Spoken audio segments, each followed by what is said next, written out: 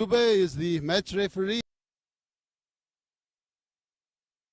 He will be officially handling the toss.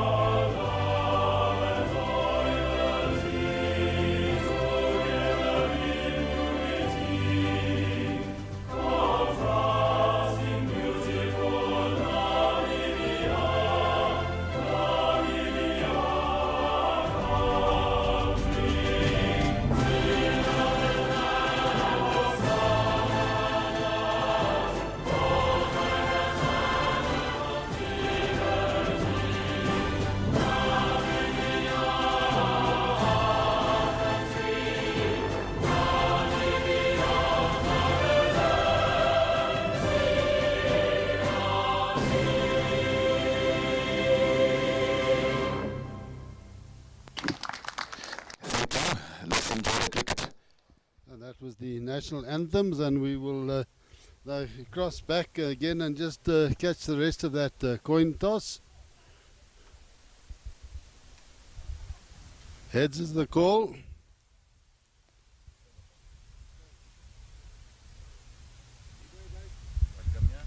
Yeah. Gerard, morning. A good game yesterday, but obviously a new day. You guys up for it today? Yeah, definitely up for it. I think what was very good about yesterday's game is that we had a little bit of a recovery period, finishing the game pretty early. So that's obviously quite a tough thing sometimes to do back-to-back in one-day cricket. It's quite a long game, and you exert a lot of energy and mental energy throughout the course of a day. So hopefully today we understand these conditions nicely now from yesterday's game, but we got enough in the tank, to pull off another good performance and hopefully 2 points. Okay, and tell us, what are you doing first here this morning? We're going to have a bowl. I believe under these conditions our bowlers are suited to bowling first, a little bit in the air and understanding the wicket quite nicely with a nice rounded attack. So we're going to try and put that pressure first up on the American batting lineup, and hopefully that pays dividends for us. Yeah, 100%. Thanks a lot, Gerard. Enjoy the game. And then the USA captain, Manak Patel. Manak, you batting first. You happy with that? No, not a problem batting first. The wicket looks really good, hard and nice to bat on. So we'd like to put on good score and make sure that we give our bowlers a good chance to defend. And your squad, everybody fit? Yeah, everyone's looking good. That's wonderful. Enjoy the game, and we chat later.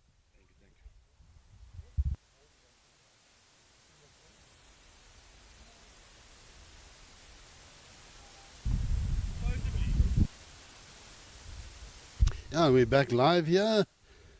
First ball about to be bowled by JJ Smith. Stephen Taylor will be facing. Stephen Taylor, number 8 on his back. Sushant Mudani, he's got the number 6 on his back. Stephen Taylor, left-hander. One of the mainstays of the USA batting lineup. Yeah, lots of experience behind Stephen Taylor, who's been in the side for quite some time now. JJ Smith with the ball coming from the church end. Should be an exciting and an electrifying start for both sides here, as we can always tell with these two sides, whoever gets to settle first kind of sets the tone for the rest of the match.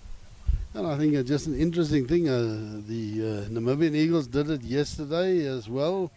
JJ Smith and we'll have a look if Tangeni Lungumeni opens from the other end. Ruben Trumpelman maybe bowling a little bit later. Taking a used ball rather, a bit of the lacquer off, easier for control.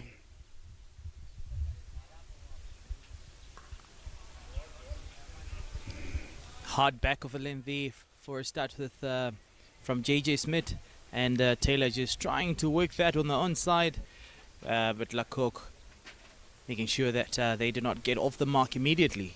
Yeah, I think that one nice into the hip of Taylor there. Just turning it around the corner. That from that delivery, it looks to be a bit of nice bounce and carry in the wicket.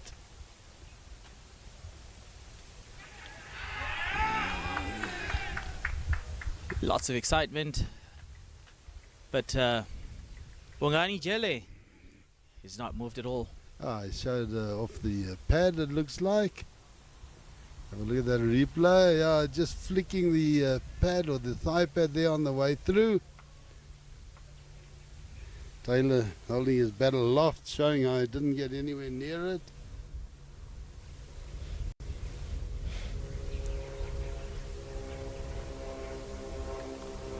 I was just thinking there, Dix, if the batter gets one off the pad and it runs down for 4 runs, whether he then says, no, I've got an edge. Or Yeah, you always get that. But I think each and every batsman or bowler tries to take their chances as well, right? Whatever gives you a bit of advantage, you take it. Yeah. So far, a good start from JJ Smith. 3 dot balls. It's up, surely up in the air, but just falling. Bounces in no man's land. They get through for 2. Yeah, so it looks like Stephen Taylor is definitely looking to get after it. JJ Smith, a bit of movement.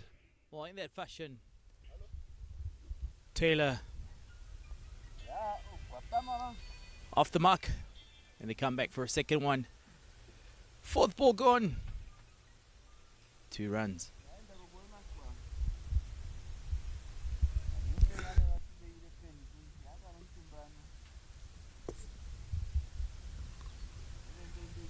Well, this one played just a little bit more to the left-hand side of Devon Lecoq, and Taylor off strike now. He's got 3 runs for the 5 balls. This is the last ball of the first over from JJ Smith. What do you think, Trev? What is JJ's planning to the new batsman, Modani? Well, obviously a right-hander. JJ probably just one delivery to go.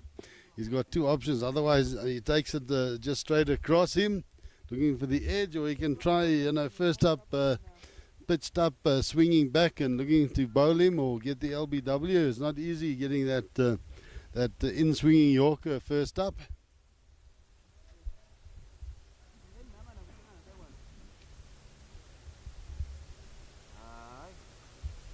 Yeah, goes for the length ball, just going across him. Well left, so at the end of 1 over, 3 runs, no wickets, and I think a fairly good start from JJ Smith. Really good start here for the Richelieu Eagles, the Namibian side. First over gone, 3 runs, bit of a shaky start for Stephen Taylor, offering, I'd say, 1.5 chances there. But also really good bowling from JJ Smith, and just making sure that Taylor doesn't settle so quickly. And I think just to set the scenes for our international viewers, this Cricket World Cup League 2 is massive for the associate countries. This game today has great importance on the log standings of both teams. Both still in with a good chance of ending fairly high up on the table. Top 3 on the table qualify for the 50 over World Cup later. I think that's being played in Zimbabwe, where sides like West Indies and South Africa look like also being there. Oh, and that one really good start there from Trumperman. So much movement.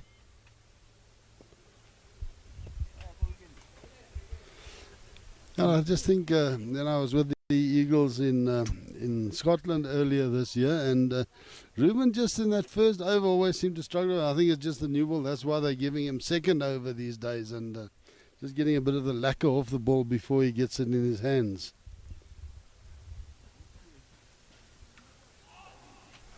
Well, again, that an iffy shot from Taylor, bottom edge. But Trev, I don't know if you've noticed, maybe it's too early to tell, but if you check out the first ball and the second ball, there's a huge vary in terms of bounce. This one coming up, and the previous one not really carrying through. Yeah, maybe the Zane length, catching it just around his knees. See the third one. Yeah, that one came through very nicely.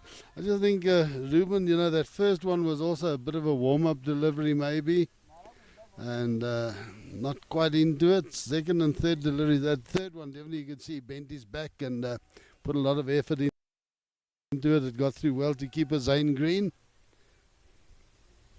Oh, like I said, probably too early to tell, but so far a good start. 3 dots, halfway through the over.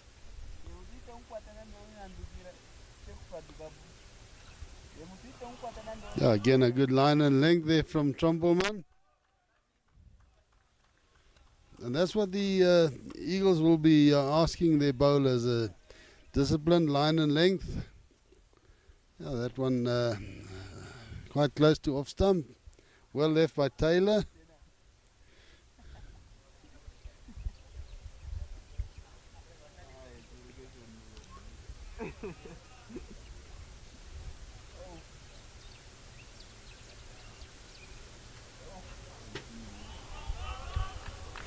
Again, leaving that one through to wicketkeeper Zane Green. Well, 5 dots now. Really good consistency here from Trumperman. Now that one actually deviating from the wicket a bit, going away from him. Yeah, So also bowled with a bit of a rounder arm on the delivery on that one. The rest was coming from a bit of an angle. I think he just continued with the angle of release.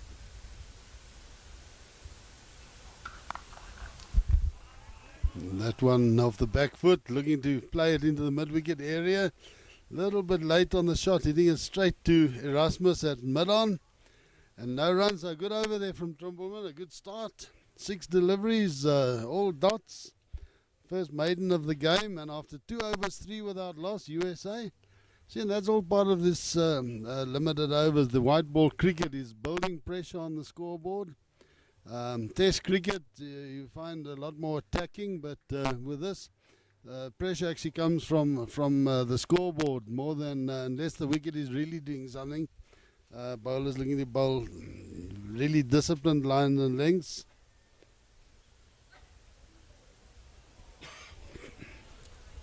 Great start there from JJ Smith. I think this very over is quite important for the USA, and also just in setting the tone in terms of picking their bowlers, the opening bowlers from the Richley Eagles. Will they be targeting the JJ or Ruben Trumpelman just to try and get the scoreboard ticking? Yeah, I think it's a difficult one. With JJ, we know bowls a very good line and length. He's got a little bit of variation. Ruben looks a little bit more for pace, and he bowls the odd loose, or he can tend to bowl the odd loose delivery. So I would think look at Ruben more, for that loose delivery.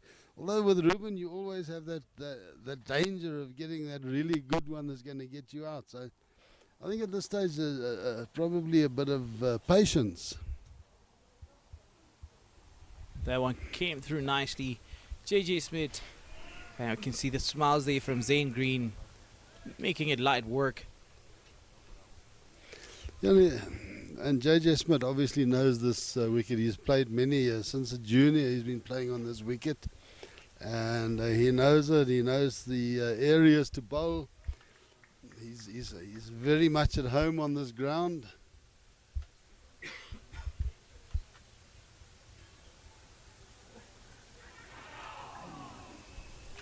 Well, that one screams all the way to the boundary. Bit of an inside edge there. Yeah, inside edge, and Zane Green diving to his left, full length, couldn't get there. We have a look at that one again.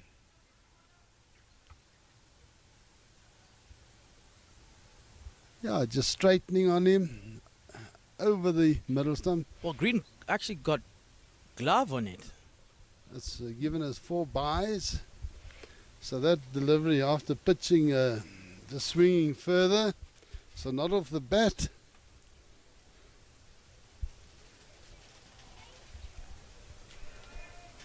Really, really good bowling from JJ Smith. Yeah, and it just shows that JJ's seam is perfect if he's getting that sort of movement and still going after it's pitched, which is great to see.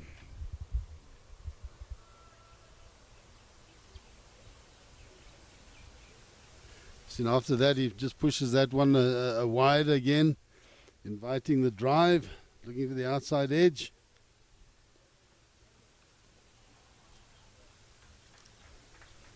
And that just dropped down to backward of square. Trumpelman comes in to do the fielding, and 5 runs of that over, 4 of those coming from byes. Now 8 without loss after 3 overs. Yeah, you were saying, Dix, about getting after one of these, but I think 50 overs we've come to realise is actually a long time in a game of cricket, and it actually gives you a chance to have a bit of patience up front, see what's going on, maybe wear down the bowlers and fielders a little bit, and launch a bit later into the innings. Yeah, you tend to see that the approach in cricket has changed all over the world. You have people that are playing 50 overs with a bit of a T20 approach to say we go and play with intent from the start.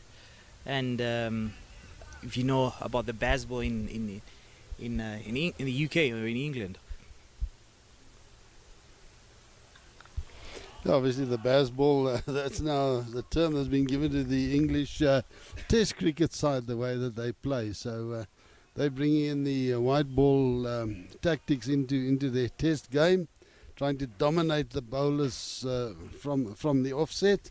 And it's been working well for them, but obviously as everything in cricket, you'll find a side dominating and the other sides will find a way to counter that.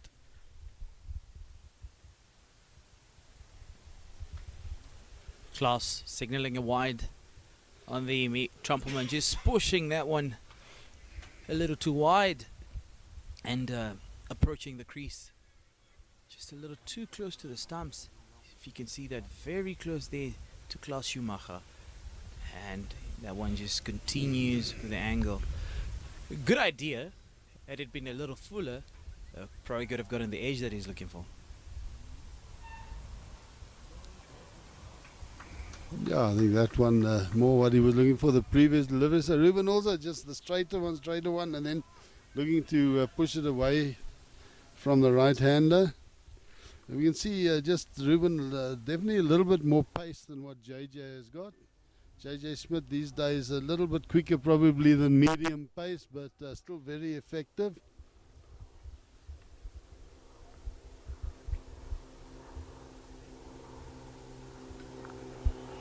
That one again, the straighter one from Trumpelman. Madani just getting in behind it.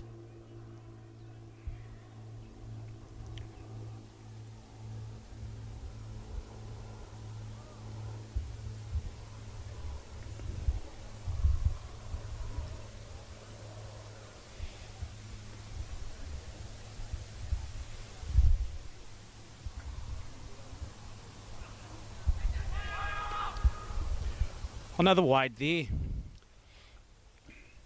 I heard one of the slips shouting catch that as it went past. He thought he heard something. Looking at the replay there. Very close to his thigh pad area. Batsman also signalling a wide. I think he was actually signalling he didn't get a bat on it, which actually tells me that it maybe just flicked his thigh pad or something. But you know, if the umpire doesn't see it or doesn't hear it, then it's very difficult for him to give anything.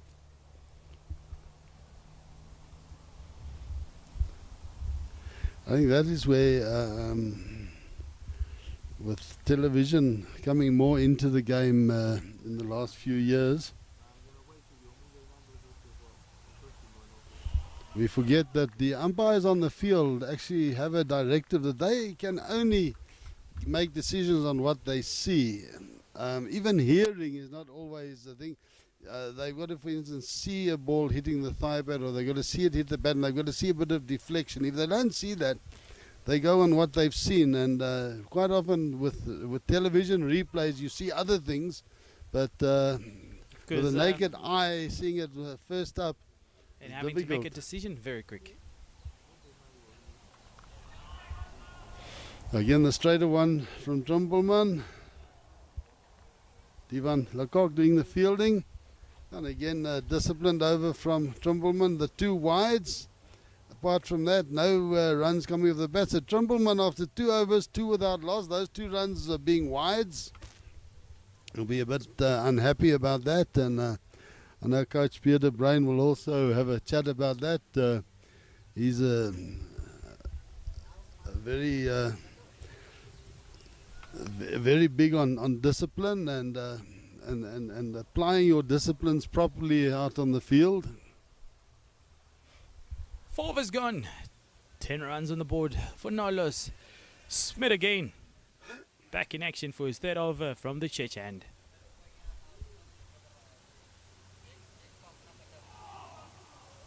Yeah, there's definitely been a lot of playing and missing these first 4 overs and 1 ball. JJ Smith has been bowling an immaculate line and length.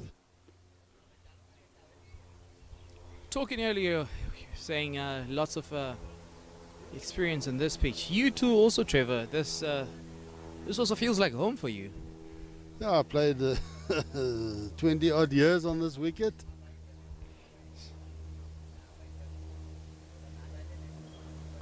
And as well, over those years, 1975, played my first game on the Wanderers here, and the basic field is still the same. It's still got the same feel to it. It's always been to me a really nice feeling ground to play sport on, whether it be cricket, rugby, hockey. We used to play here, all of those, and it's been a nice ground to play sport on. And that one, he picks it up. 6 runs. Yeah, just waited there a little bit fuller, just leaning into it, over a wide mid-on area. Not much of an effort, just playing through the line there. And release shot. Taking the score now to 14. 4.5 overs.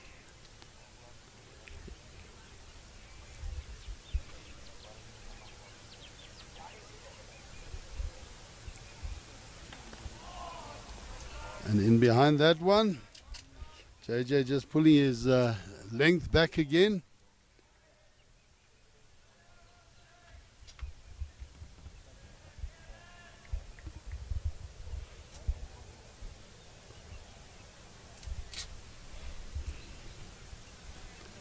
That looks like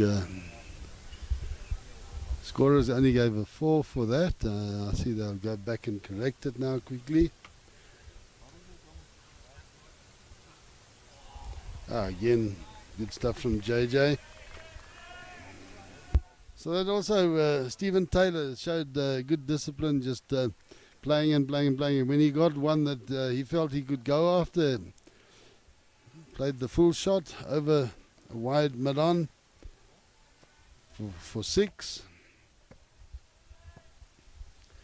And if we have a look at it, very few scoring shots so far this morning in these 5 overs.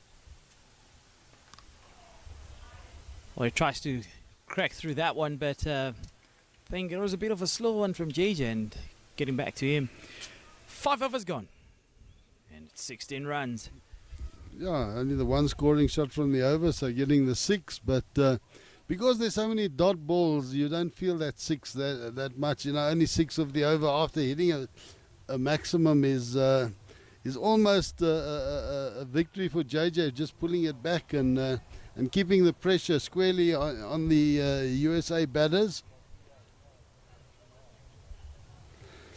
Sushant Madani will now be facing Tangeni Lungameni, coming in after 2 overs from Ruben Trumpelman. Tangeni did well yesterday.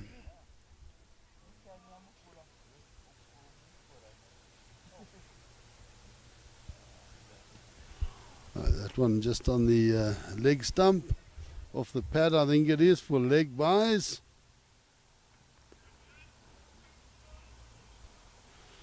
Umpire Schumacher signalling the leg buys. I had a chat to Umpire Schumacher once, and he was saying that he always signals the leg buys off one leg, and the one day he actually went to the other side of the wicket and he tried to signal off the other leg and almost fell over. So quite funny. Oh, that one's just getting stuck a little bit in the pitch.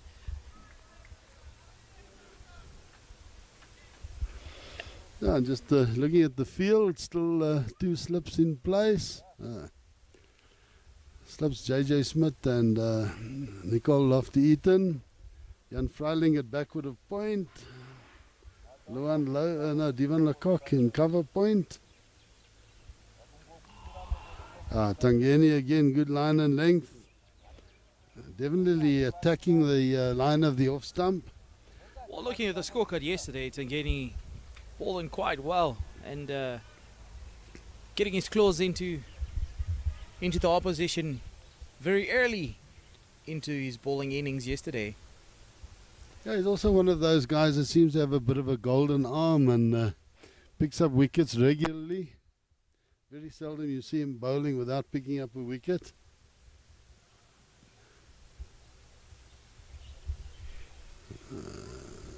Let's see which leg Klaus Schumacher uses now. Oh, okay. Opposite leg, opposite hand. Midline crossing, yeah. Another leg by. 18. 2 overs, 2 balls remaining, rather, in this over.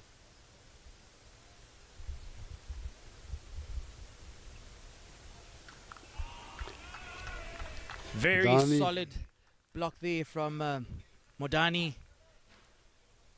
Watching it quite well. Yeah, and with 1 ball left of the 6th over, 18 without loss.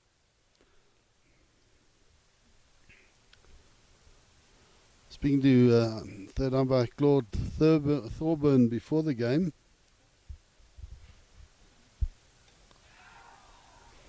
That one played upishly past Devon Lecoq at square leg, giving chase. Bernard Scholes gets there. Great running by Bernard. Made a lot of ground. Saves the run there. So 3 of that last ball. 5 runs of the over. 21 without loss after 6. And I think honours fairly even at this stage.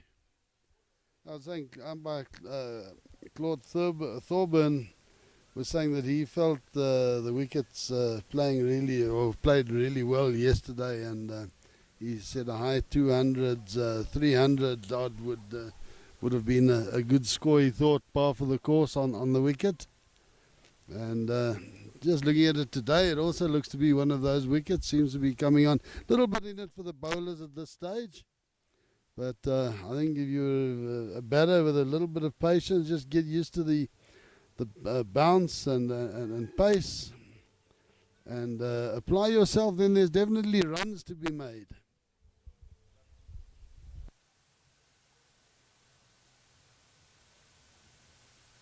Smith again from the church end.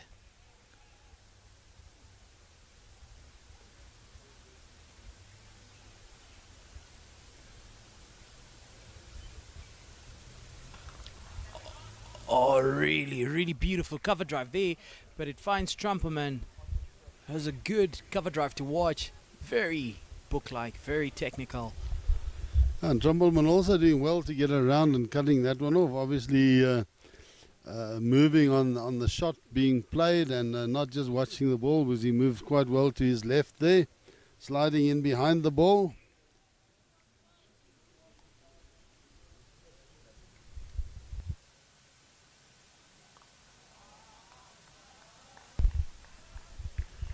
Again, JJ Smith on that line and length of his. Wadani just in behind it, dropping it out on the leg side.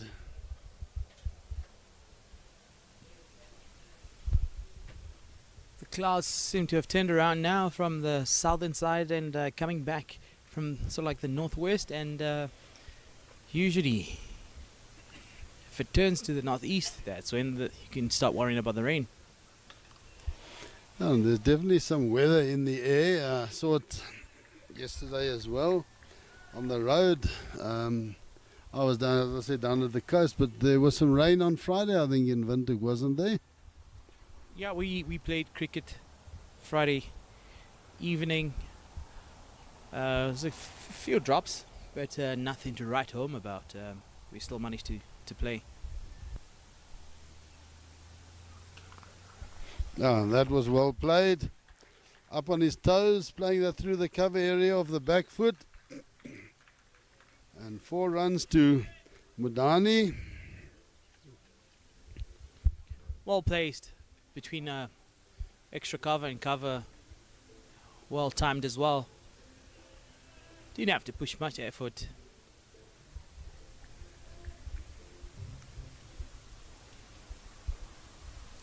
Really nice setup there from Modani. You see there, nice high back lift, or high set as they say these days.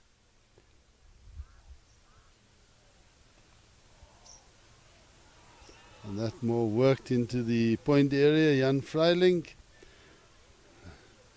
as ever, quite lively and diving to his right. Being a left-hander, that's a good bit of fielding.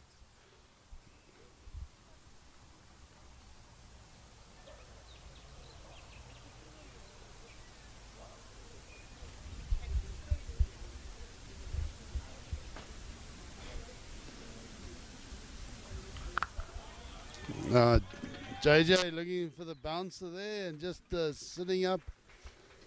Madani up to the task in front of square, past mid-wicket, and 4 runs. Really good looking shot that. What a way to end the over, the 7th over there from Modani.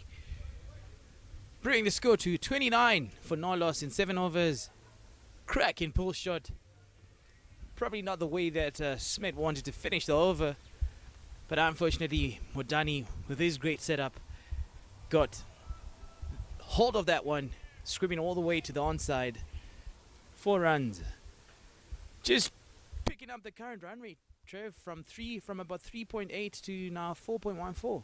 Yeah, I think still USA would probably be thinking that they've maybe been a bit quiet on the single side of it. Stephen Taylor, just getting in behind it. Looks, well, both of these guys until now have been looking to play the boundary shots and not really maneuvering the ball in the circle, looking for the singles. Happy to deal in boundaries.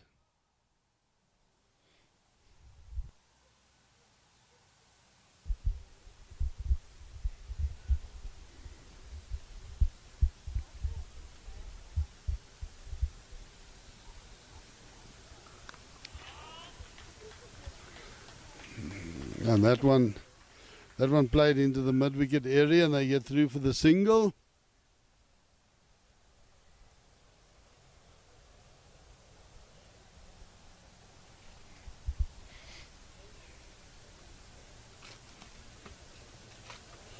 Dixon, just talking about that weather, it does definitely seem to be moving into the northeast there, and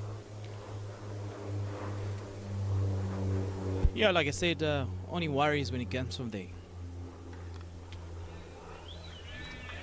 that one again looking to the mid-wicket area, not well hit, and Ivan Lecoq chasing, picking it up. And Verlengen just rolling it through to Green, the wicket keeper. And really good running there between the Modani and Taylor, pushing the first one quite hard. Maybe a little slightly too short there from Lungameni, and one could have realized that this opening pair is quite good on the shot one. Yeah, definitely, and that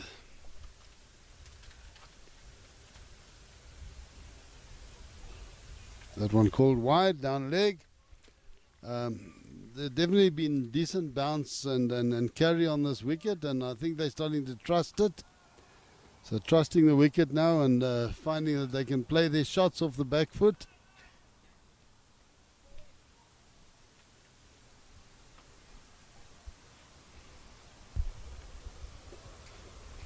.34 for no loss.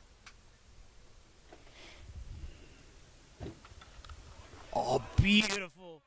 Beautiful cricket shot over the top. He goes all the way, 6 runs. Yeah, that was a good looking shot. Just sort of a check drive, almost just standing and delivering.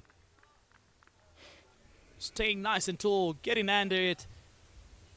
Hitting over the head of the bowler. Not losing the shape whatsoever. Maintaining that straight bat. And everyone looks up. Goes all the way. Oh, nothing wrong with the ball there. Oh, another full face off the bat. Screams to the boundary. 10 runs from those 2 balls. Rather than settling here for Lungameni.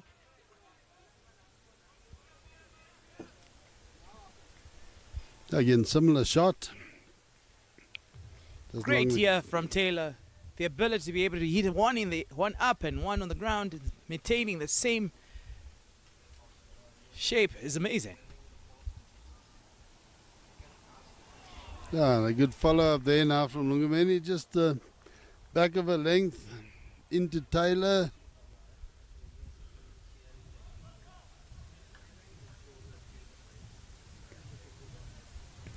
So now after 8 overs, 44 without loss, now 5.5. We see Trumpelman now coming into the attack. JJ Smith having bowled 4 overs. I think that Gerard Erasmus probably waiting for this power play to get finished and get a couple of his spinners into action here. Yeah, I think he'll be looking to try and get Bernard Scholz or himself rather to work through all the way to the power play. I think definitely with Taylor there, I think Gerard Erasmus may be a good option, turning the ball away from the left-hander. Trumpelman from the church end.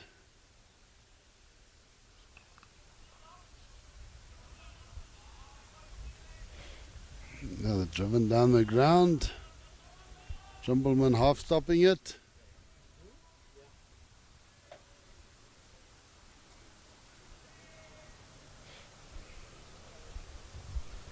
Sushan Madani facing Ruben Trumpelman, the 9th over. And Trumpelman so far 2.1 overs, 2 runs, no wickets.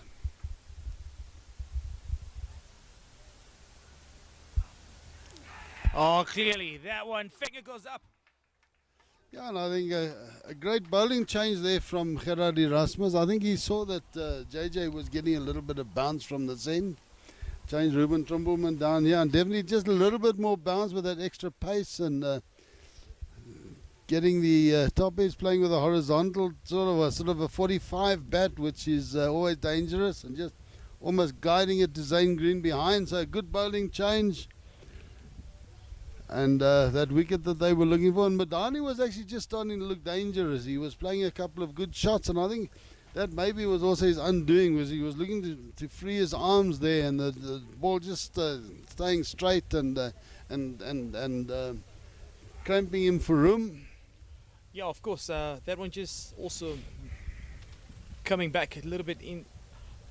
I think a bit of poor application and maybe late adjustment from Modani there. Could have done well if it just left that ball alone. There was definitely no rush whatsoever to try and get runs off of that. Trumpleman has just changed the ends and has been bowling well. So maybe give him an opportunity to settle and look from the third and the fourth ball.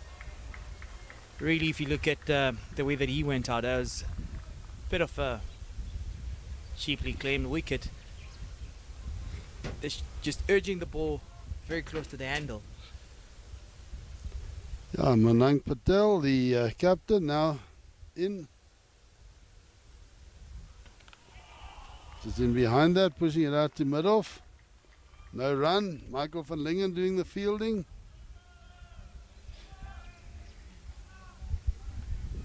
Halfway through the ninth over, 44 for 1.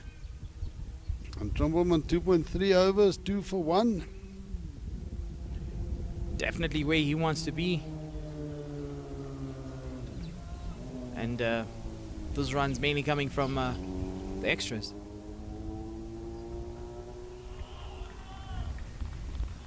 In fact, only coming from extras. No runs scored off the bat yet from Trumpleman. And there again we saw him beating the bat. Just that one again on that dangerous line, just in about 3.5, fourth stump.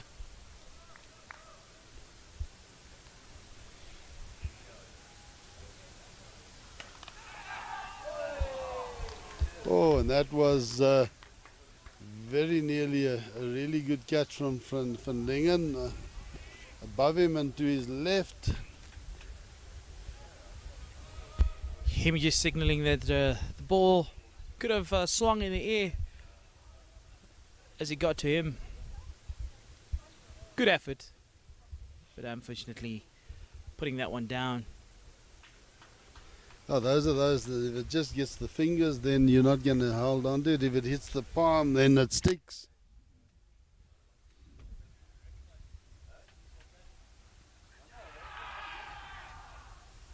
Looks like it hit the ground there.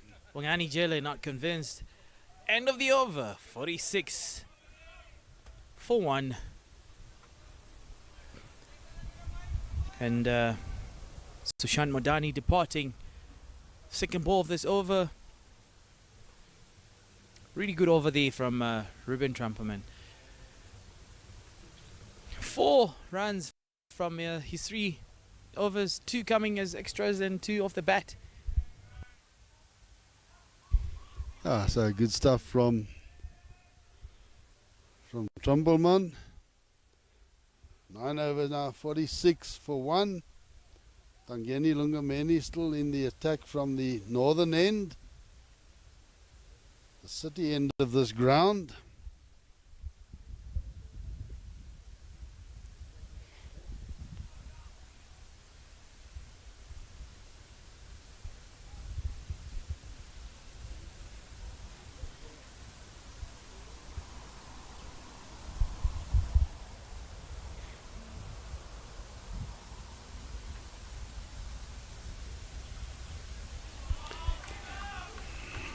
Taylor leaving that one alone.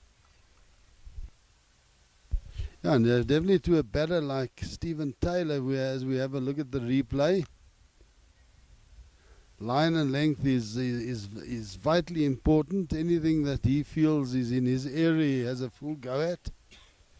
Yeah, he doesn't back down from showing his abilities.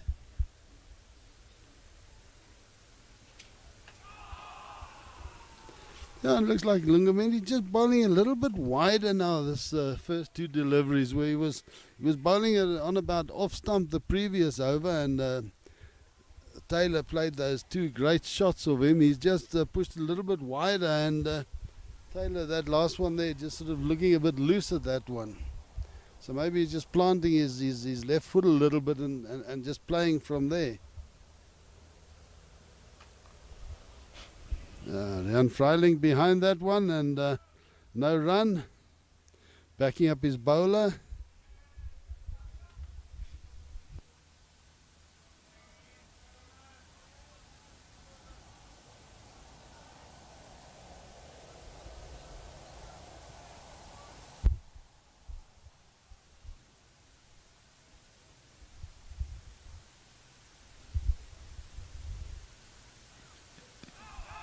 Well, that one now coming back into him, onto the pads.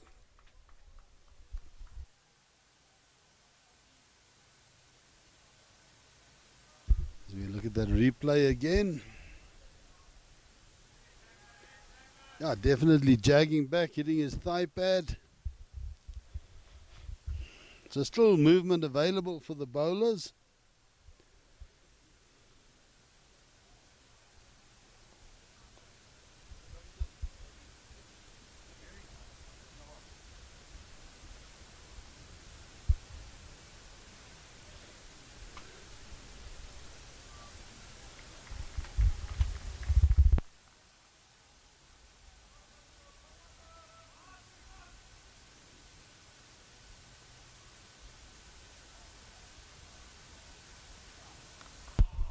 And again, that decent line and length from Lungameni. Wow, so far very good for Lungameni's over, and could be seeing potential maiden over here from Lungameni, and he'll definitely be happy with that, trying to recover from the last over where there was 2 consecutive boundaries.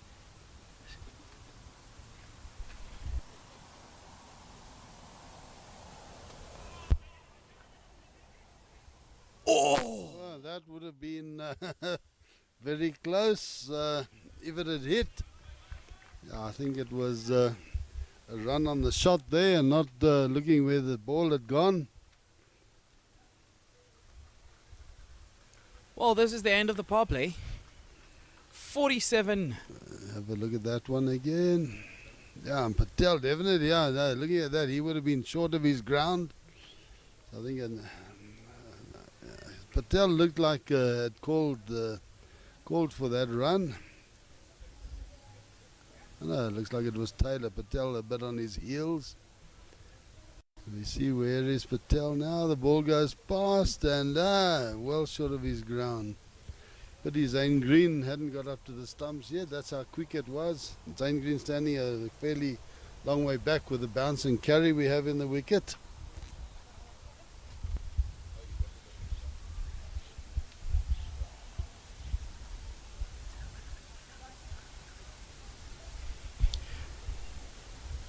Trumpman again.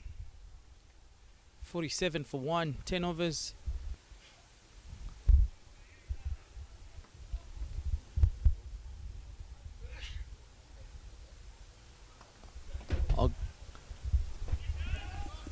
Will they come back for a second one? No. No, they don't. Good arm there from Lecoq. Moved well to his left, picking up, getting the throw away. Keep it under single. So yeah, having a look after the power play into the second power play. Looks like we have we have a point. No, he's going in now. Still a third man and a fine leg. Square leg on the boundary.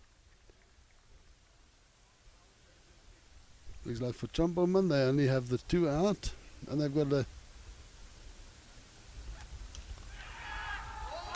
Oh, he takes it.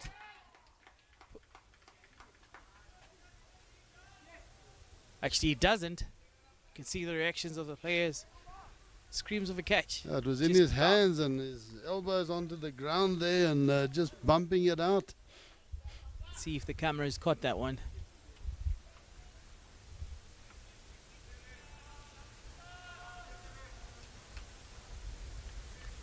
You see that as the elbows hit the ground, bumped the ball out. Not really much he could do about that.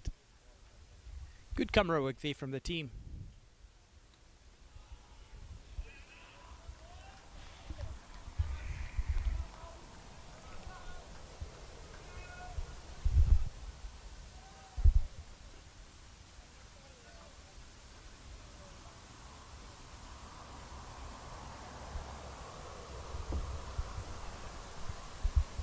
Yeah, now one of the slips coming out into the covers. So they've obviously seen Patel pushing in that area.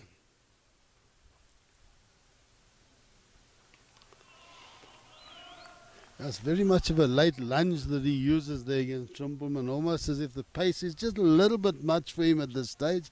Just lunging onto the front foot. I think with the movement that Trumpelman and the bounce he's getting from running in from the church, and you kind of always need to be sure and play as late as possible against him.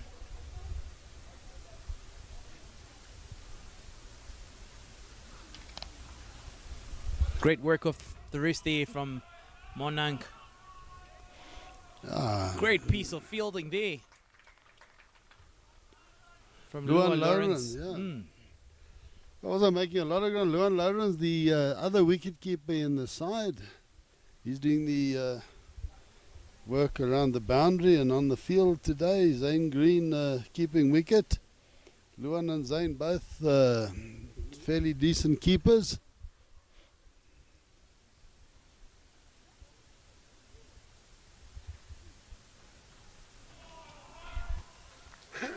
Yeah, they actually have a few players in this side that can keep. Lofty Eaton also is not a bad wicket keeper. Some would say probably his glove work may be up with all of them, but he's worth so much in the field as well. Also gives that leg spin bowling option. I think we'll be seeing the captain himself, Gerrit Erasmus, coming into ball, trying to push those overs just before the drinks break. I think also Stephen Taylor there. Erasmus will be looking to turn the ball away from Taylor. Johnny Erasmus, I think, doesn't give himself as much credit as he should for his bowling. He's generally a really reliable bowler.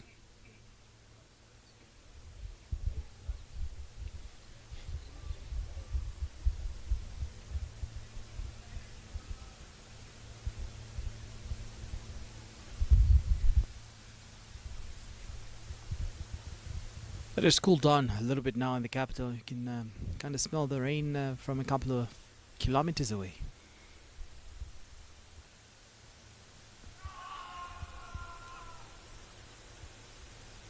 Finding the top part of the pad there. That one could have been the wrong one.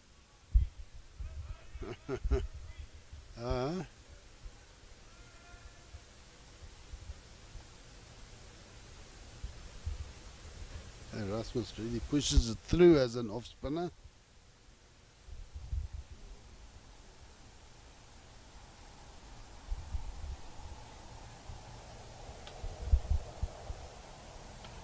Ooh, and that one, Taylor sort of on the back foot and then looking to push forward. Not Taylor, sorry, Patel.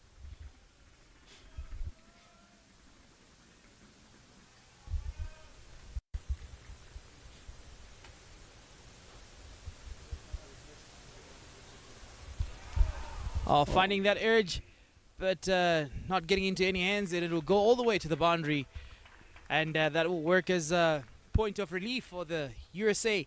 And with that, they crossed the 50 mark to 53 for 1 in the 12th over. Well, I think Erasmus will also be happy with that. He's definitely had Patel feeling a bit in his first few deliveries of this over.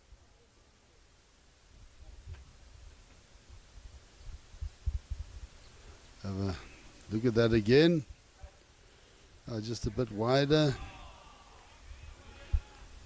That one again. Patel just pushing it back. Just fending it off.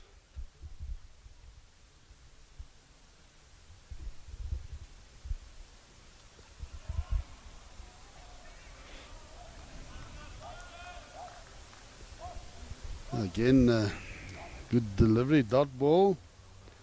5 balls from the over, only the 4 of the outside edge. The only runs so far of the over. That one flighted a bit.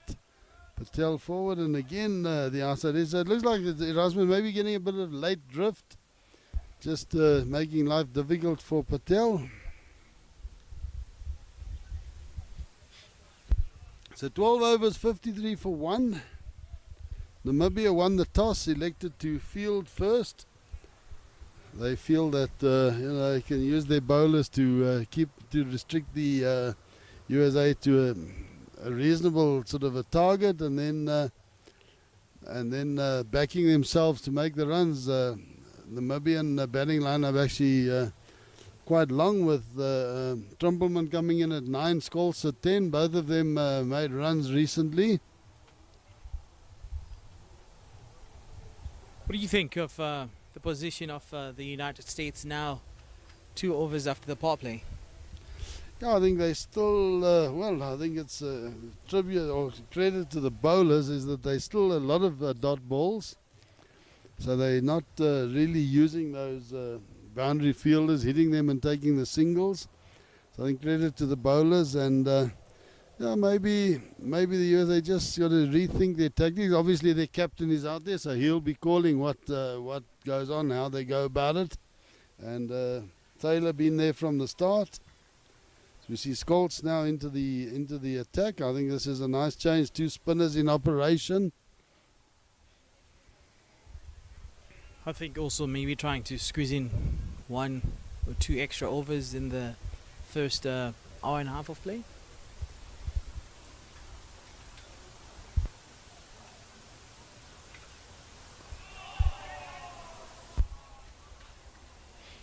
No, Scholz is saying before the game as well. I heard him chatting to someone else and saying it was just turning a little bit yesterday, just turning enough to beat the bat, get the edge, and that's all he needs. He's so accurate that if he just gets a little bit of turn, then he can be a handful.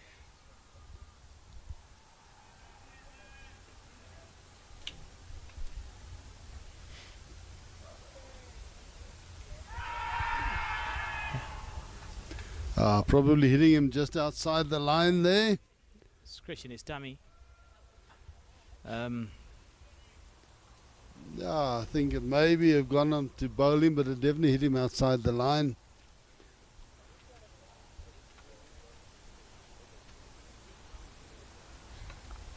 Oh, that one just a touch shorter, and Taylor looking to turn it, almost pushing it to Freiling at mid-wicket. But uppish. 2 balls remaining.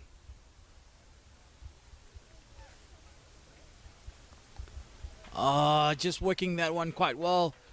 Will Lungameni get there? Will they come back for a second one? Yes, they do, with so much ease.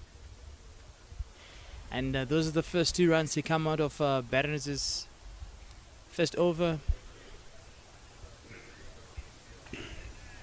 It looks like they've picked up Taylor just sort of a little bit loose, maybe wider of the off stump, and bowling more of that line to him.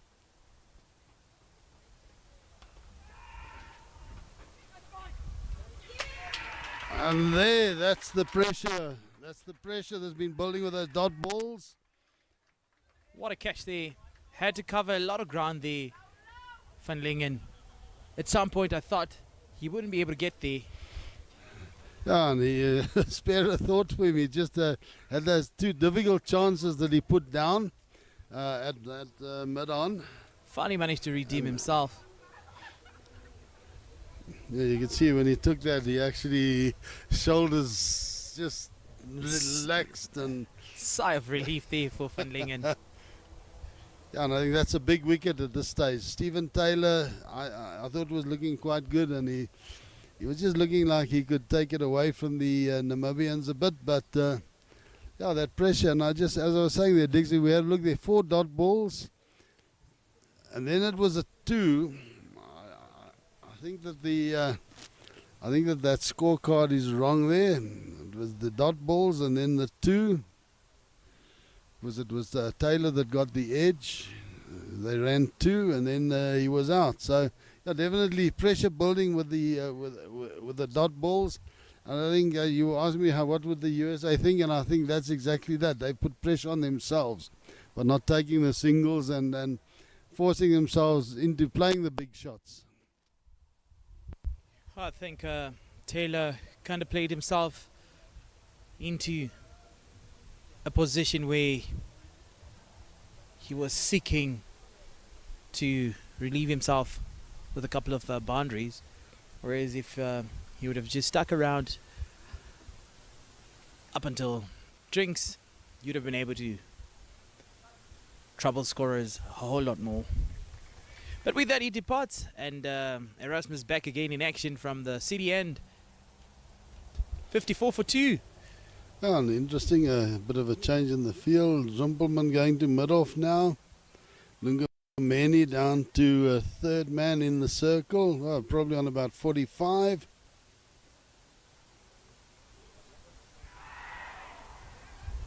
Well, and Erasmus getting a little bit of bounce there, bit of purchase on that one. Have a look at that again. Yeah, definitely just bouncing a little bit and turning almost a bit of a top spinner.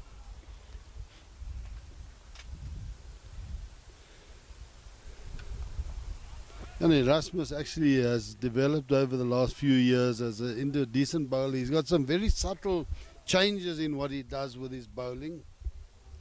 Also the changes that he makes when he approaches the crease.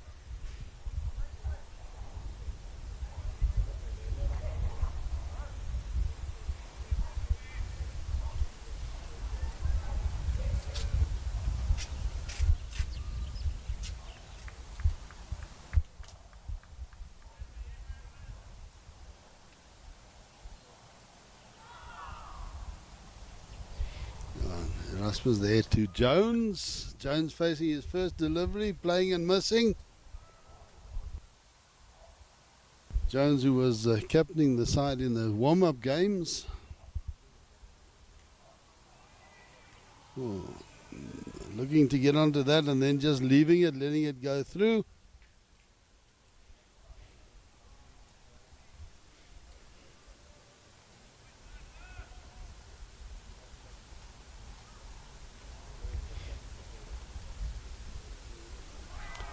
Again, outside the off stump, playing a shot, playing and missing, no run.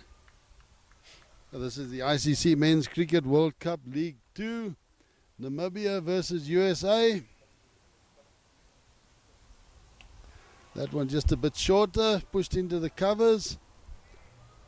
And after 14 overs, it is 55 for 2. And I think the Rislu Eagles have pulled this one back a little bit. They just got that big wicket in that previous over. I think Jones always a big wicket for any side, and just transferring a little bit of pressure back onto the USA. Lofty Eaton now coming into ball from the church end. No, he's not. He put his hat back on again. Maybe he was just. Maybe he was giving the skipper a bit of a hint there. Hey, skipper, I'm also here. And scores to continue from the church earned 55 for 2, 14 overs gone. Monank Patel with 8 of 16 deliveries, and Aaron Jones just facing 4 deliveries and hasn't troubled the scorers yet.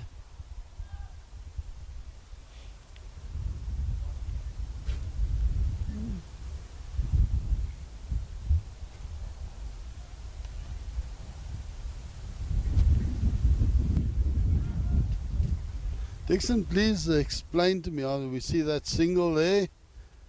Patel just turning it to square leg. How does one trouble the scorers?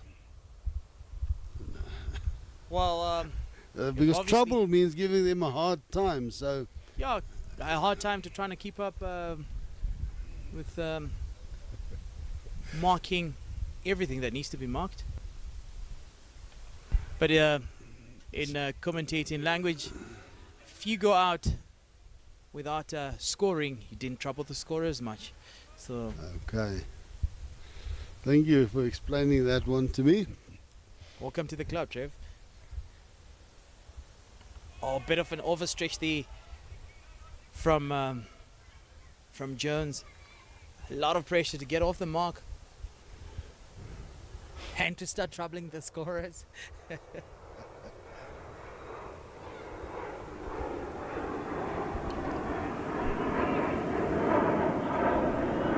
There's the Trumpelman there, in behind that, sliding in behind it, and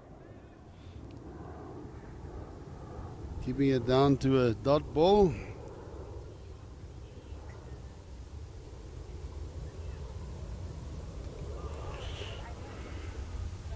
I just know that when I used to play, we went to the scorers to ask the score, then we would say, sorry for troubling you, Mr. Scorer, but what is the score?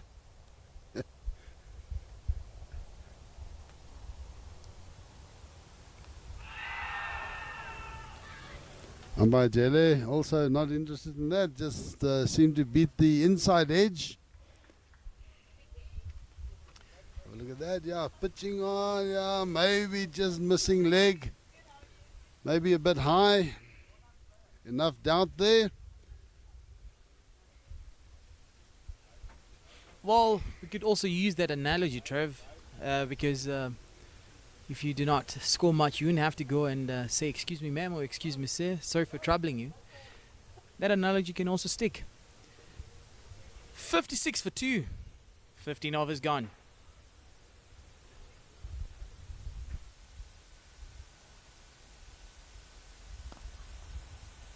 Firmly driven into the covers, Lofty Eaton doing the fielding.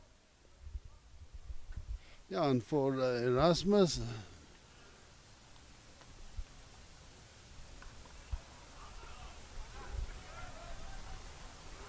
Erasmus has a long on,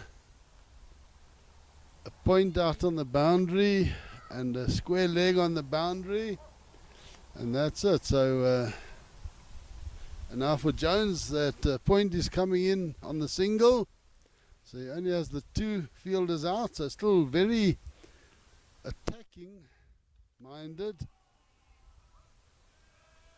Erasmus doing his own fielding and definitely putting pressure on Jones to trouble the scorers.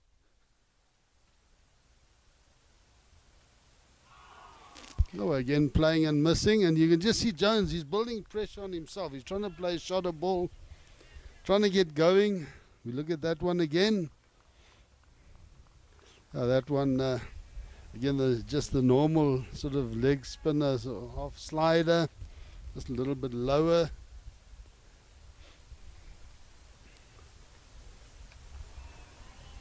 And there, he gets off the mark. A single. Finally, Jones only took 11 deliveries.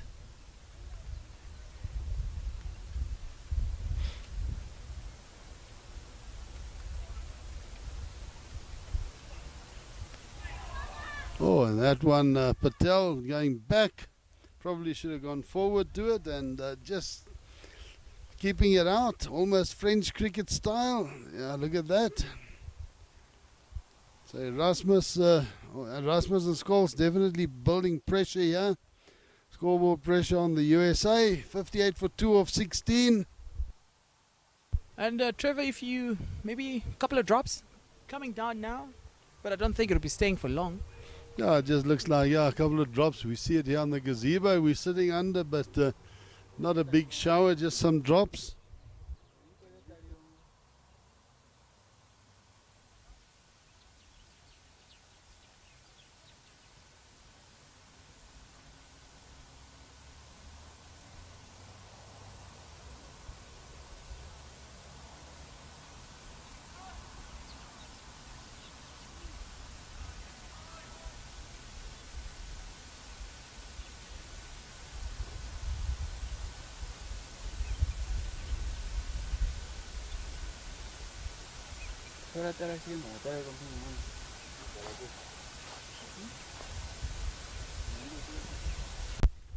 Jan Freiling into the attack and starts off with one down the leg. Called wide by umpire Jele.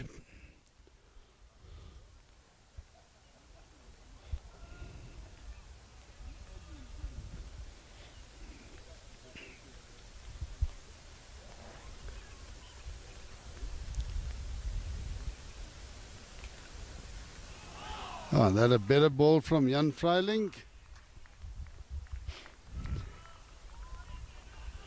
Yeah, Dixon, I just think generally the Risley Eagles bowlers have bowled really good lines and lengths.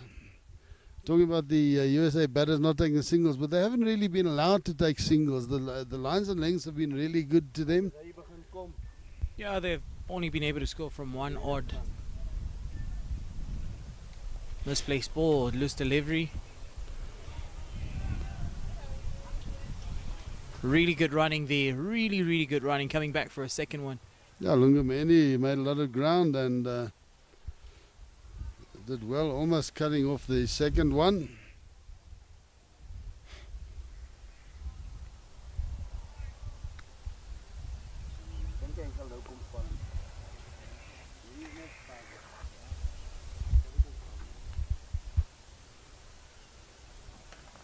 Oh, well timed, well placed. Lacock on it. They only managed to get a single off it. It's a really good backward drive stroke. Just coming a little bit across and placing it in between the backward point and the cover to find Lacock on the sweeper. A great commitment from the Risley Eagles outfielders.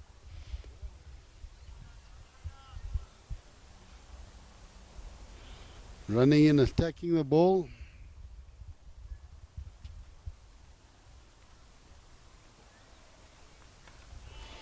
That one fuller pitched. Patel in behind it. Pushing it out to Trimpleman, who does the fielding.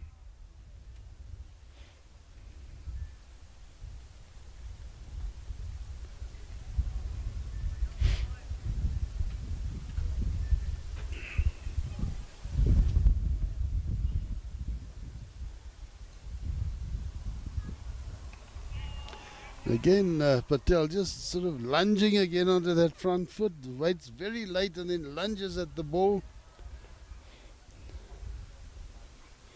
Almost bat and pad together coming out to the ball.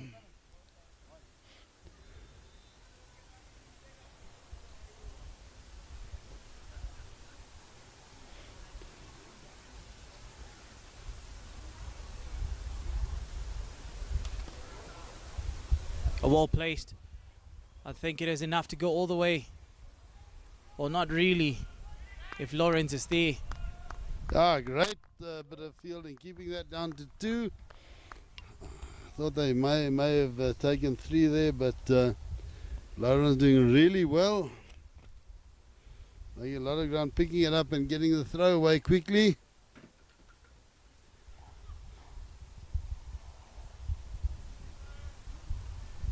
So after 17 overs, 64 for 2.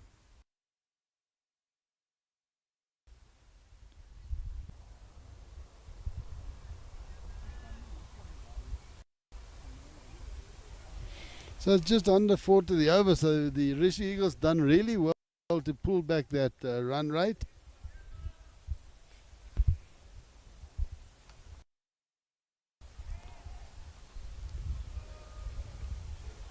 Jones still hasn't quite settled.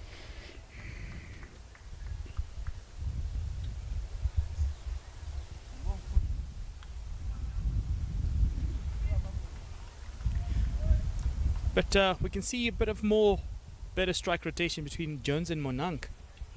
Yeah, definitely. I think, especially with the spinners in operation, you know, that shot down to long on is actually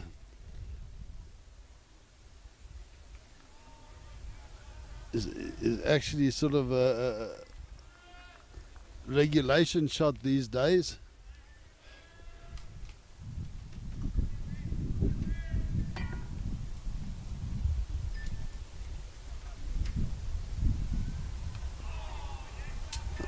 Patel reaching for that one, playing it out to front of square. Lecoq doing the fielding and through for the single.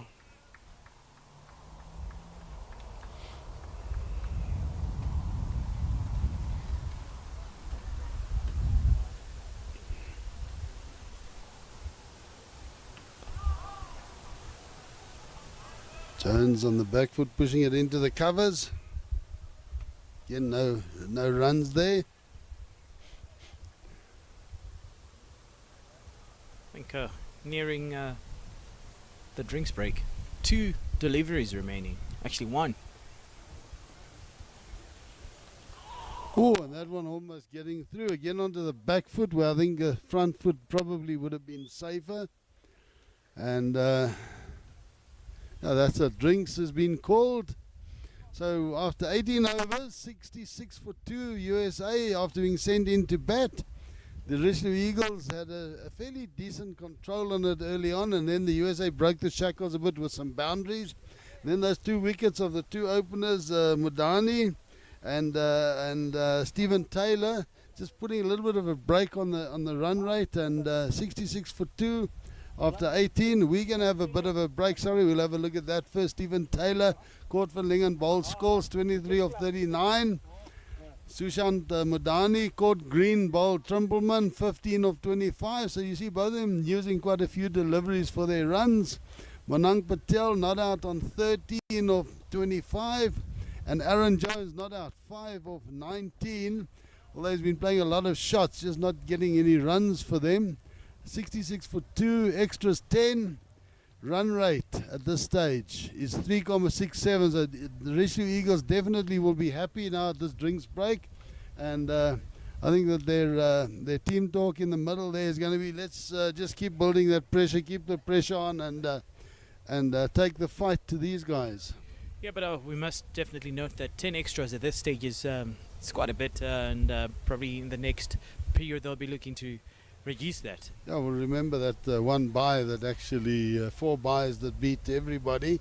Great ball from J.J. Smith. It just swung away from the wicket keeper down leg, and then there's been quite a few leg byes. So I don't think it's really been too much. I think a couple of wides which they'll be worried about, but 10 extras is probably all right if you look at how they've come. So I think for now, Richelieu Eagles will be happy. And Dick, you've got something to say about the ICC anti-racism code?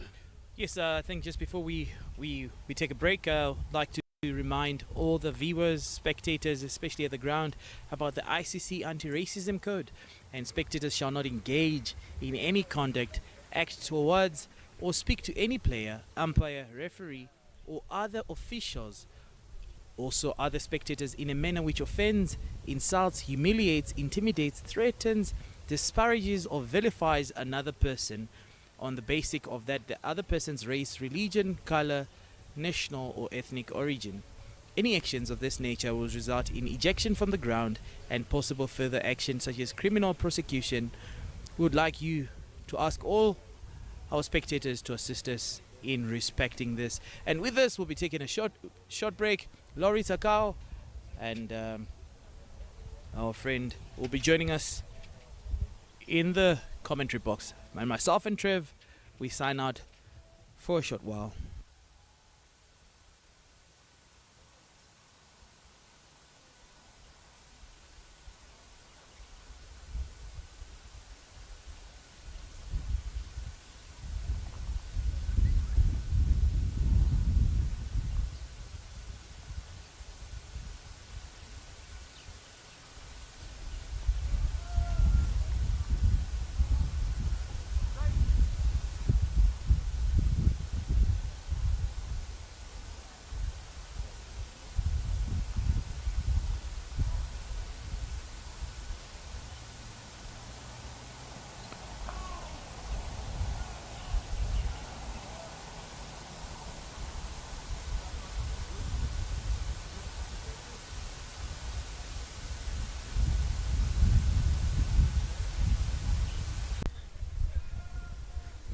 Good morning to everyone. Joining me will be Amor, and we'll keep you company for the next couple of overs. Good morning and welcome, Amor. Good morning to you. Yet another beautiful day. Great weather.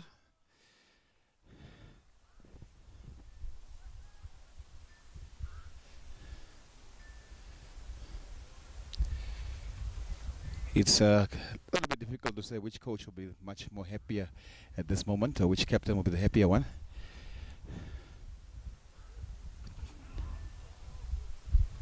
We saw a lot of action yesterday morning between the Richelieu Eagles and PNG, where the Richelieu Eagles took a lot of wickets early up in the morning. Not the same case here this morning. Richelieu Eagles only managing to pick up 2 wickets so far. 2 chances going begging, which was dropped at mid-on, or mid-off, sorry. That's Ariel. Good fielding.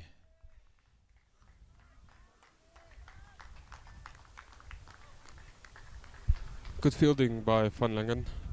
Had to run a long way back to cut that one off. Patel on this occasion just hitting it a little bit higher on the bat than he would have liked. Looking at that replay. Filing to continue. This is a very important partnership for the USA. Jones and Patel. 2 very experienced players. We spoke about it yesterday a lot, where we didn't see partnerships being bowled by PNG, and they only had the lone hand in there with the captain Vala scoring 44 runs. The rest of the team struggled a bit, so very important for them to bowl a good partnership here.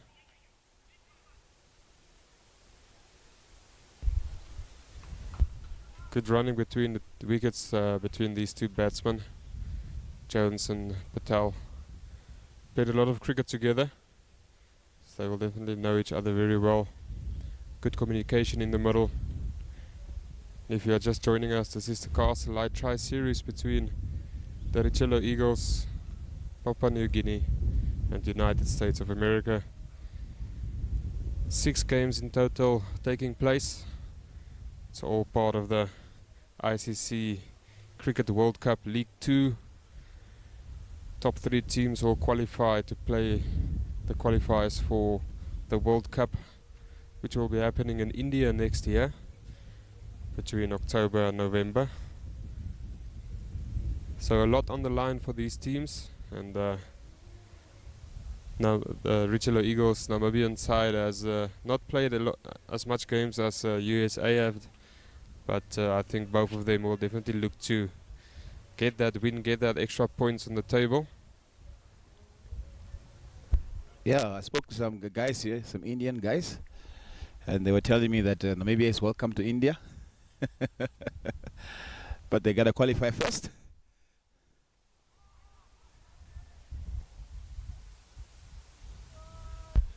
Well, the spinners have done a good job here, just closing that tap on the runs a bit.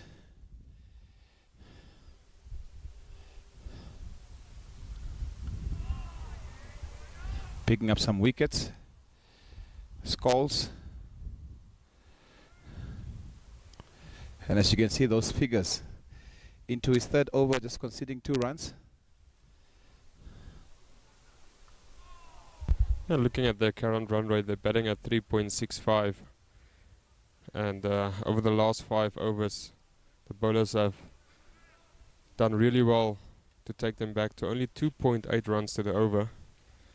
Richelieu Eagles have done really well here. Jones just working that one into the leg side. I heard Trevor and them talking a bit earlier about the spin bowlers, where the field is more spread out, so it's actually easier for the United States batsmen just to punch it down the ground or work it into the pockets on the off or the leg side.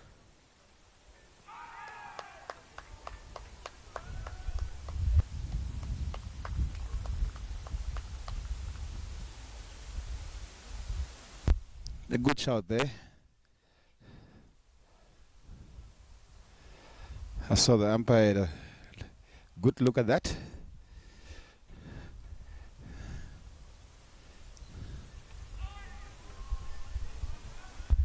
And Monang Patel, the captain, looking at he's played 34 ODIs so far, scored a total of 1,141 runs.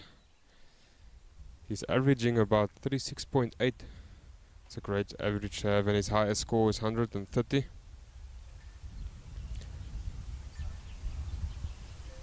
So definitely one of the batsmen to look out for. Another good over from Scholes. Just conceding 1 run.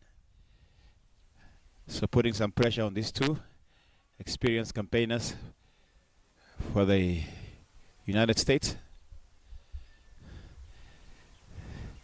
And as you see today, the Eagles have moved into 4th position. With the win here, they could go into 3rd position as well. Good line and length there by Freiling, bowling from the church end, from the south end of the field.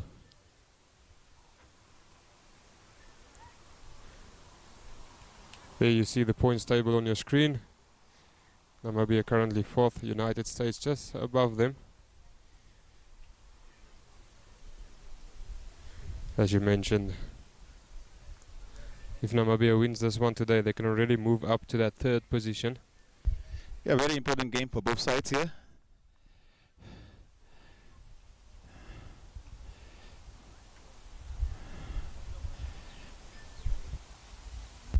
Looking at Jones, played 29 ODI so far, total of 1,088 runs, batting at an average of 40.29, so a very good average to have in the ODI format.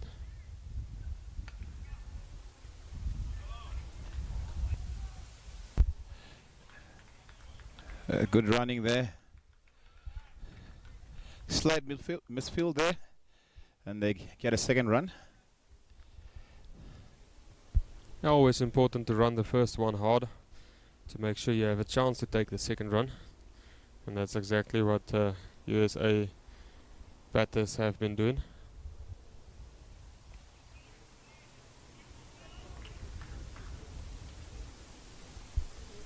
Jones's highest score was 123 not out. They will definitely be looking to do the same here today.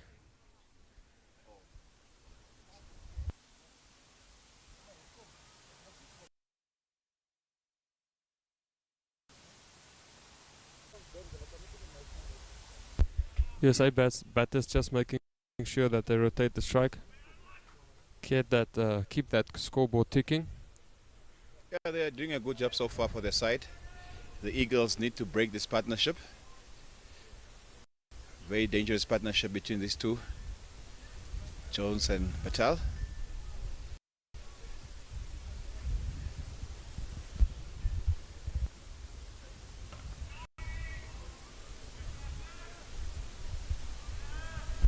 Captain Erasmus putting himself there into the cover region. Very quick onto that ball, not allowing them to get any runs. USA currently on 29 points, Namibia on 28. So win will definitely take Namibia past USA to the 4th spot. Oman leading the table, but they already have played 36 games, where Namibia have only played 23. Oman leading the table by 44 points, sorry. Scotland 2nd on the table with 40 points. UAE 5th, 27. Nepal 6th with 17 points, and Papua New Guinea in last place with 5 points. PNG has only played 25 games so far, so still a lot of games for them left as well, where they can get some wins in and get some points on the board. Yeah, the USA, PNG and the Eagles, a lot of catch up to do. After 21 overs, 75, it's a loss of 2 wickets. Better scores to continue. Good fielding there by Erasmus.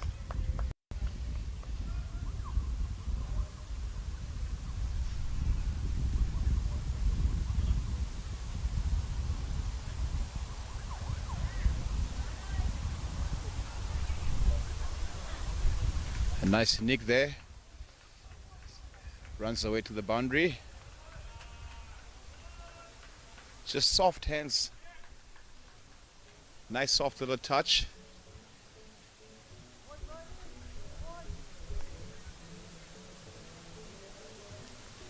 Patel there showing his all his experience. Almost looked like they played it there intentionally. Just trying to open up the bat. Did well to keep it on the ground. Bernard Scholz that changed ends, bowling from the city end now, from the northern side of the field. Definitely his favour end, as we spoke about yesterday as well. He loves bowling from that side, picked up a lot of wickets during his career from that side. It's sometimes interesting to see how the bowlers have their preferences, from which side they like to bowl and the field settings.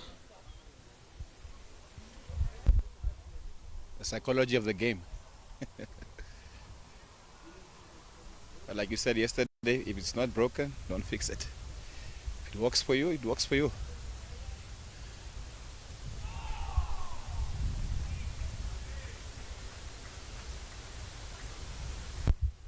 Scholes just looking for that LBW.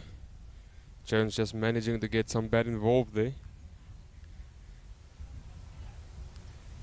But a total of 7 teams in this ICC Cricket World Cup League 2 will be playing a total of 126 games between them to see who will qualify for the next step to go to the World Cup.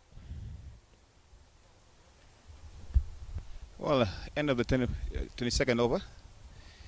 82 runs for the loss of 2 wickets. Starting to look like a very good partnership for USA. Jones just 9 runs from 29 balls, and Patel 25 from 39 balls. Just slowly getting this partnership going.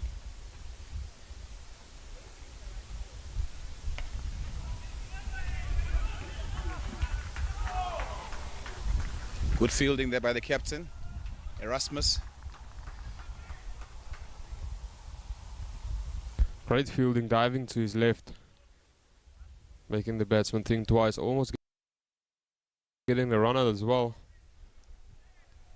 And the fielding backing up the good bowling by Freiling. On this occasion, goes a bit too straight down leg side. Easy pickings for Monang Patel. Freiling doesn't have it. Fielder out on the boundary on the leg side. There you see the partnership currently bowling up. 36 runs between these two.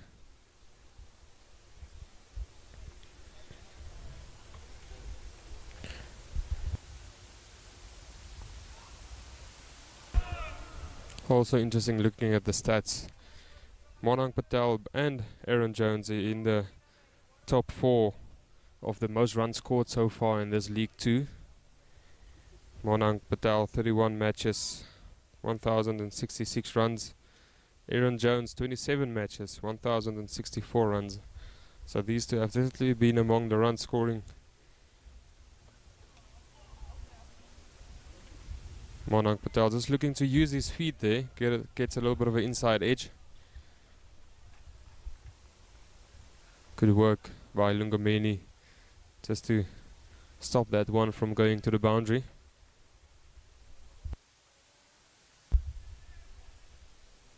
USA doing quite well, making sure that they do pick up those singles. So far, boundary in this over.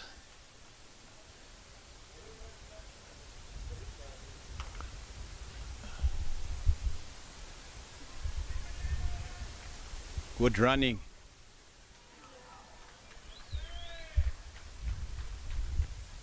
Just a little bit of a fumble there by Lawrence on the boundary. Allowed them to get back for the second. Good running between the wickets. We also see Monang Patel in the top 5 of the highest individual score. Scored 130 runs of 101 deliveries against Oman. Also Aaron Jones at 5th position, 123 runs against Scotland of just 87 deliveries. So these two definitely have the capability of scoring a lot of runs for their side here today.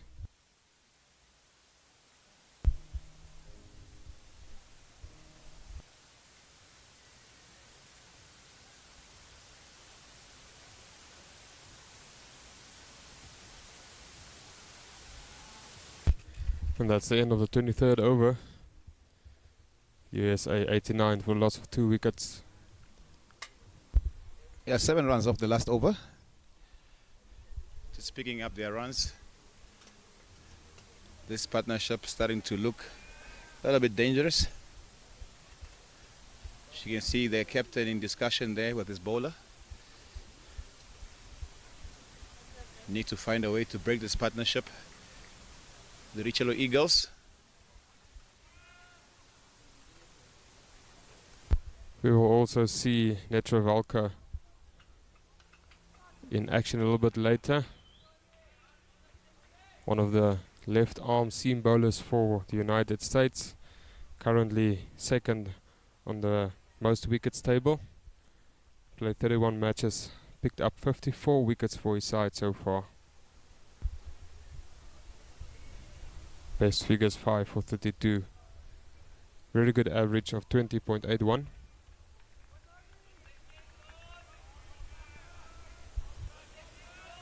Economy of just 4.21.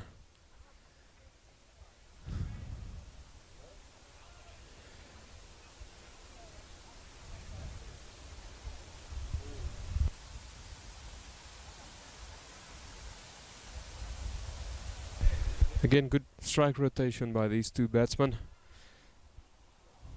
They're watching the field carefully.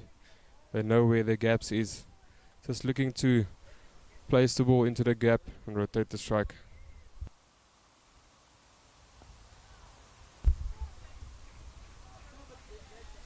Well played there. Ruben Templeman fielding there. Yeah, they're doing quite a good job picking up the singles here.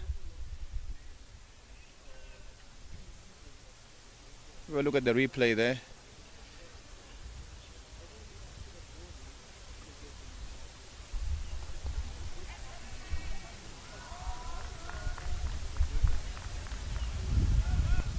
Good work there by the captain in the covers, Gerard Erasmus, running to his left.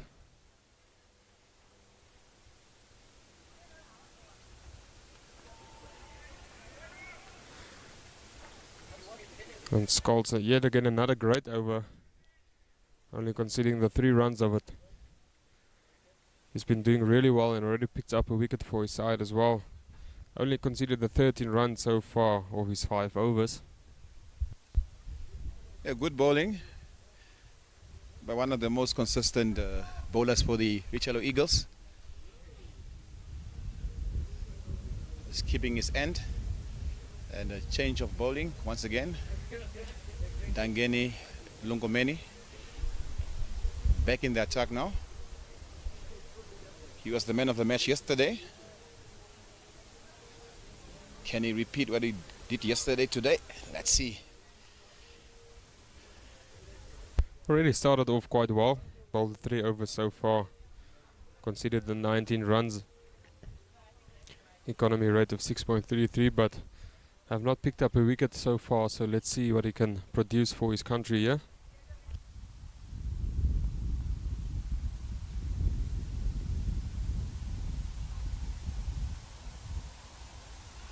At the moment it's just easy pickings for Patel and Jones.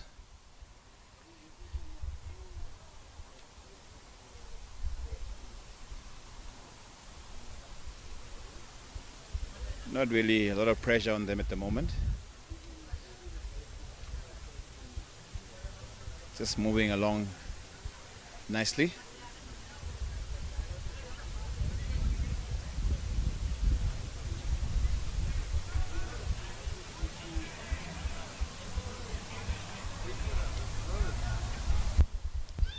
USA also have a debutant here today. Cheyenne Jahinger making his debut for USA. Definitely be interesting to see what he brings to the table for their side.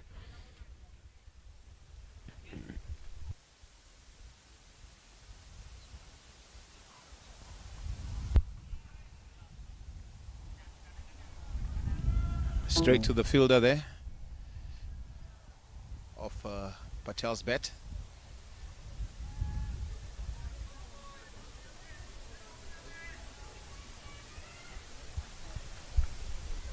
Tangeni just conceding 2 runs so far. He needs to continue, close out this over.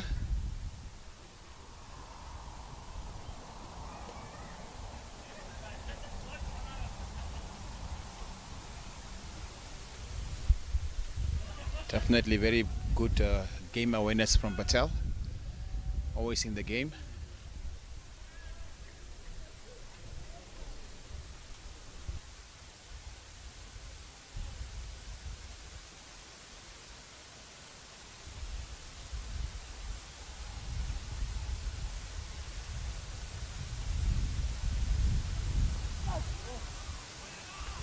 Well, a little bit of excitement there for the Richelieu Eagles. That one just dropping short off Freiling.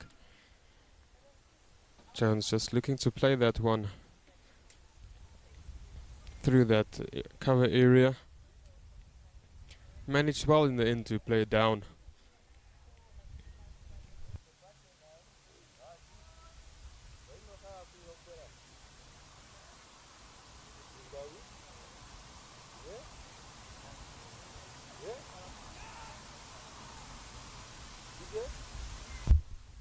Up in the air and drops in no man's land. Jones looking to free up the arms towards the offside there. Not getting a lot of bat involved. Looking at that replay.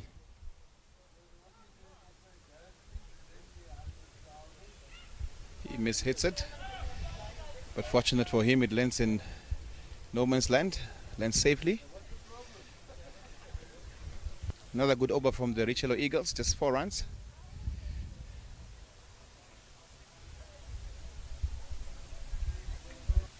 Just sliced off of the bat there. You can see that's a good angle that we got there on the screen. Bernard Scholz there fielding at third man. Thought he might have been in for a chance, but the ball just not having the enough air and flight to get to him.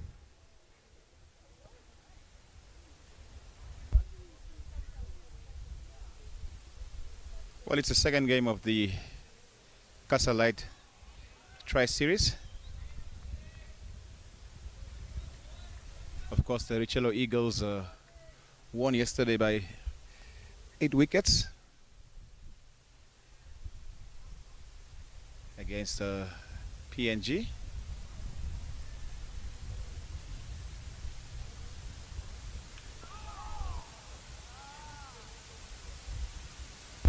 It's quite an exciting game that we saw yesterday. A lot of wickets fell early in the morning, and then we saw the Richelieu Eagles coming in and the youngsters taking the attack straight back to PNG. Chance and taken. Well, just when this partnership was starting to look dangerous, I'm sure Patel will not be very happy with himself. Picks out Ruben Templeman there, and Scholes picks up another wicket.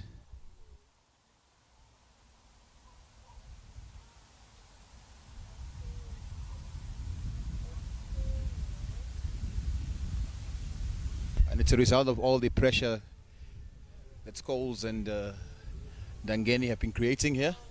Patel went for the big shot, didn't really get hold of it. Absolutely, and we saw them, picking up their run rate quite nicely, running the singles, making sure that they keep that scoreboard ticking.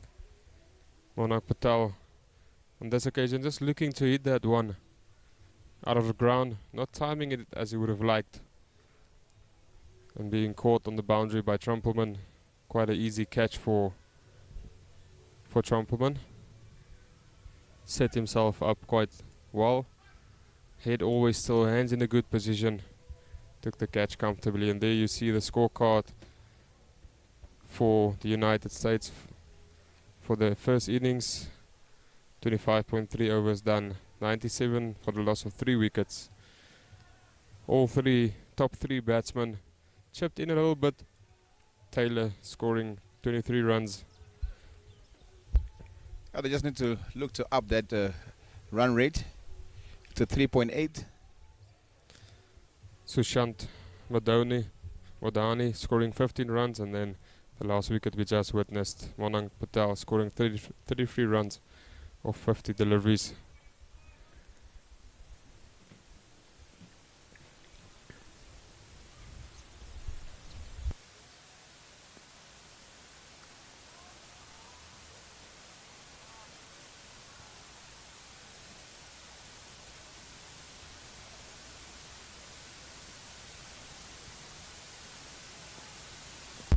Jayanant Singh coming in to have a bat. Second ball goes for the big one. Clears the boundary comfortably. Great shot there by Singh. He's definitely here to mean business. He's got other plans, definitely. Second ball 6. And that also brings up the 100. 103 for the loss of 3 wickets.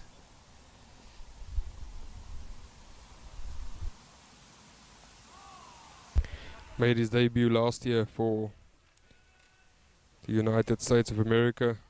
Left-handed batsman, 35 years of age, so a lot of experience under the belt. I've played a lot of cricket over the years. Has played for United States, has played for Guyana, Amazon Warriors, and he was part of the West Indies under-19 squad or team. So it's very interesting to see, and that he has a lot of experience under the belt. Well, that 6 looked like a West Indies kind of 6. He's played 17 ODIs so far, scored a total of 456 runs. His highest score 60 not out, and is currently averaging 35.07. It's a really good average that he has, batting at number 5. And we see another change in bowling for the Richelieu Eagles. Lofty Eaton coming into the attack from the Church Inn. Yes, Lofty Eaton. Something always happens when he gets involved. Starts about the boundary. Jones just going back to that one. Looking to play it through that backward point area. Manages to get an edge, outside edge, and it runs all the way to the boundary. As we mentioned yesterday, outfield quite quick. So even the slower bowlers, if it's an edge, it will race away to the boundary.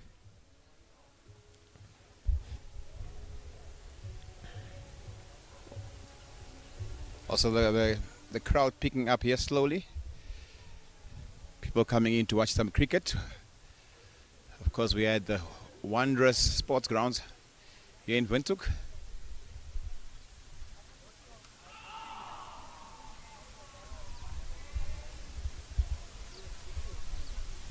Let's have a look at the replay. Just looked like that one stayed a little bit low. Jones managed well to get the bat down in time.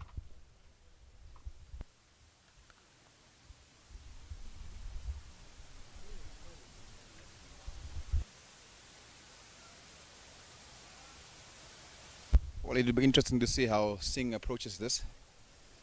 He's now on strike. So gonna go after Lofty Eaton.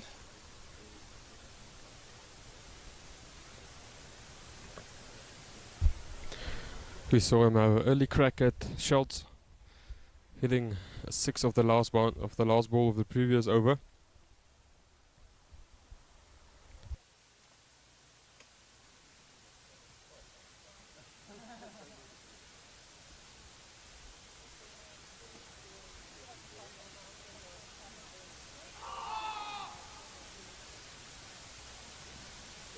Lots of excitement there by the Richelieu Eagles.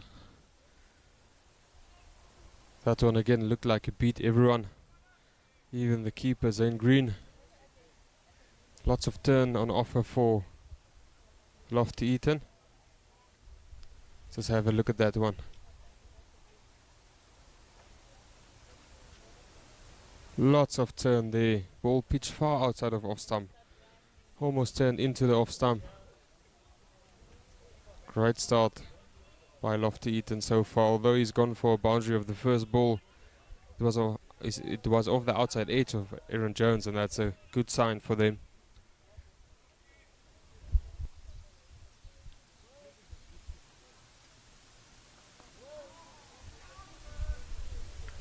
And finishes off well there, just 6 runs off that over.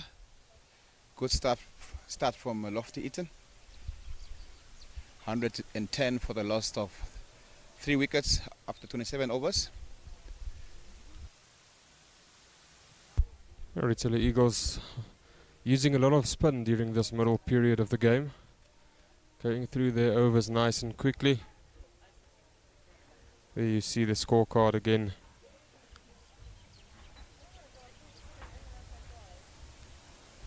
Good hand played by Monang Patel. Unfortunate the way he got out. Yeah, unfortunately, but you can see the run rate also moving up.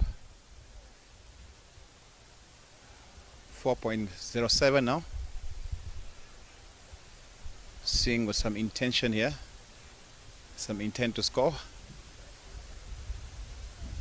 Erasmus putting himself back into the attack here.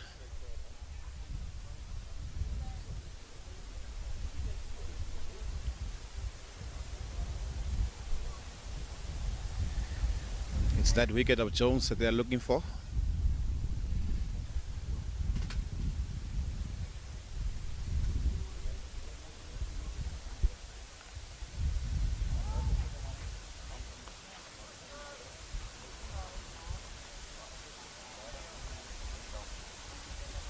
Jones again just looking to give himself some room. Just cut that one. But good bowling by Erasmus. This occasion he gets the bat on ball straight to the fielder Lacock at backward point.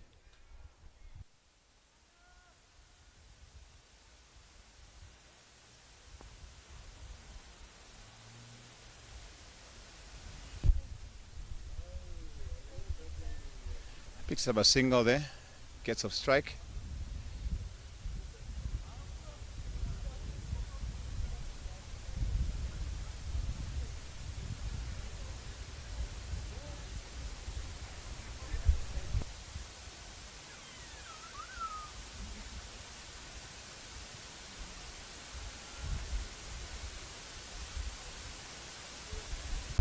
The captain bowls to Singh.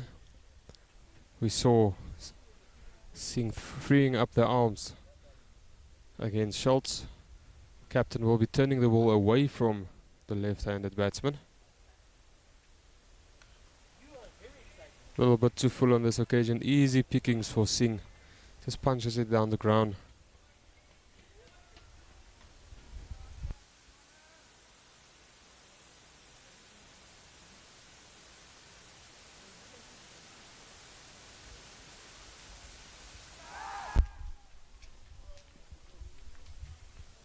Almost a chance there.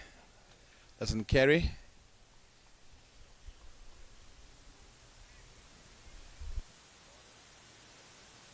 Now that one coming outside, out of the outside edge of Aaron Jones, just looking to work that one straight down. Looked like he reached for that one. Closed the bat too early.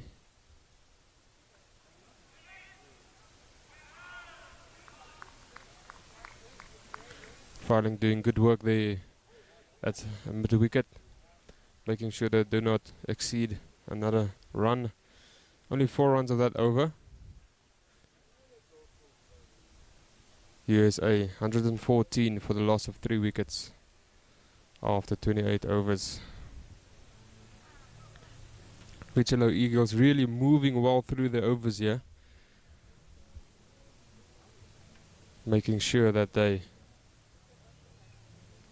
do not allow the USA batsmen to settle, and before the USA batters see all of the overs are almost completed.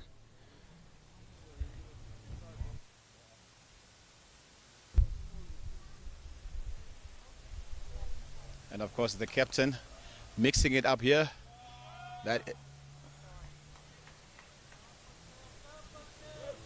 One bounce 4. That's just a little bit too full on this occasion again from Lofty Eaton. Seems to have been struggling to get that perfect line and length. There's always 1 or 2 that's either too full or too short. USA batsman capitalizing on that.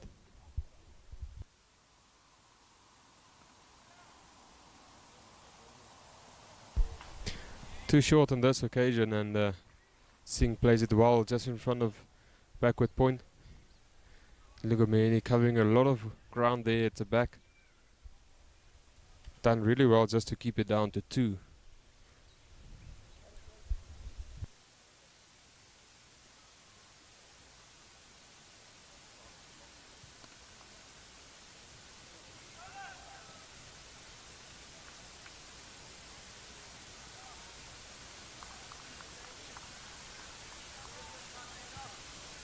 Great running between these two. A good over so far for the USA.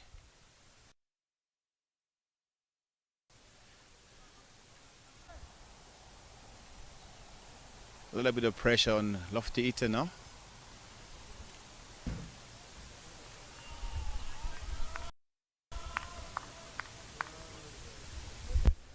Better line and length on this occasion.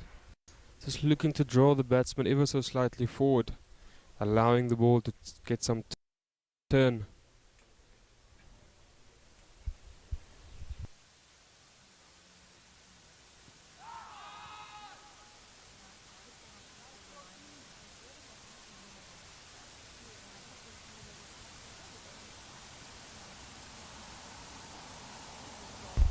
Singh has had quite a comfortable start to his innings.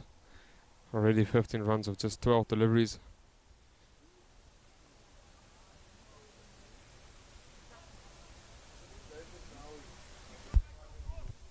Good over for the USA, 8 runs from it.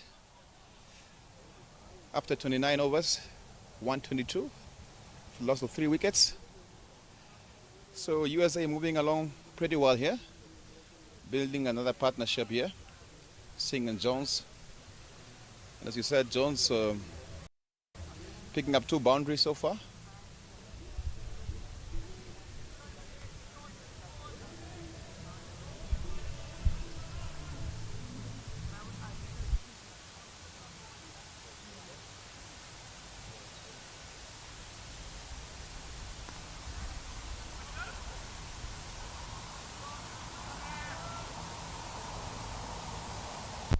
Erasmus to continue has also bowled really well.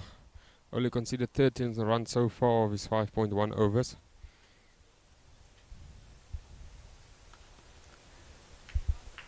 Jones plays that one straight back. I think Erasmus will definitely look to try and get the left-handed batsman on strike so that he can bowl towards the left-handed batsman, allowing him to turn the ball away from the batter.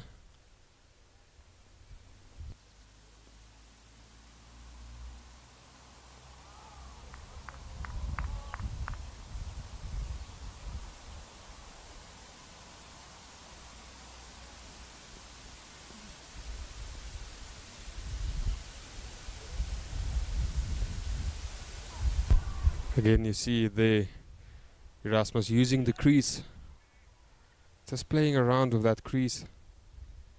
Steps way back. He's almost next to the umpire when he releases the ball.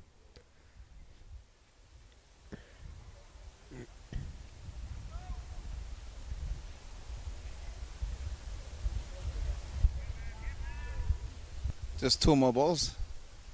Another excellent over so far from the captain.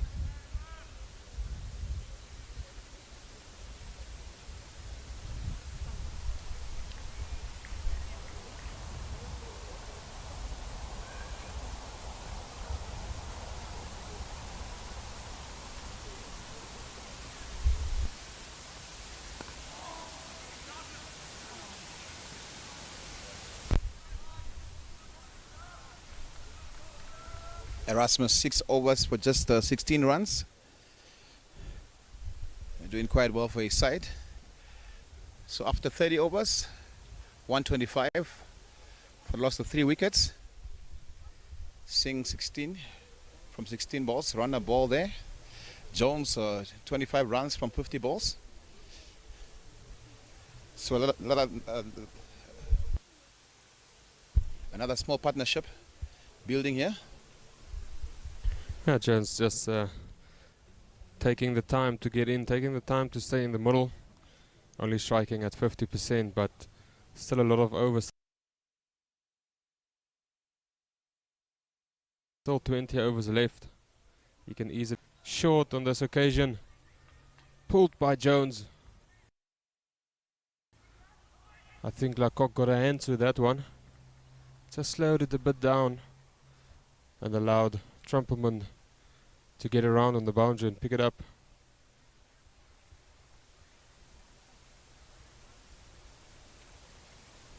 Oh, just a few more inches there for Lecoq.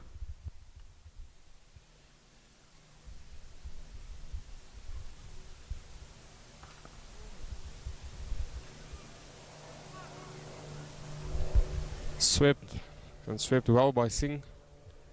Just in front of the captain of the Richelieu Eagles. It looks like USA decided they're going to target Lofty Eaton here. Trying to make sure they score some runs off him.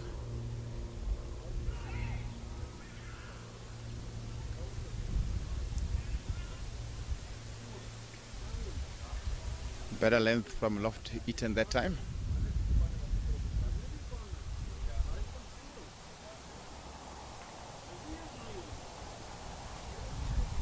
Great shot by Jones.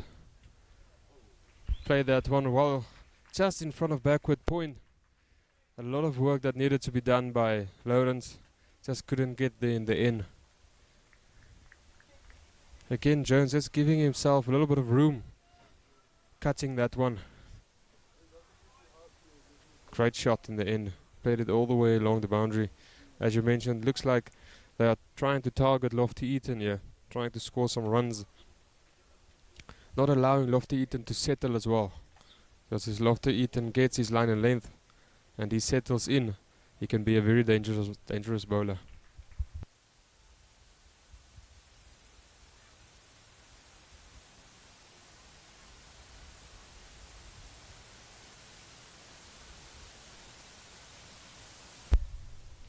Final ball of the over. Can Lofty Eaton pick up a wicket here? Just the dot ball. 7 runs, 8 runs of that over. Good over for the USA. Takes their score to 132.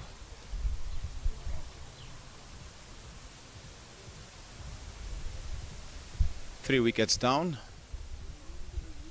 Still 19 overs left. If you are just joining us, this is the Castle Light Tri Series. All part of the ICC Cricket World Cup League 2. As mentioned earlier, 7 teams involved. We are currently witnessing the Tri Series between the Richelieu Eagles, Namibian team, USA and Papua New Guinea. We saw Richelieu Eagles win comfortably yesterday against Papua New Guinea. Today you are witnessing the challenge between the Richelieu Eagles and USA.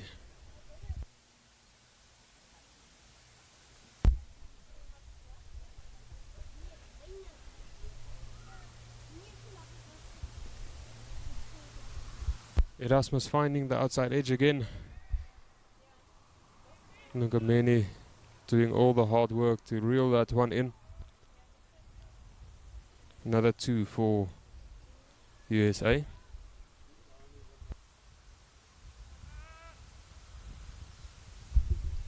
The USA have got a very good platform here so far.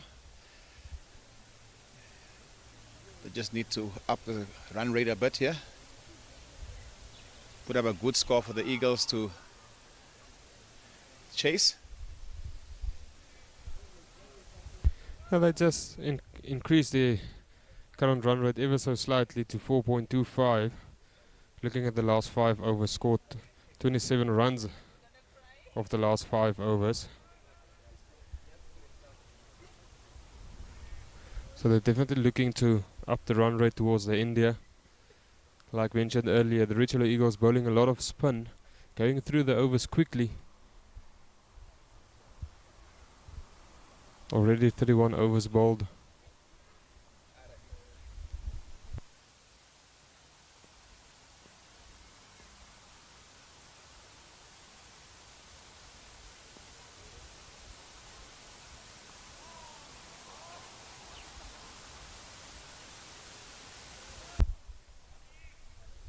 You can see Jones showing some respect to Erasmus there.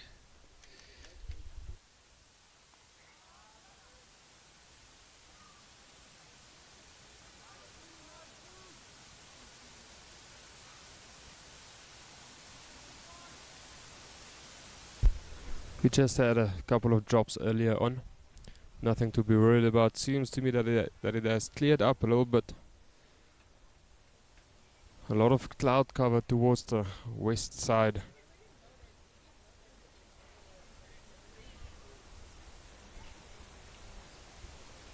Not indicating a lot of rain actually coming. So I think it will be good weather-wise today. I'm enjoying the weather. Nice and cloudy here in Windhoek, Namibia.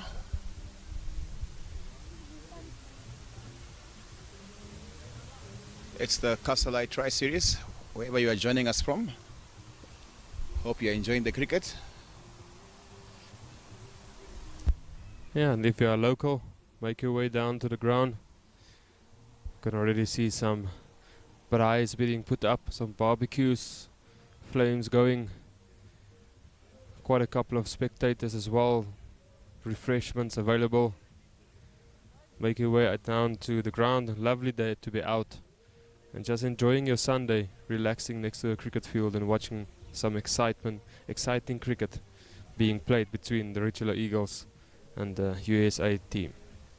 Change in the bowling. Ruben Tubelman.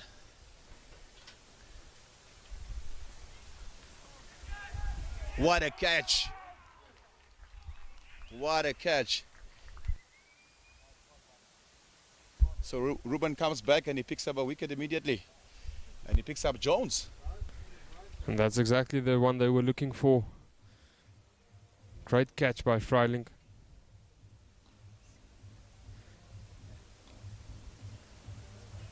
That one just stood up a little bit towards Jones. Just popped it to the man at backward point.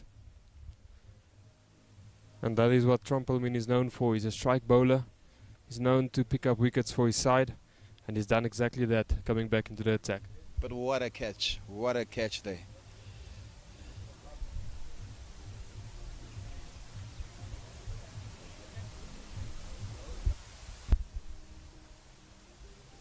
There you can see the bowling card so far.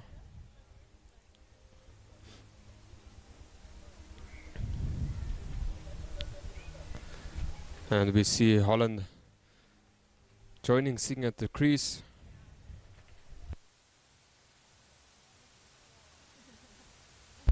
After Aaron Jones departs, 35 or 58 deliveries. He's played a good hand.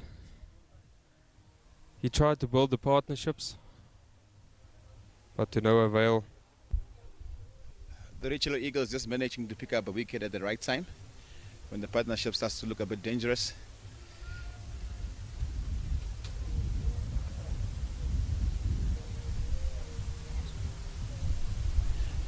And now Holland has to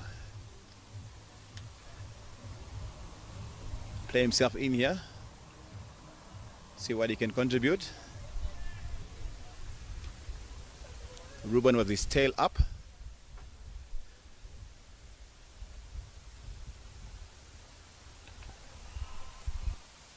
Second wicket for Trumpelman. He's bowled really well this morning with an economy of 1.44. Applied a lot of pressure on the USA batters. Ian Holland in to have a bat for USA. 32 years of age. Nickname is Dachi.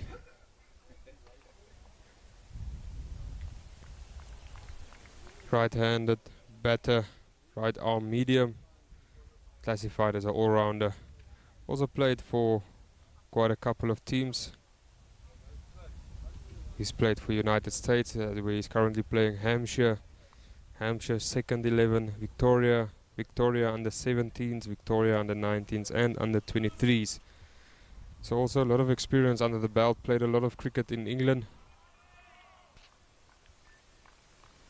He's played 11 ODIs so far, scored a total of 306 runs with his highest score of 75.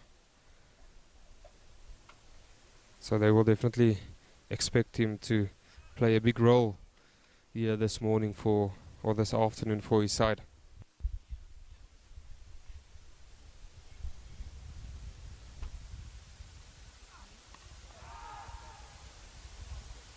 That one doesn't carry. Ruben Tumbleman creating another chance for the Richard Eagles. What an over so far. A wicket and 4 dot balls.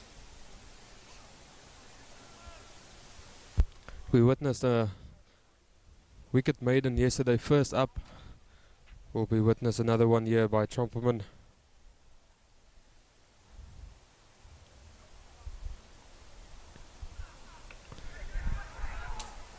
Oh, that one going up in the air as well. That was a teaser. Green just not managing to get there. But there you have it. There's your wicket maiden. Great stuff from Ruben.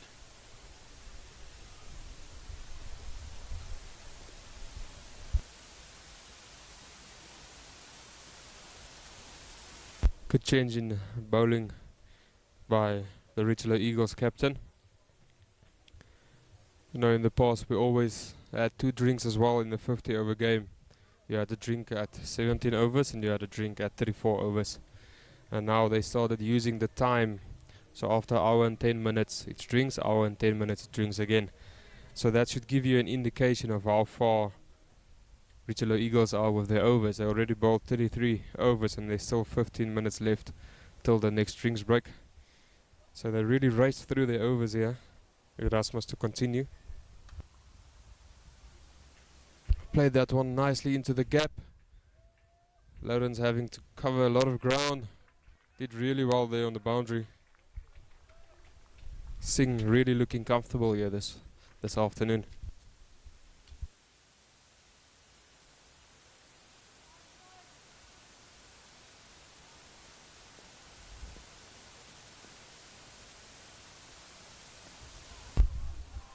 Oh, cheeky.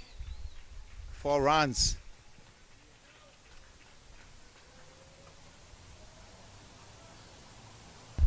Singh just playing that one very fine down the leg side.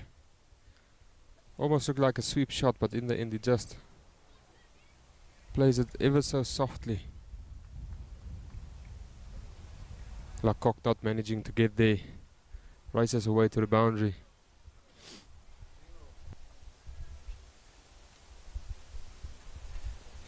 As you can see there, 24 runs from 22 balls.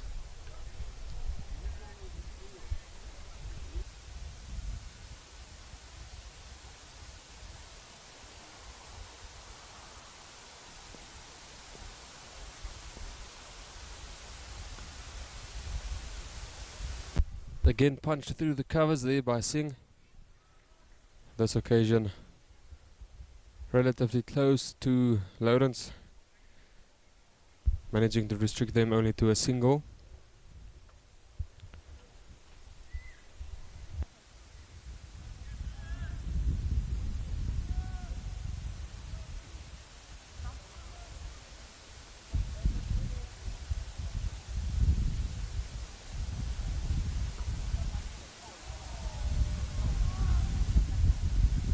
A lot of cricket happening here in the capital of Namibia.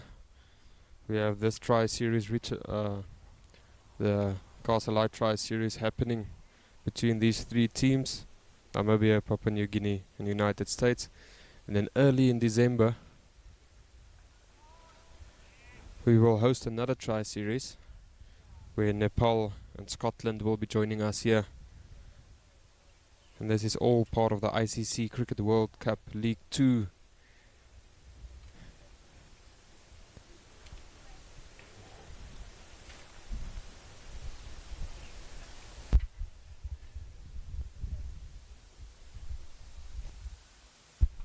We can definitely see that Singh feels comfortable in the middle,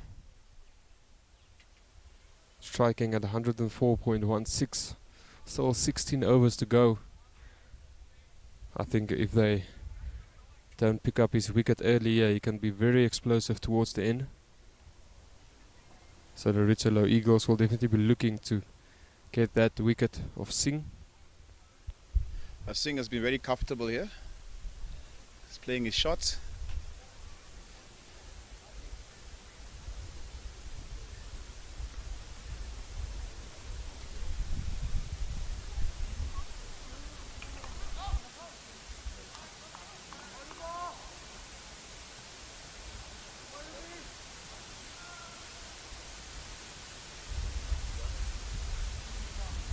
Great bowling by Trumpelman so far. Only conceded the 6 runs of his 5.1 overs that he's bowled and picked up 2 wickets for his side. I think he'll definitely be tails up and looking to pick up another one.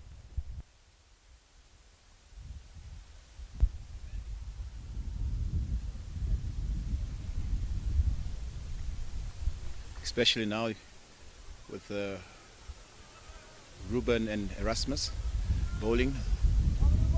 Pressure from both ends. Also Holland back on strike. Only faced 7 deliveries so far, so he's quite new to the crease. Yet to get off the mark.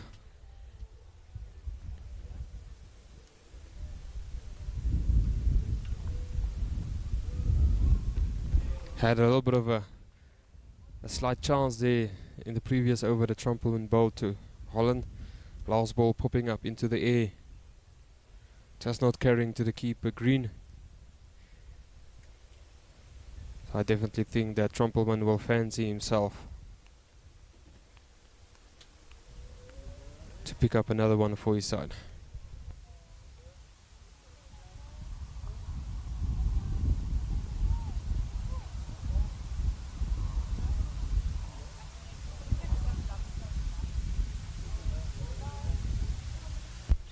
Short straight into the body. Holland just working that one into the leg side, and it gets off the mark. That's always a relief when you get that first run on the board. USA needs to get pushing here. At least put up a score of 230, 240.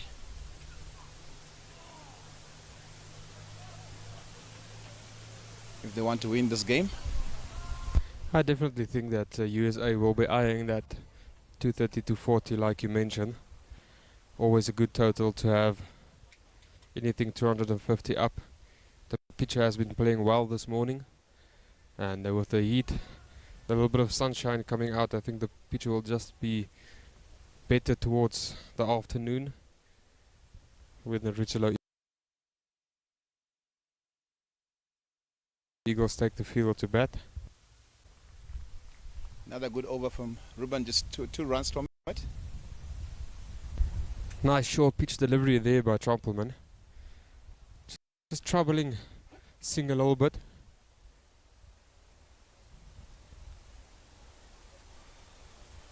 Don't think Singh expected that one. Sharp bounces that Trumpelman ball. And after 35 overs, 146 for the loss of 4 wickets. I think the Richelieu Eagles will be a little bit more happy at the moment with the way things are going.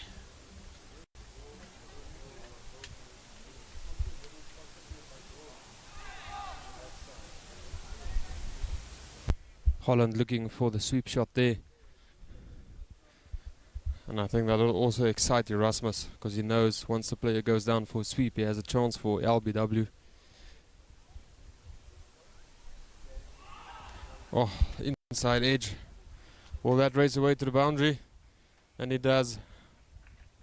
Welcome 4 runs for the USA. Just the inside edge that was found of Holland's bat. Some excitement moments for the Richelieu Eagles. Always in with a chance there once you get the inside edge. We had a lot of those this morning. Quite a few for the USA. This time goes for the sweep shot and times it well. And good running as well.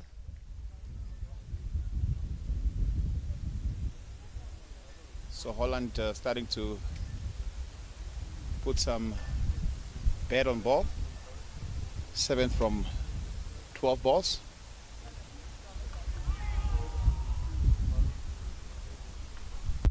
Good speeds being bowled here by Erasmus.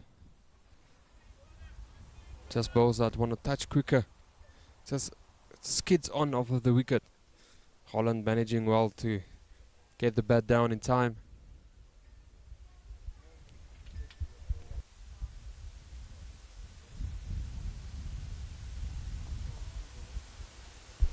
Very full on this occasion. Low full toss by Erasmus. I think Holland will definitely feel that he missed out on that one. Could have played that anyway.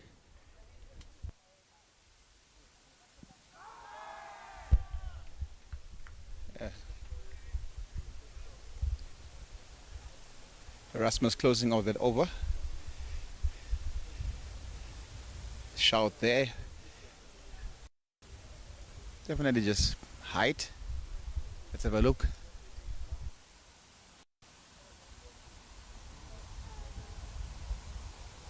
Yeah, just hitting outside of off stump. If you look at that line and the impact, the ball must make impact of the pad or the part of the body right in front of the wickets.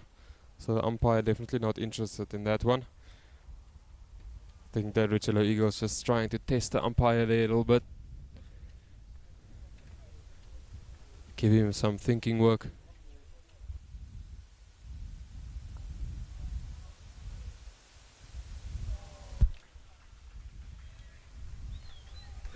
Four more runs there. Slight misfield. Singh played that one nicely towards deep square leg. Lawrence getting to the ball in time, but I think the bounce just he misjudged the bounce and just popped out of the hands over the boundary. Trumpelman definitely not happy about that.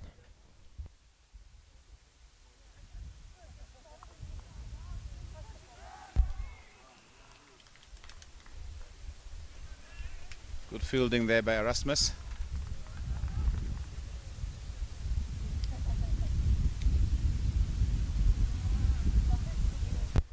You will always see him either on the boundary or in a position where he always needs to, run and dive.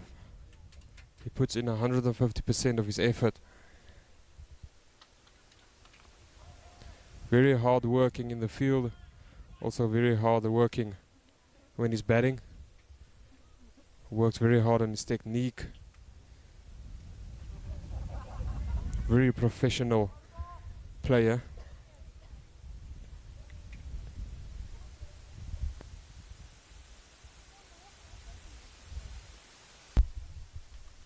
Definitely the Richelieu Eagles lucky to have him. shot. Short and pulled well in front of square.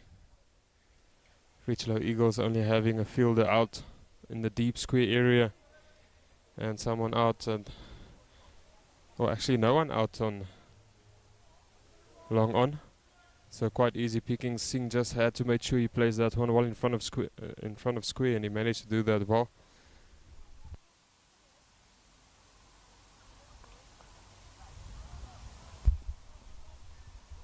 Good stop there by Lofty Eaton.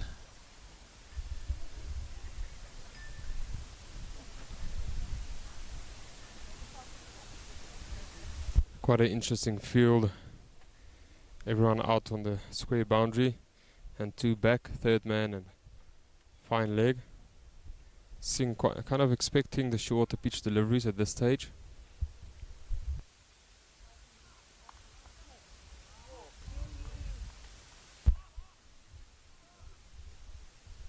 Well, after 37 overs, 160 for the loss of 4 wickets, and we're going to go for drinks. After that, change in commentary.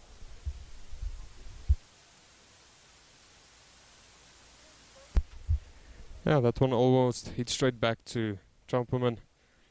Never easy to try and catch off your own bowling. If you are seam bowler, you have a lot of momentum going through the crease.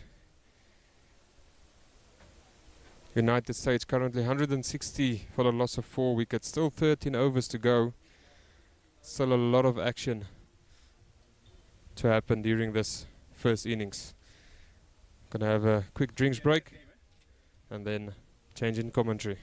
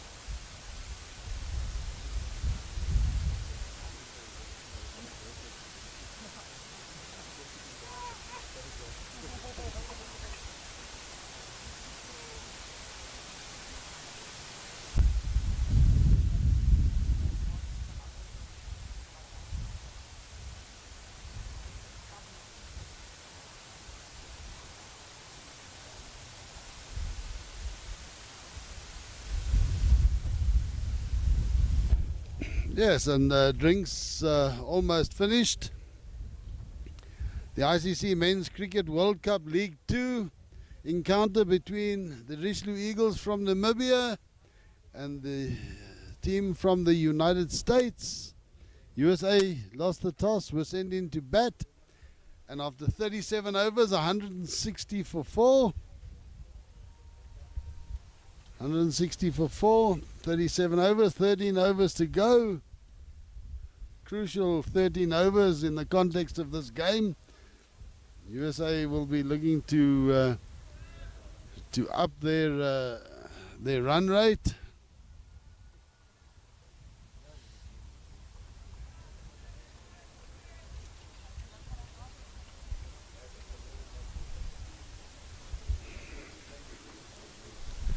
Ian Holland facing.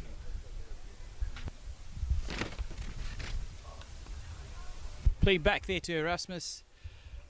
Holland, 7 of 15 deliveries and seeing 34 of 34. Oh, that one just finding the bottom edge. Will they come back for a second one? Not really much pressure to come back for a second one. Also, very good fielding there from Devin Lecoq.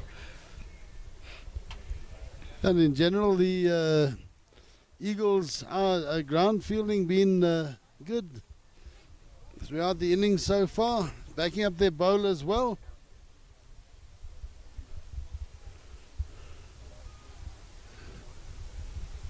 Erasmus 9.2 overs, 0 for 35.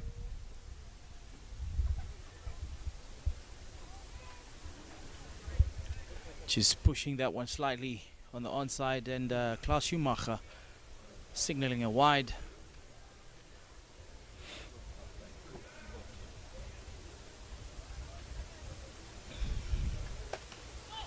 Oh, that one getting, looks like he got a bit of something from the pitch there. Yeah, Erasmus puts a lot of action and he's got a lot of energy in his action.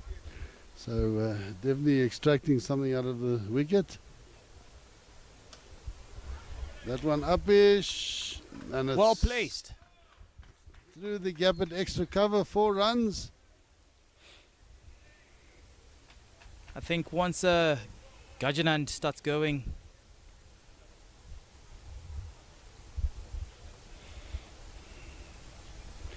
yeah, Gajanand Singh now on to 38 from 36. Quite a powerful player through the offside. Oh, beautiful. Beautiful, just played very late. It will definitely go all the way to the boundary into the Namibian camp. So 2 4s and 2 deliveries. Bringing Gajanand to 42 from 37 deliveries. Gajanand Singh definitely looking to deal in boundaries at this stage. Played some glorious shots.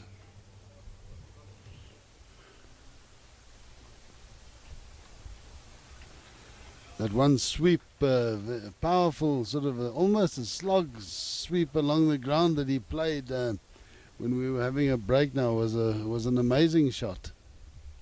Well times from the angle that we were sitting on, but it was also quite a good piece of fielding.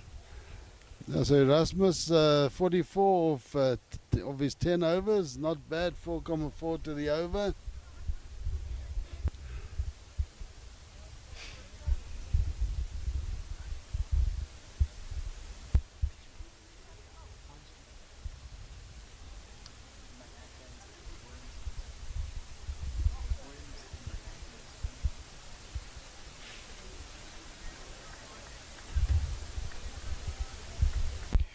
Scores.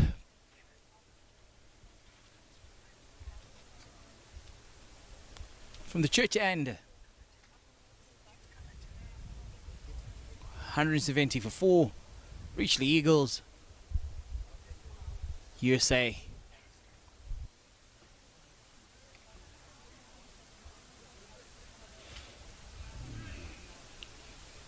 Holland playing that down to JJ Smith at sort of a 45 degree. On the off, on the circle. As you can see there,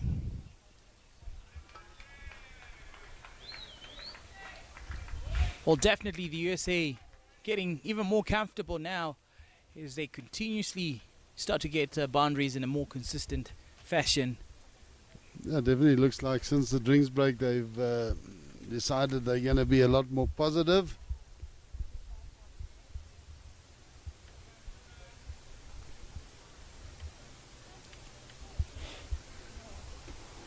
Bit of a change in the field now. That means we're going to see Scholes bowling wider of the off stump. Nice punch there from Holland to find long on for a single. Lungameni just underarming that one back to Scholes.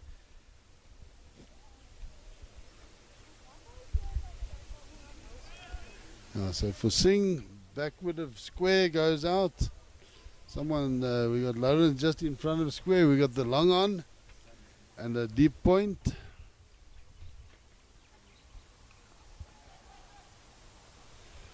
That one, Scholes pushing it through.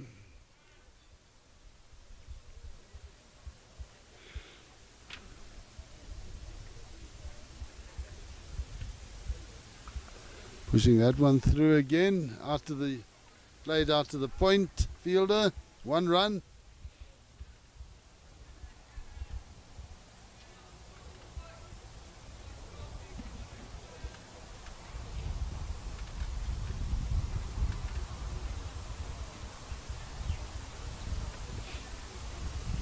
Yeah, so this match well poised at this stage.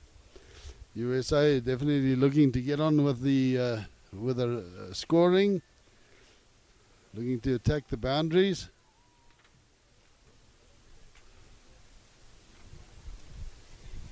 For the last 10 overs, we obviously have 5 fielders out, so that gives them another opportunity to get the extra few singles in the over.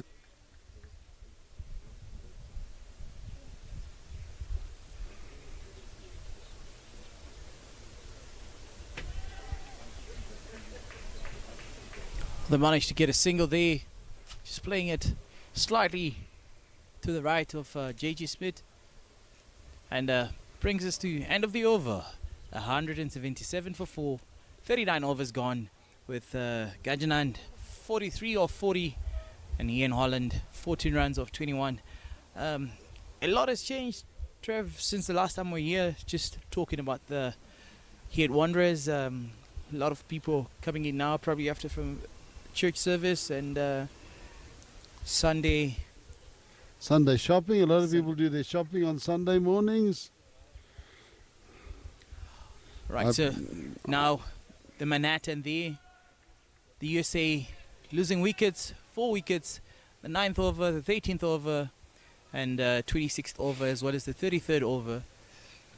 There's that one big over, 8th over of 15 runs. Apart from that, one going for 10, and then a few sort of biggish overs in between, 8 runs.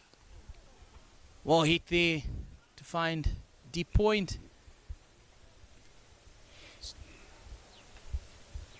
You think the pitch has been true and consistent? I think so. It looks like it. Maybe the odd one if the bowlers put something in it, they've got something extra out of it. But generally it's been fairly evenly paced, even bounce.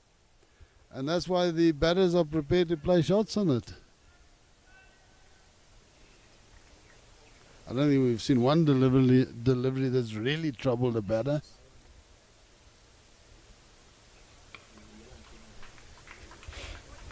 Great cricket. Just getting boundaries and still rotating the strike, making sure that the scoreboard keeps ticking. Look, I think at this stage, what they're doing now, Richley Eagles will be happy if they just take a singular ball. If they were to take 6 runs and over, it would take them up to sort of 240, 250.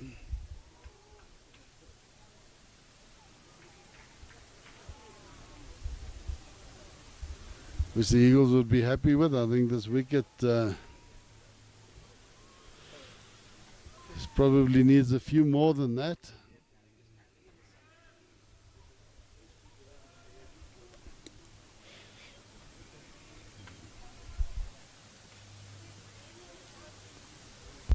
So JJ Smith into his 5th over now, so he's got a few more. He could basically bowl out till the end from that. In fact, not. He would have, there would be 1 over left to bowl from this end, so maybe an over or 2 here from JJ, and then we'll see him coming back shortly again.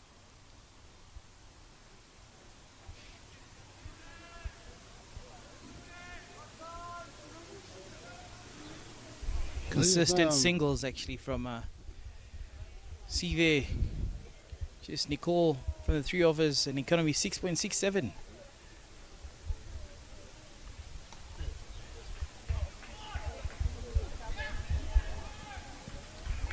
Oh, Lawrence just missing out on that one, but doesn't cause much damage as Scholes was also gunning for it. Yeah, I think they were going for the second anyway and would have got it, so Lawrence's desperate attempt to cut off that second run. Well, they managed to get there with so much comfort.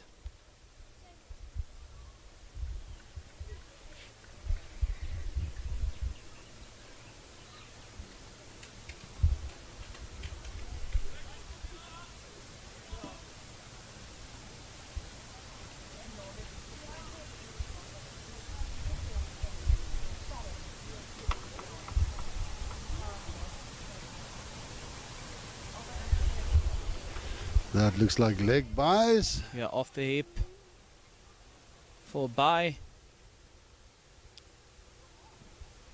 Brings us the end of the over. 40 gone.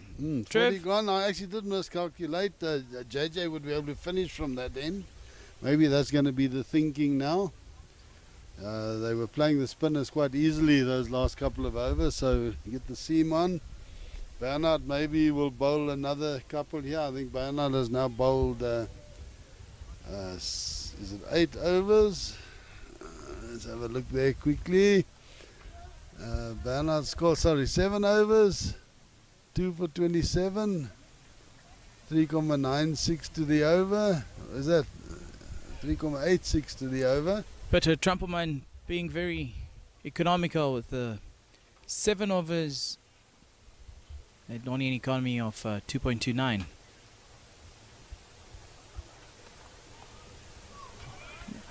Decent effort there from Scholes, but doesn't look too comfortable. Looks like he got hit on the forearm there. Oh, maybe the hand. He's holding his hand there, his left hand, which he uses for spinning the ball.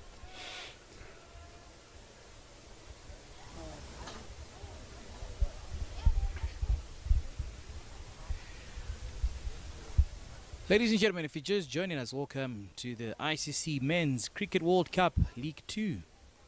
And this is supported by Dream 11. Live here from the Wanderers in Windhoek. Decent cloud cover. Promise of a shower maybe a little bit later on.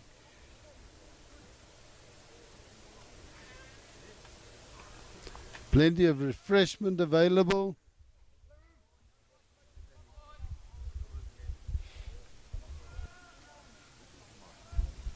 So into the last 10 overs. 5 fielders out now. We have a backward square, mid-wicket, long on, long off.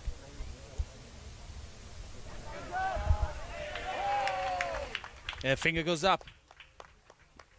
Easy does it there for Zane Green.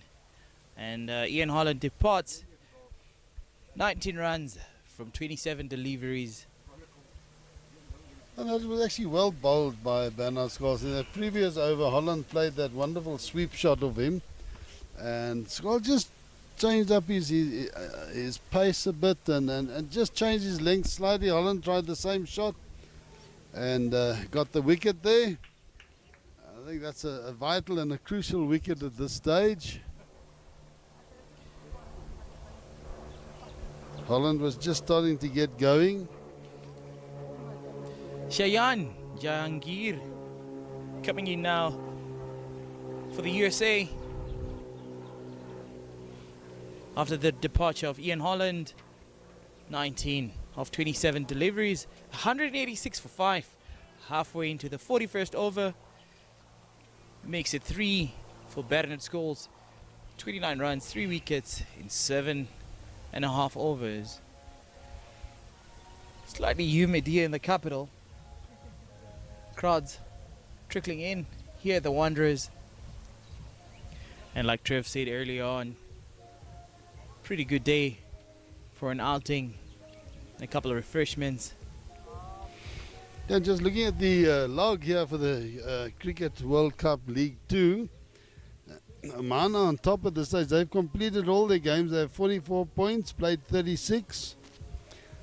Scotland, 28 games. They have 40 points, are in second place. USA are then in third place, 32 games, 29 points.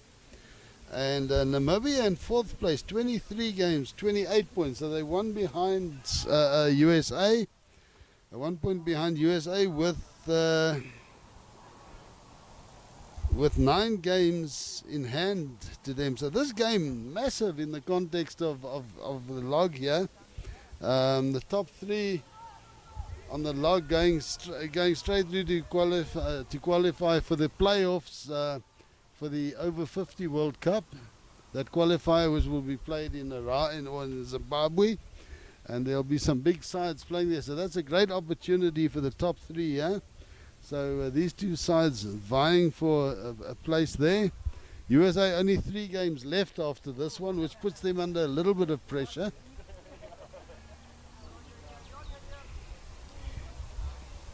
Great bowling there from Bernard. 29, 3 sticks, 8 overs, 186 for 5, and we're heading now into the 42nd over, and the USA with Shayan Jahangir and Sin batting. I think Singh looking to get over the 50 mark and starting to go after it a little bit, but he's also not one that holds back. Smith with a ball from the city end.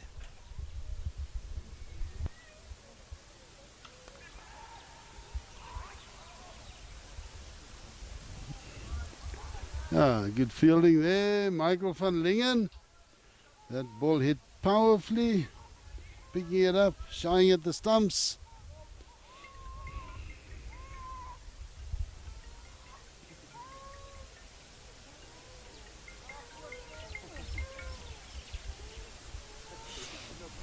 Just to get back to the Cricket World Cup League 2.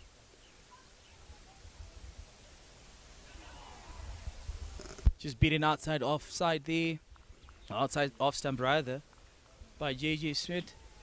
And like I said earlier on, Gajanan Singh is not one to hold back. And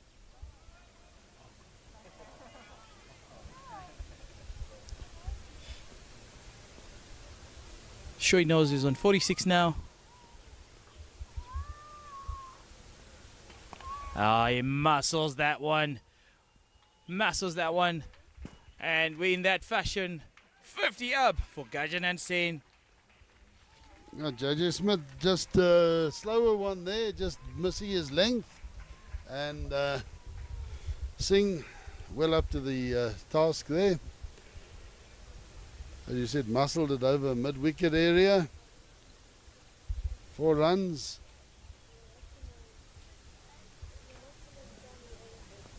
See that again, well played. Oh, well placed through to Lawrence. With sweeper for a single. 51 for Gajanan Singh, and which brings Shayan on strike. Still hasn't gotten off the mark in 3 deliveries. So he hasn't troubled the scorers yet, Dix. Well, if he goes out now, won't be troubling the scorers.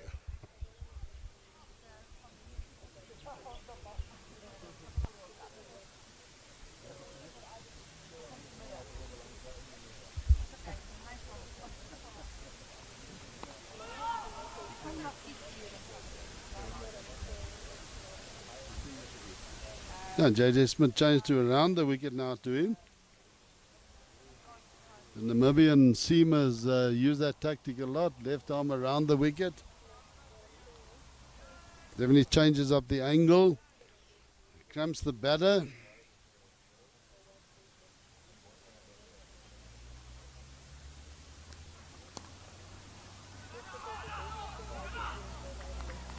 Ah, good fielding there. Jan Freiling is it? 5 coming off this over of JJ Smith. And 191 for 5. 8 overs to go, Trev. 8 overs to go, and I think this last couple of overs have actually the Richelieu Eagles pulled back that run rate again. 2 from Bernard Scholes' previous over with the wicket, and then this one from JJ Smith, only the 5. As we have a look at that points table, we were discussing it there. United States of America 32 games, they have 29 points. Namibia 23 games have 28 points. So Namibia 9 games in hand, 1 point behind. In the context of that table, this game is massive. After that is UAE, who have 27 points. And then Nepal and Papua New Guinea, who also here at this tournament.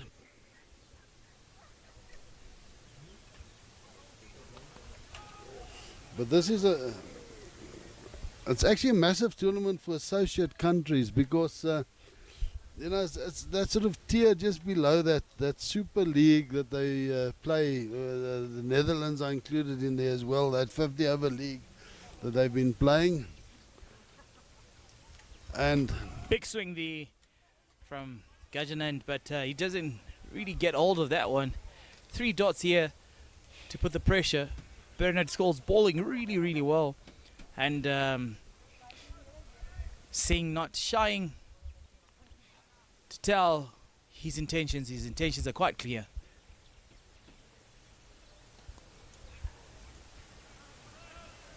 And he gets the single that he wants and gets off the strike to bring Cheyenne again on strike. I think a clever field placing there, just behind square. Jan Freiling drops back there for Singh when he's on strike.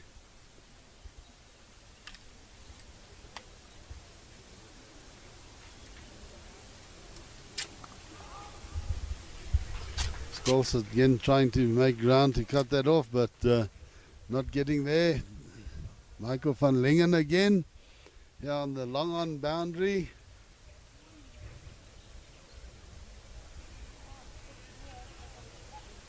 Gajanand back on strike. Last ball over. Let's see what happens.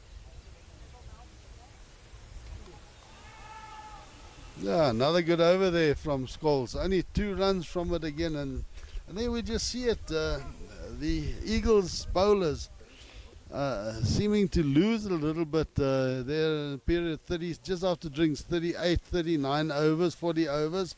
And they've wrestled back that bit of control again and strung together 3 really good overs and put the pressure back onto the USA. USA now 5 wickets down.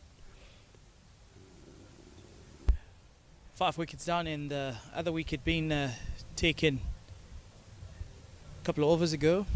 41st over. Oh, there we can see on that Manhattan how it's just sort of dropped down since with that wicket. Just a couple of lower overs, and at this stage of the innings, that's worth gold.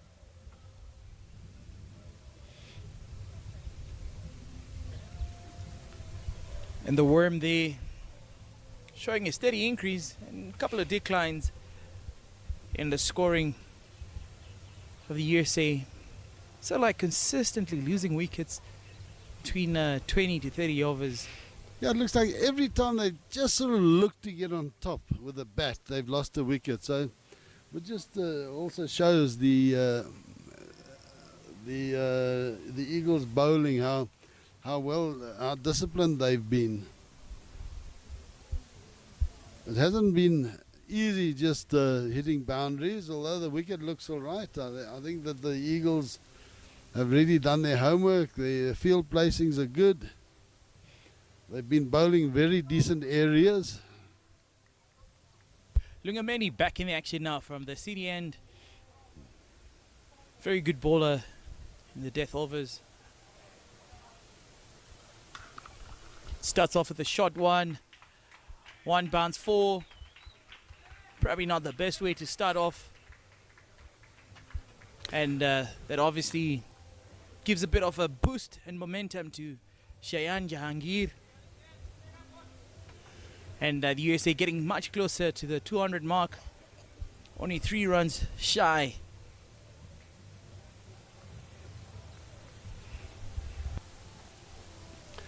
No, we see now the shorter ball is definitely become a lot easier to put away. It's also a test to a good batting wicket.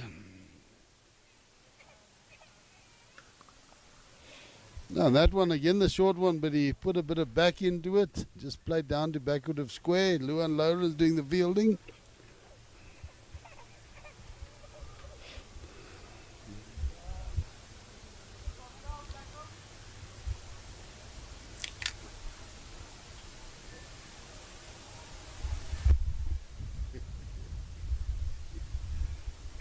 Lungameni, 5 from the first 2 deliveries.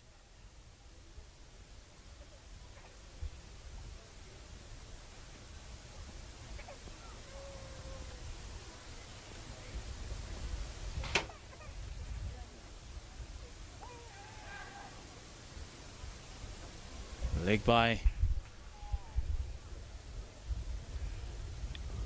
Umpire Schumacher, they're getting brave. Using his other leg to signal the leg bias.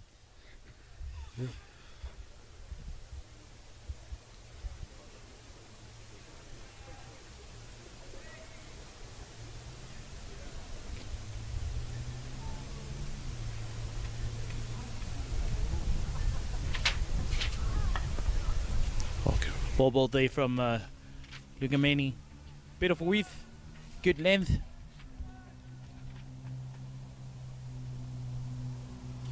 And 2 balls remaining this over.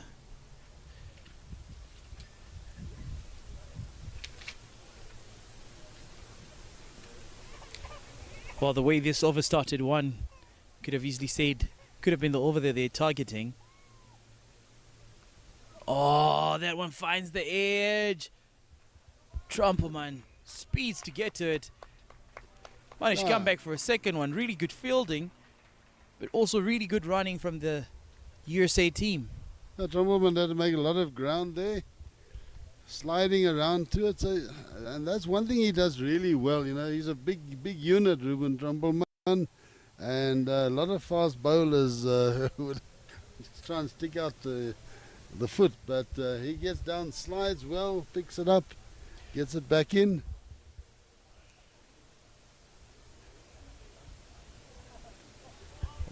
Big swing, and nothing comes from it. Also, I think a good follow-up or finish to the over by Lungameni after going for that 4 of the first ball, only going for 4 of the rest of the over, 8 runs of that over. After 44 overs, 201 for 5. 6 overs to go. Going at 10 and over would take them up to 260 odd. So would you like to, is this what you're saying now, that it's 260 is your score that you're putting on the No, table? that's not what I said, Dixon. I said Okay, then 10 and over would take it up to 260. Okay, would you like to? No, we're to not. say- No, you can't at this stage do that game. If you want to guess scores, you got to do it at the start of the innings.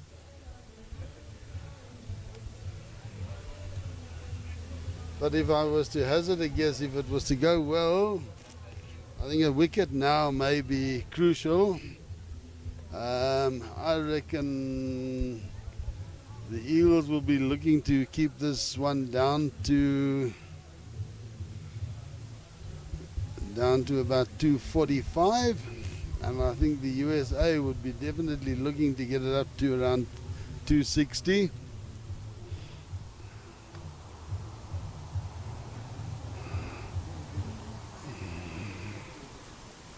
And if it goes really well, maybe 270. That means one big over.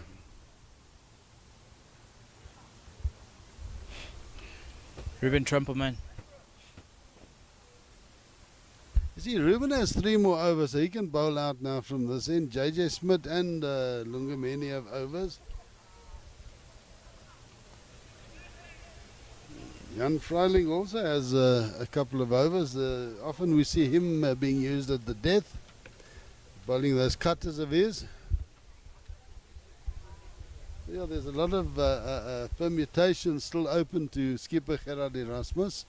Well, I think Gerard Erasmus, there's a lot of options towards the end here. He's been able to use his bowlers quite well in the various periods of this game, and I think with those options he should be looking to restrict to below 240.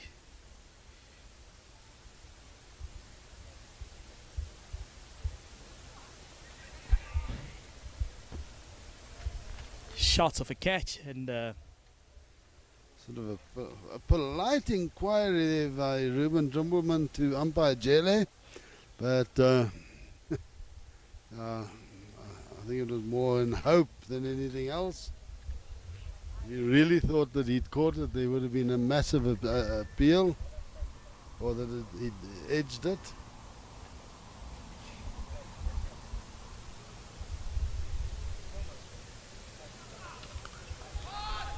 Just pulling that one towards the car corner region. Not really going full force at it, just looking for placement more than anything else. I think part of the game plan is also to get Gajanand seeing on strike as much as possible. As we know, he's a powerful stroke player, and if he gets hold of it, it flies away.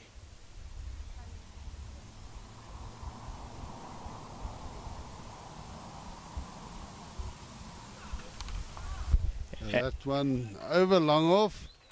And talking Over about getting middle. hold of it, He gets the 4 for that. Yeah, brave shot. Obviously, the fielder's up, giving Trumpelman the short ball. And that one a bit fuller. And it's played over long off.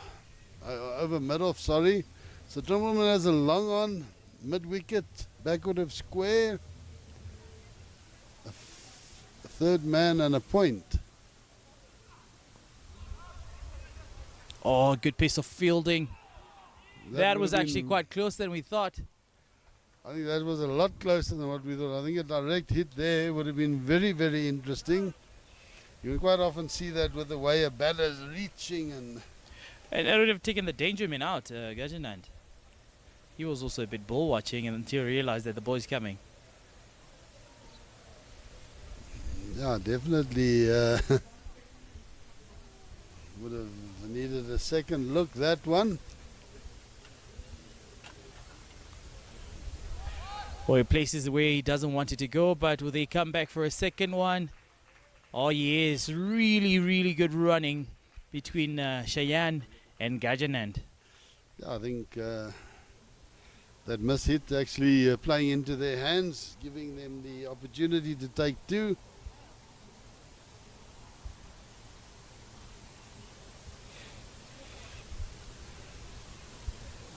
Jahangir, 11 of 13.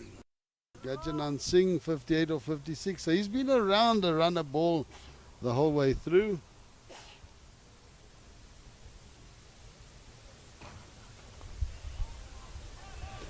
Trumpelman around the wicket, looking at the wide Yorker there. Dot ball. 211 for 5.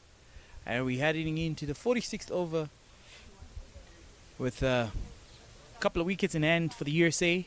And a runner ball is not really where they want to be at this stage. Probably looking to double that if they're to put up a decent score for the Richelieu Eagles to try and get, and for this match to be competitive.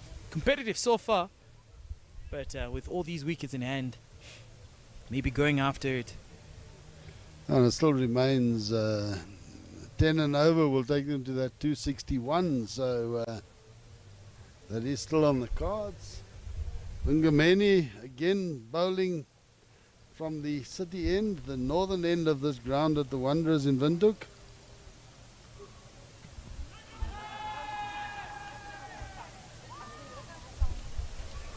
Appealing, but I think there was a edge onto that one. Yeah, umpire not signaling leg byes. Have a look at that replay.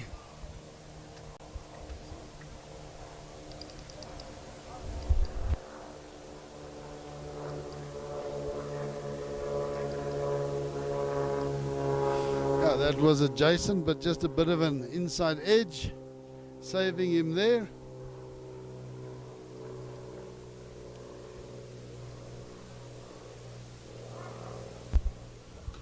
Oh, that one struck quite well, but goes straight to Smith for a single.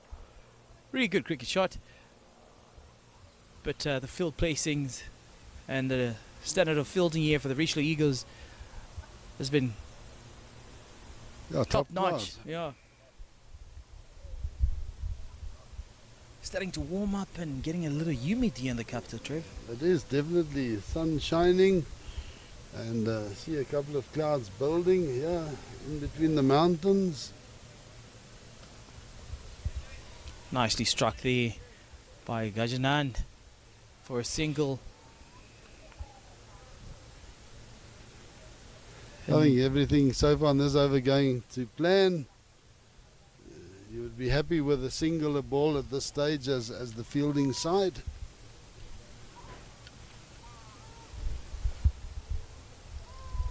Well, I don't know if the USA will kick up a gear from now on, or if they'll consistently take it as it comes.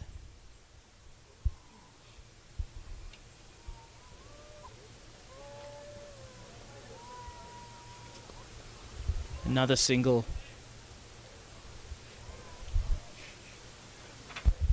Yeah, it's always difficult, you know, with your batters to come 5 wickets down, 6 down. Number 8, normally all-rounder. 9, 10, 11 can be fairly all right these days, but you wouldn't expect your top batters to be there, and you wouldn't expect them to come in and just take the bowling apart. So I think these two is a vital partnership. Oh, well bowled.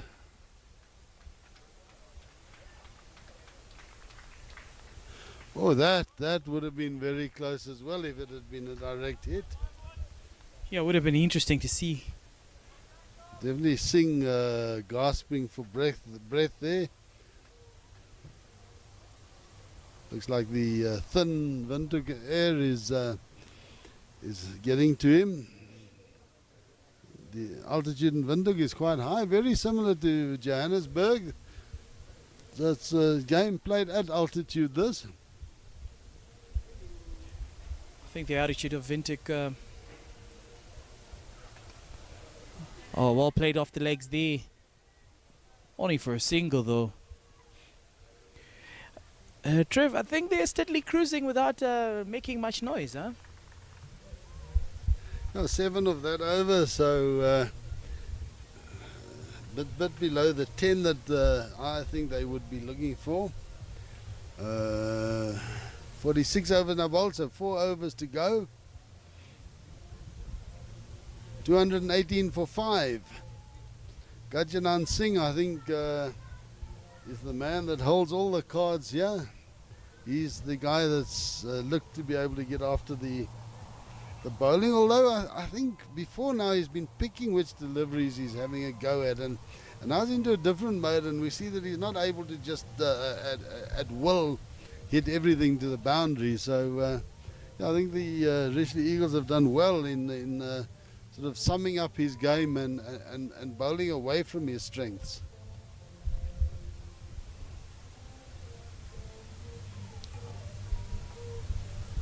Two 1-8 for 5. 46 overs gone. Trumpelman 26 for 2.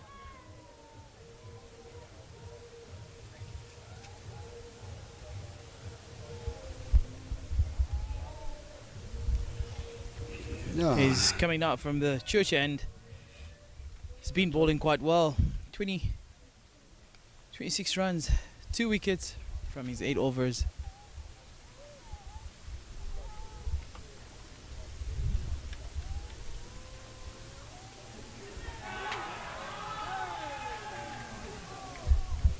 Umpire Jelle not giving that out. Singh rubbing his shoulder.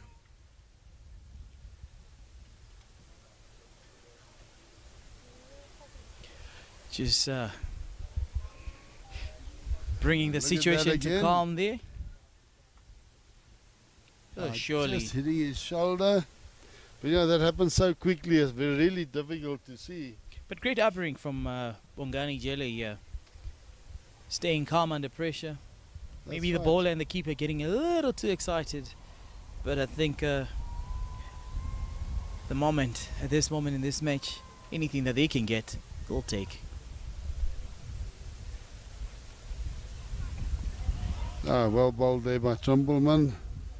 Up into the block hole. So the bouncer followed up by the Yorker.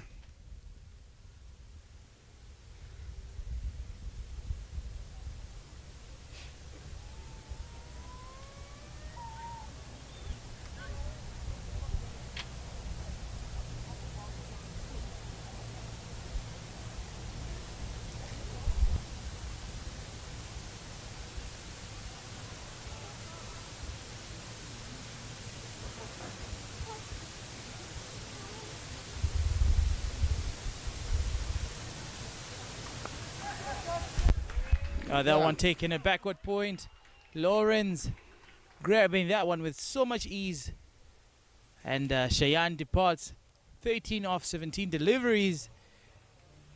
Wicket number 5. Yeah, you could see that wicket keeper action there with Lawrence just watching it into the hands wide of him there. Have a look at the replay. Just watching it in there, setting himself, taking it comfortably. And not only is it a wicket-taking delivery, but it's also a dot ball, which is crucial at this stage.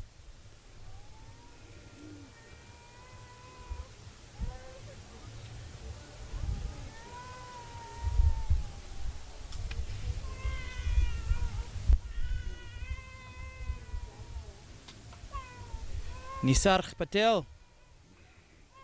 Nisarg Patel coming in. He will join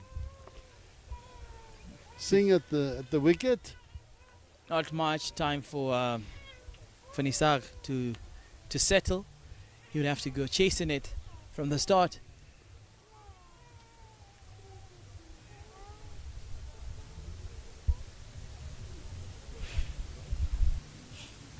And Singh just looking a little bit tired out there.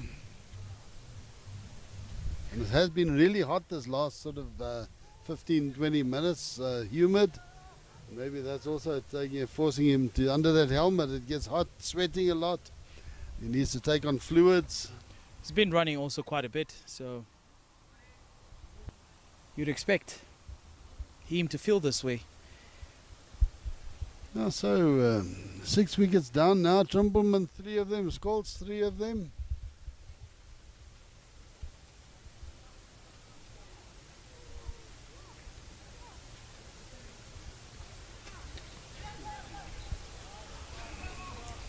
Patel Drop and go there from Patel to get off the mark. It looked like the old schoolyard game, tip and run. Tip and run it is.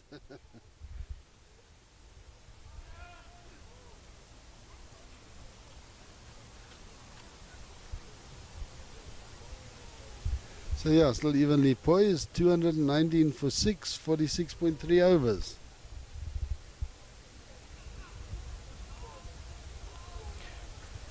Bongani That's signaling a wide. called wide on height by square leg Klaus Schumacher. And now 1 for the over.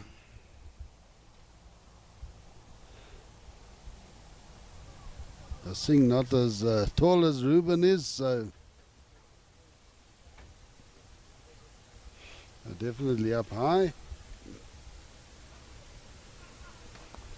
Oh, Gets hold of that one, watching the spin. Well done by Lawrence, keeping it down to the single.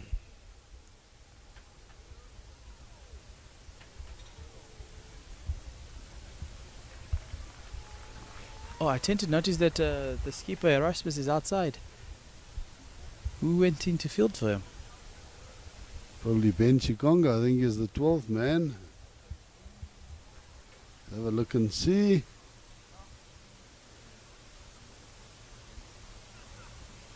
Oh, slower ball bouncer. Yeah, Winning that one, Trumpelman. Erasmus back on. Yeah, it was Ben Chikonga, or is that Is Picky? Hello, yeah, France. no, that is Ben Chikongo. End of the Oh, over. yeah, it's Ben. I see that now. It's Ben. Ben Chikongo sneaked on.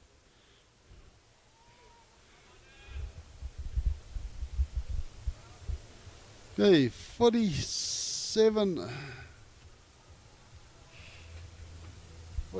overs and double Nelson on the board. Which Double is that? Nelson on the board. Are you superstitious, Dix, when it comes to cricket? Probably not. Not a very superstitious person. I suppose it depends what team you're playing in, doesn't it? Some teams just have sort of traditions. Oh, well picked up. Well picked up. So good piece of fielding there on the boundary. You know, some teams have, if it's Nelson, it's now off Nelson, but if it's Nelson, you got to sit with your feet in the air. You're not allowed to touch the ground with your feet while it's on Nelson. And that can get quite long and painful.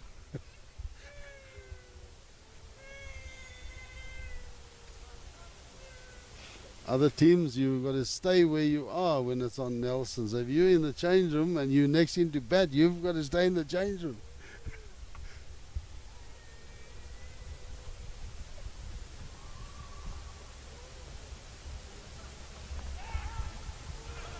Bowling Again, here from Lingameni.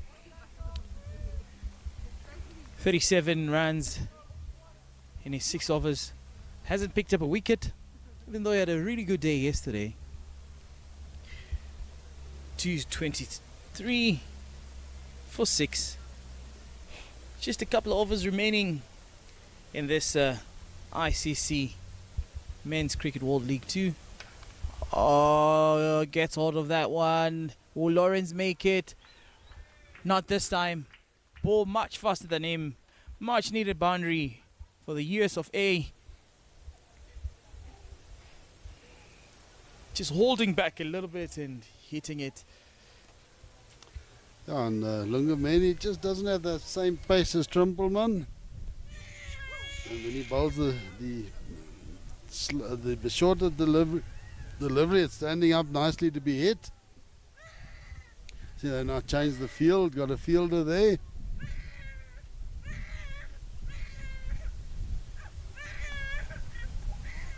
Leaning back there. They pushed the second one. They tried to push for the second one, but I think that would have been taking a big chance. Erasmus is really quick and he's got a good arm. That throw came in like a bullet back to Zane Green, the wicket keeper. Probably would have been 3 or 4 yards short there, I would say. you may never know what pressure does to fielders as well. But that was picked up quite cleanly.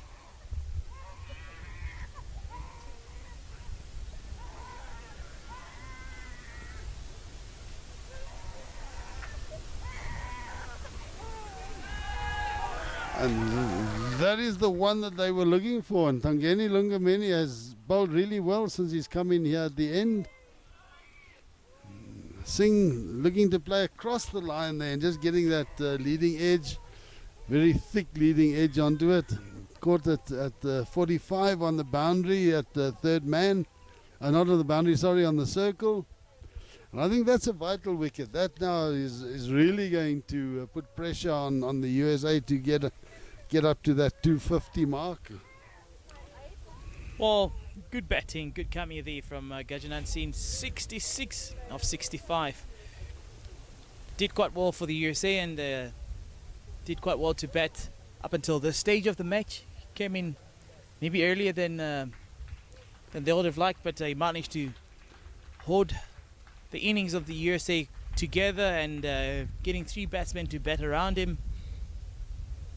Now Jasdeep Singh replacing Gajanan Singh. Jasdeep Singh, number 29 on his back.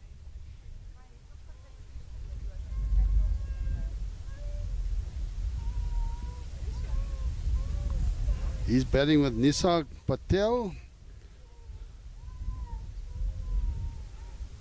So there's 2 Singhs in the side, there's 2 Patels in the side.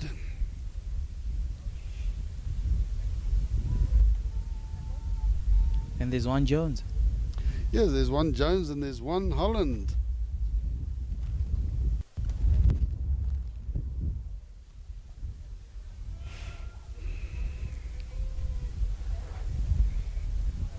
Last ball of the over, Lungameni.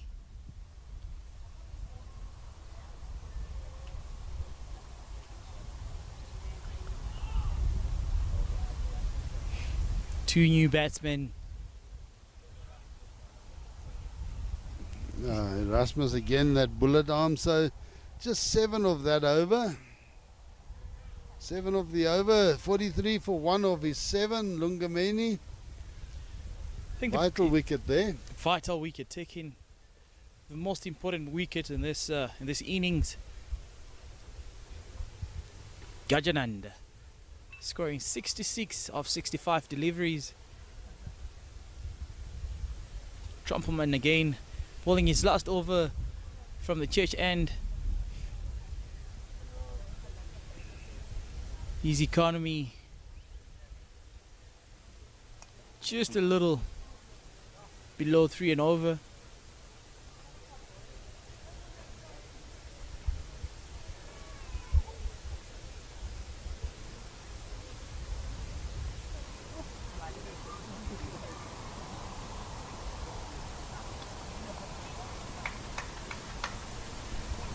Oh, great piece of work. They turn around, they come back.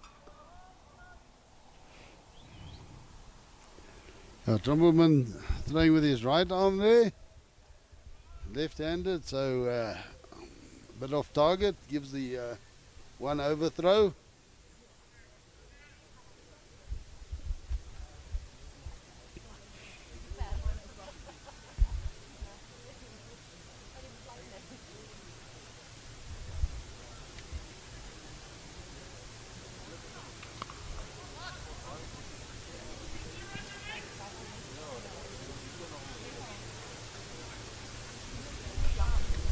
Bit of shouts to run hard here from the USA camp. They actually do get to realize that I think that one hit straight to the fielder. And Lungameni has done great work on the boundary all day.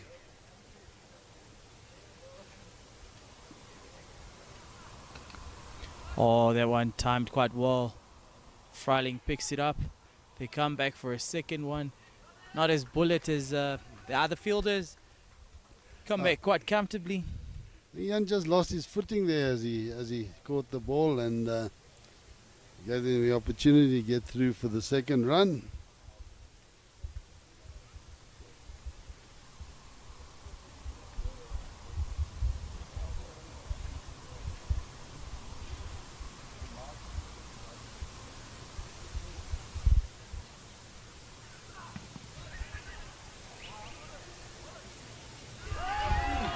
Does the finger go up? It looks like. It looks like it, yes. And great work by Ruben Trumpelman. Yeah, umpire Jelly not even putting his finger up. The batter walking, he just nodded. Yeah, umpire Jelly just nodded his head and said, yes, I'm afraid you have to go. Let's have a look there. Yeah, no, he's well short of his ground. Middle stump. That's what any fast bowler loves to see, is the middle stump cartwheeling. Dix. That was great work from Trumpelman. And also making sure that he doesn't miss the opportunity. That's right. I think another thing which shows that the wicket is playing quite well is that we have had no bowled and no LBWs today, which is also generally a sign that the wicket is playing quite well.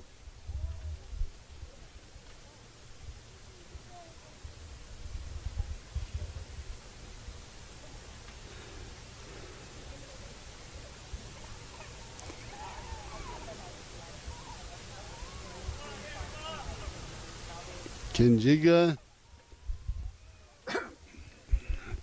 now come out to join Patel. Patel on strike.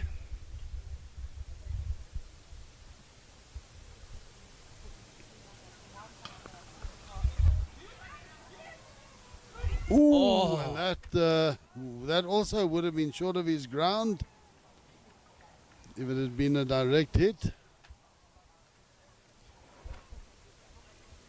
Well, I must give it to Kenjiga and Patel for running that one. The drive was convincing. I think they ran more on, Yeah, on look, the sound of the bat. At this stage of the innings, you're going to take those though. You'll take those singles.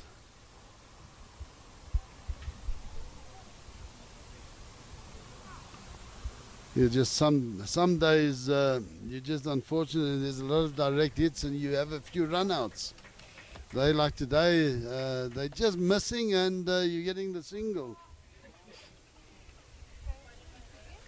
The last over the innings of the United States in the ICC Men's Cricket World Cup League 2.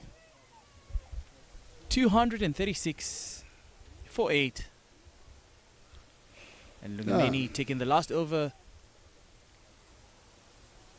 from the city end. And the crowd's still growing here.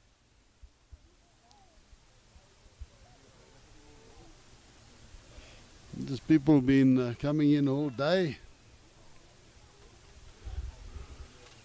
And if you have nothing to do this afternoon, instead of having that Sunday afternoon nap on your bed or in front of the television, just come down to the Wanderers, bring an easy chair with and have it here under the trees.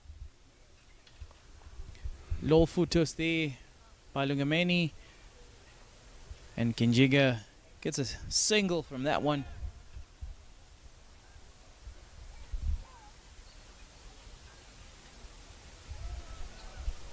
.245, 248.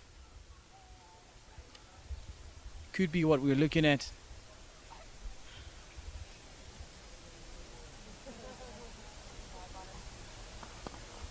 Oh, That well was stroke. a good-looking shot.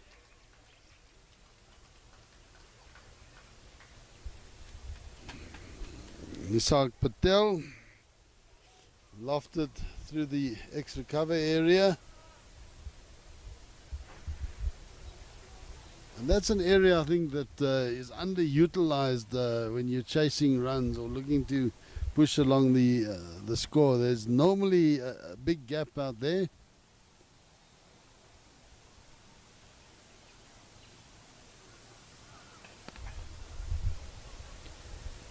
Yeah, they surely will be coming for a second one easily. Yeah, fielder, who was that? Divan Lecoq had to make a lot of ground around to that one. And the ball also wasn't travelling at a higher speed to the field.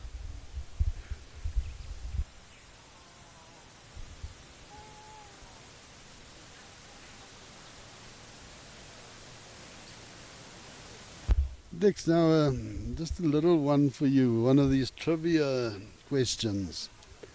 Why does Luan Lawrence and Divan Lecoq just have numbers on their backs of their shirts? And not their names like the other players who have a number and a name? Well, there's two possibilities. Either the manufacturer was not able to spell their names, or it could be that they are not contracted players.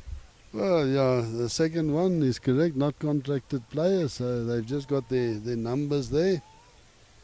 But I think looking at the way that they've been going, they must be coming close to being offered contracts. They've actually had some good opening partnerships. I think 50 again. They had a 50 opening partnership again yesterday. Well, big swing and a miss there. Really good bowling from Lungameni.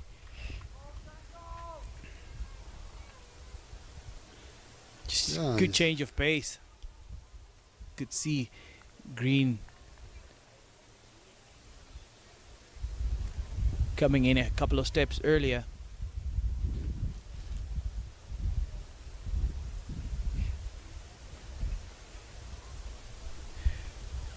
And yeah,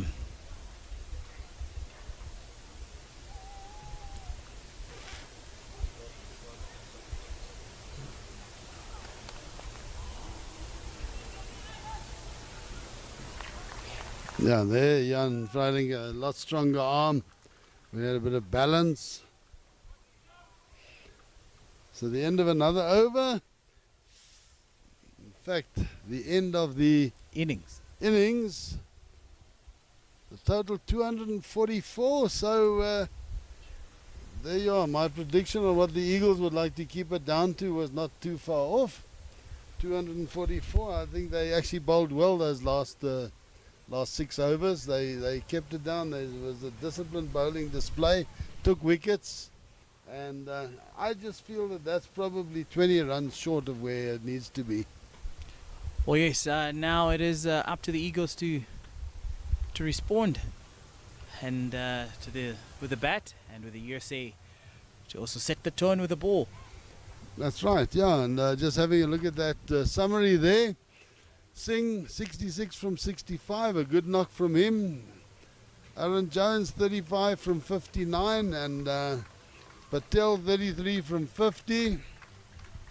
On the bowling side, Bernard, Scholes and Trimbleman each with 3 wickets. Really decent economy rates. Lungameni 1 for 51. I think overall the Rishu Eagles will be fairly happy with that. 244 for 8. They've restricted the USA to. And I think that going into the lunch break, definitely Namibians will be feeling a lot happier than what the men from the United States will be feeling. Well, definitely.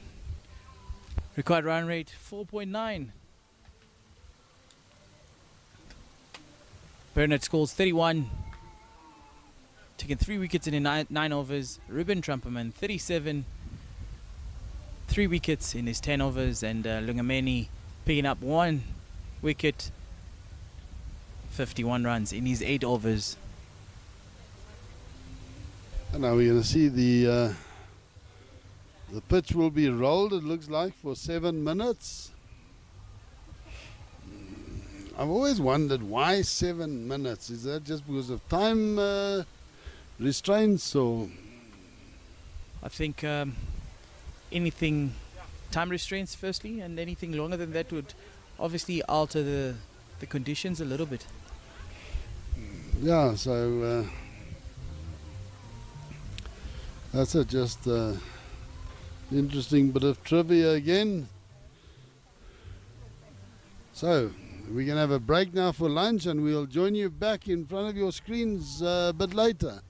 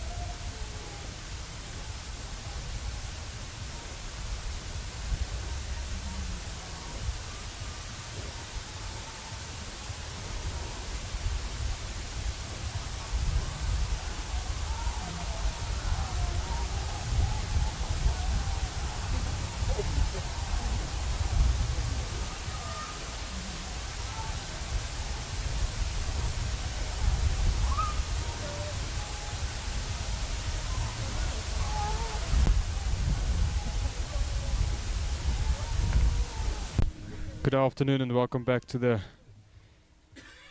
ICC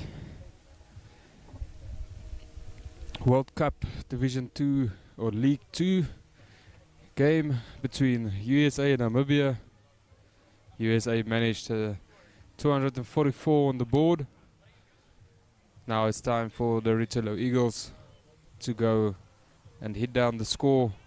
They require 4.9 to the over, so no need for them to bat at a fast pace. They can really time this game well and just make sure they get over the line and get those extra points on the points table. Oh, there you have it. But you know, these two youngsters, they're going to go in from the start. 245 is what we require to win this game. The Richelieu Eagles. We saw them yesterday in action. Luan Lawrence on strike. Divan Lecoq on the non-striker in. Netra Valka to open the bowling for USA. Left arm seamer. As mentioned earlier, he's one of the top wicket takers so far in this League 2. And if you are just joining us, this is the Castle Eye Tri-Series between the Richelieu Eagles, USA and Papua New Guinea. Yeah, it's very important for him to do well.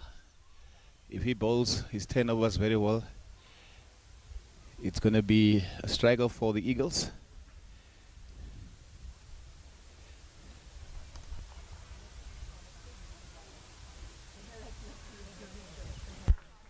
Lawrence off the strike.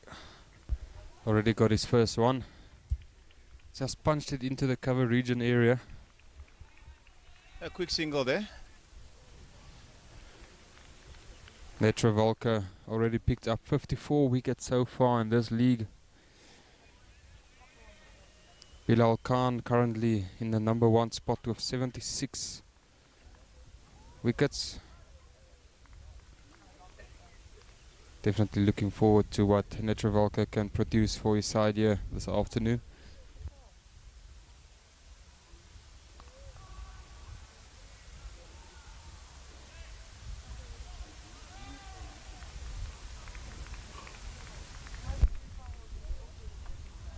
Divan Lecoq just having a look there.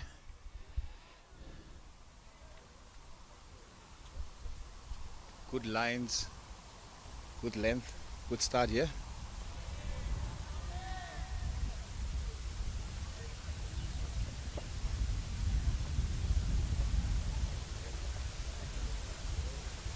It's important for the Richelieu Eagles not to lose a wicket in the first power play. Just hanging in there for the first 10 overs.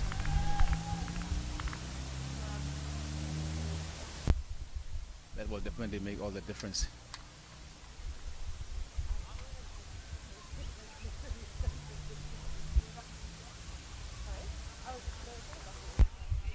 As mentioned yesterday as well, Lecoq only 19 years of age. Very young, still early into his career.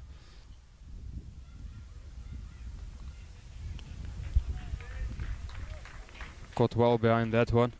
Just played it down to deep third man. Also opens his account. Both batters off the mark. ICC Men's Cricket World Cup League 2. As mentioned, this is important games, especially for Namibia, to just climb up that table and try and make sure they finish in the top 3. That will be part of the 3 teams that will qualify. And of course for the United States, they will try to keep their spot there. Currently 3rd on the log. Of course they have played more games than the Richelieu Eagles. Now looking at the points table, USA have played 32 matches while Namibia have only played 23. So after this series, USA will have played also all their 36 matches. Then it's just for the rest of the 5 countries. There you have it. You can see the USA 32 matches. And the Eagles 23. 14 wins so far. USA only 13 wins. So Also, to play for here today. also see the net run rate there. Namibia well above the rest. Namibia and Scotland close to each other. Scotland 0.53 and Namibia 0.57.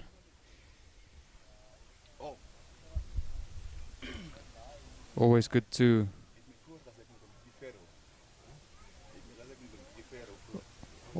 make sure your run rate is up there. Holland into the attack for USA. Spoke about him earlier. Had a good hand in the batting for USA. Good all-rounder.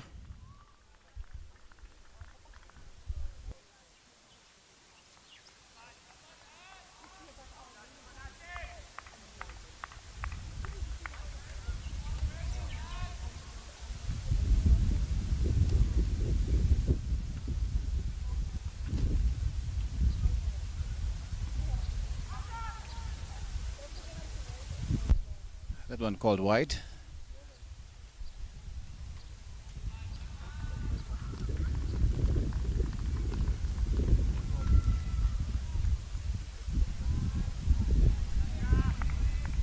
Of course, the name Holland is becoming a big name in sport now because of Holland from Man City. Unfortunately, he's not going to the World Cup. Shot. After the great shot there by Lecoq, just leaned into that one. Played it beautifully through the covers.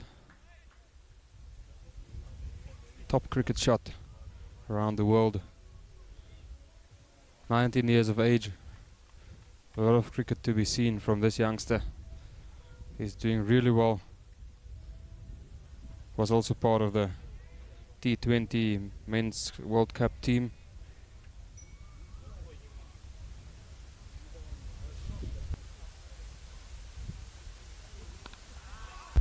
Oh, definitely no doubt about his talent.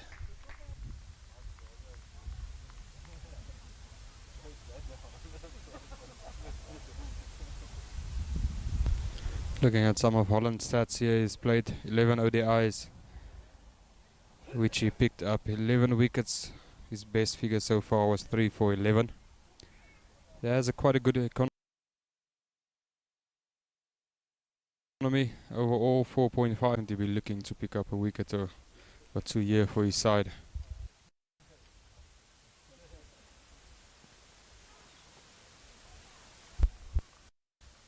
Second wide of the over so far. Holland will definitely not be happy with the start.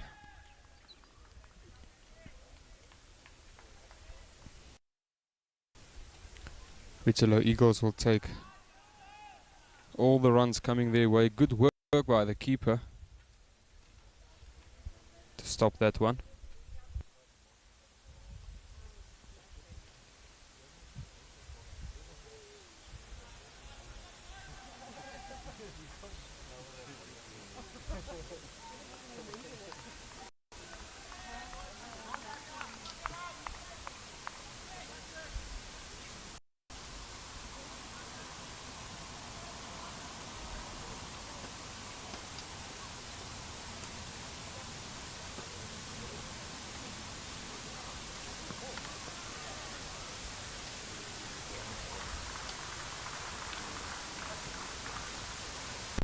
A good over so far for the Richelieu Eagles. Getting some help from those 3 wides.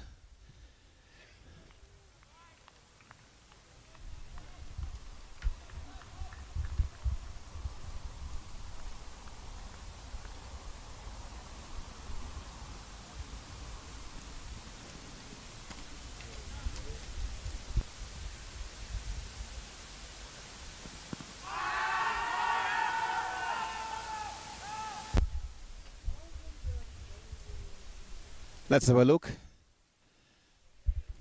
Big appeal from USA.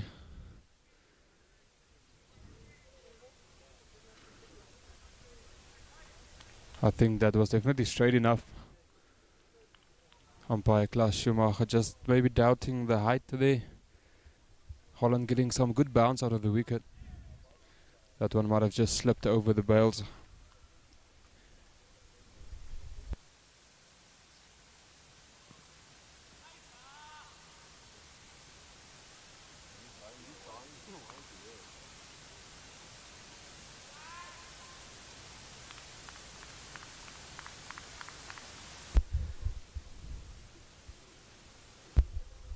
Well, we all thought that would be given as the white, but nothing given there.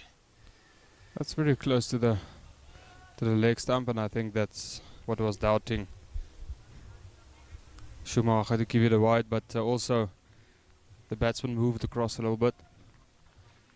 I know there's a new rule coming in where you have to judge from where the batsman stood.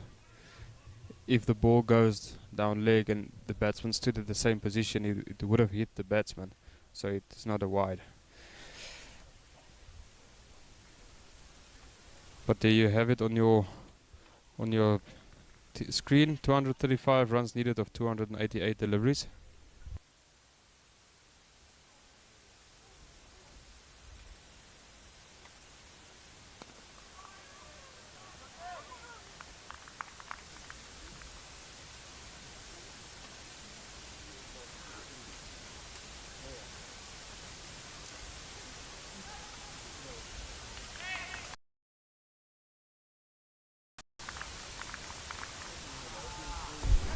Netravalka started off really well in his first over.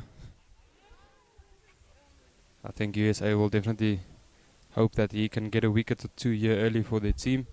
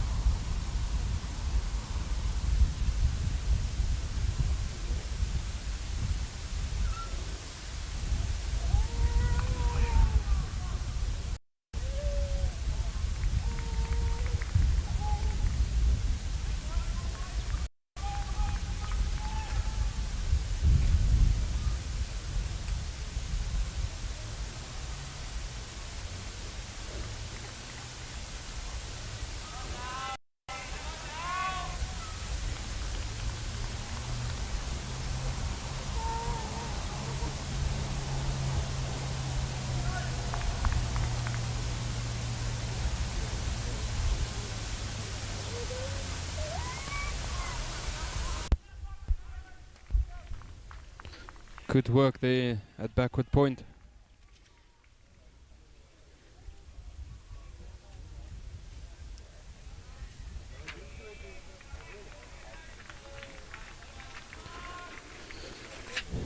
Kinjigi diving to his left, stopping that single. Very important for USA to stop all the runs that they can in the field. And so far, excellent fielding. Lecoq just trying to look for the gaps on the field, trying to get off strike.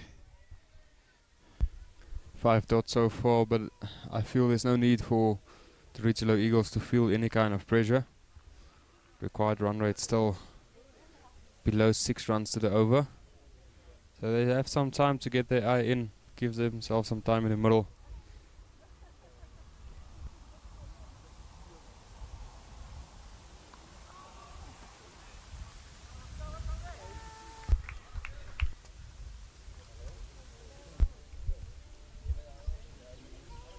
That's the end of the third over. Richelieu Eagles 10 runs for no loss. Maiden over there. And look at that beautiful view of the mountains at the back. You can also see the gazebos for the players area. You can see the box where we are sitting as the commentators. Beautiful ground, absolutely beautiful vicinity we are in, with all the mountains around the capital. Holland to continue.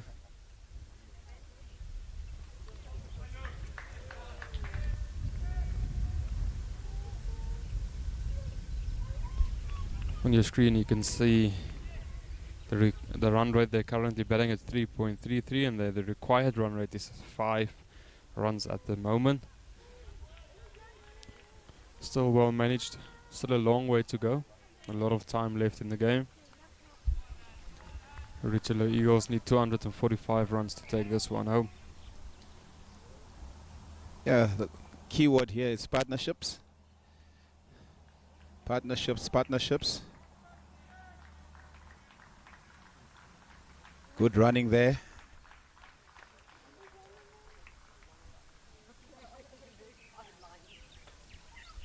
You just need one good partnership and you can get closer to that score. We saw the USA where they were building partnerships here and there. I believe they would have liked to build more partnerships with more runs in them. But Singh did really well to score the half century there. Got this team to a good total to defend actually. Yeah, he played fearlessly. Went after the bowlers.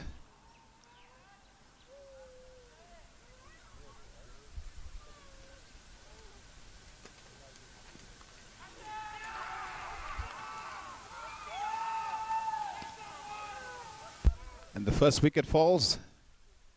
Full and wide by Holland.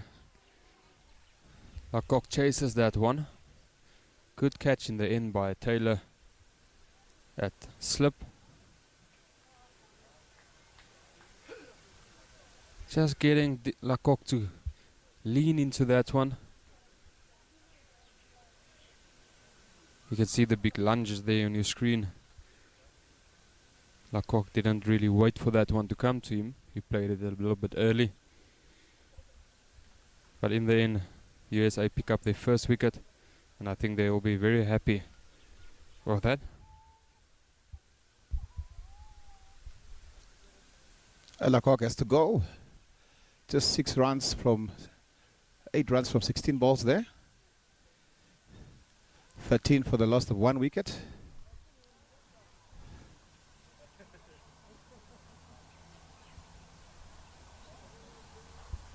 That brings Van Lincoln.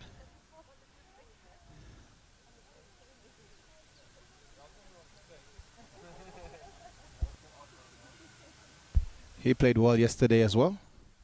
Batted quite well. Finished off the game with the captain yesterday. Erasmus, they finished off the game quite comfortably against PNG yesterday.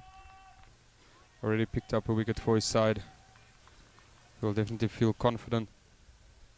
Really good all-rounder.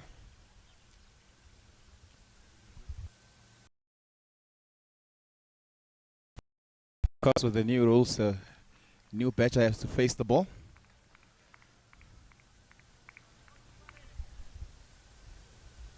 Holland managed 19 runs in the first innings. Already managed to pick up a wicket for his side here.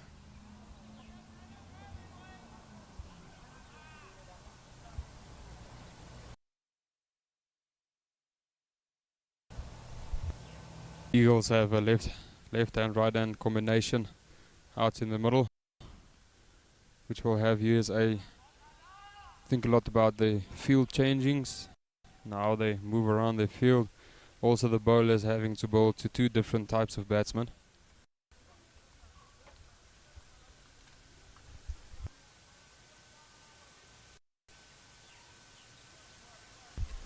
Van Lingen, 25 years of age. Left-handed batsman, also bowled left arm medium, but now he's focusing more on the batting. Picked up quite a couple of injuries throughout the years, so really struggling to bowl.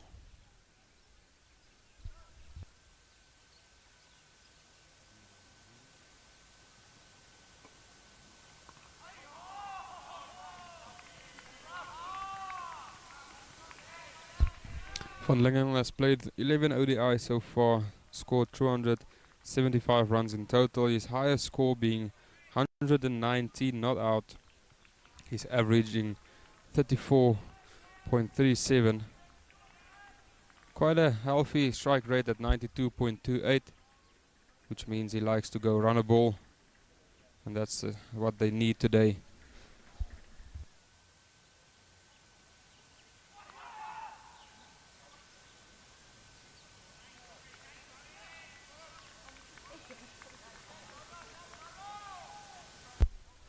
Jahinger with the gloves. Just that one caught him off guard a little bit. Also his debut today. Actually batted quite well towards the end for USA. Scored a couple of runs.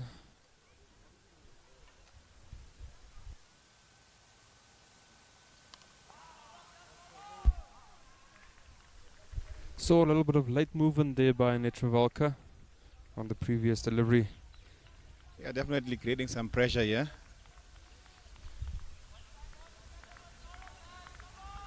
Not making it easy for the Eagles batters to score off him.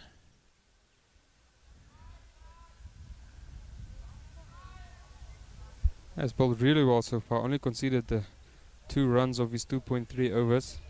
It's building the pressure really well from the one end. And Holland from the other side also building the pressure and picked up the wicket for his side. The 2 bowlers really bowling well in tandem.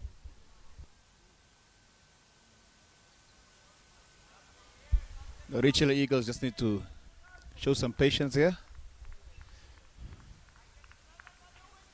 It's a 50-over game.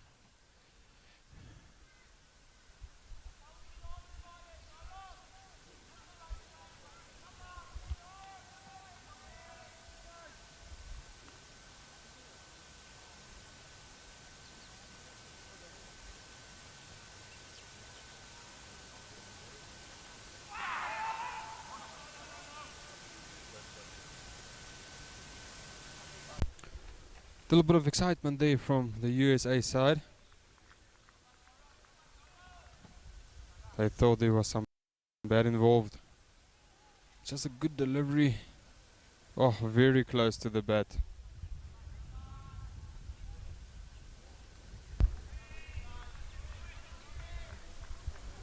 Not the best work by the wicketkeeper there.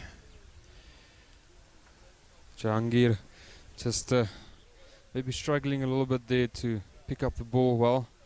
It's a bit overcast here. Netravalka asking some questions of Lawrence. Another maiden over by him as well. It's really 2 in a row. really building the pressure quite well here with Holland. Of course, USA needs this win.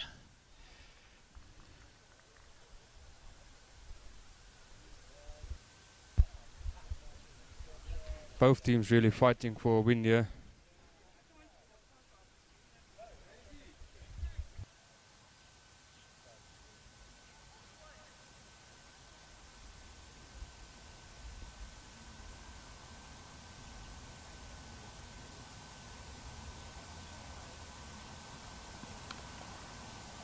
Good shot there by Van Lingen.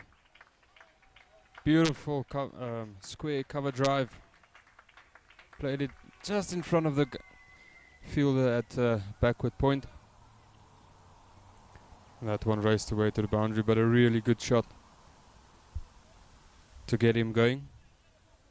And he's off the mark with a boundary.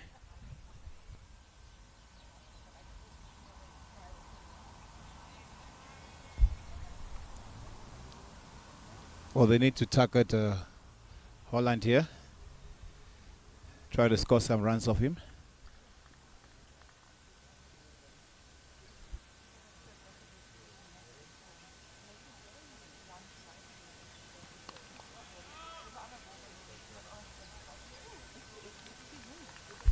Holland going straight on this occasion.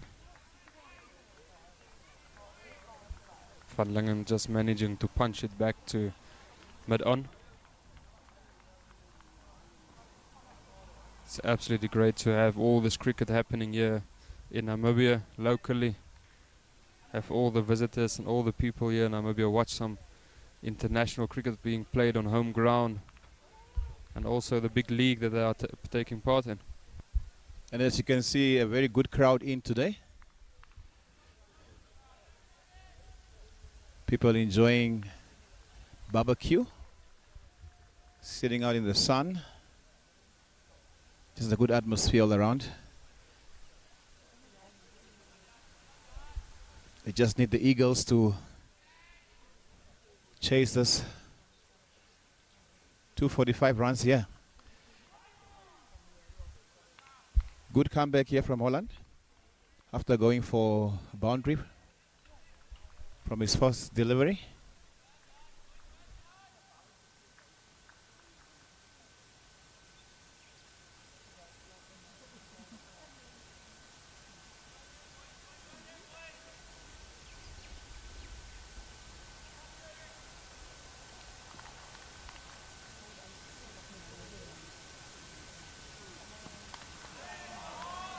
Yeah, better line and length. He's been bringing the length back a little bit. Saw that Van Langen is quite strong on the front foot, but he's also known to be comfortable with the shorter pitch deliveries. So Holland making sure he's bowling the good line and length, not bowling too short or too full. And that is one important thing, especially early up in the innings, just to make sure you're nice and consistent as a bowler, not giving away too much.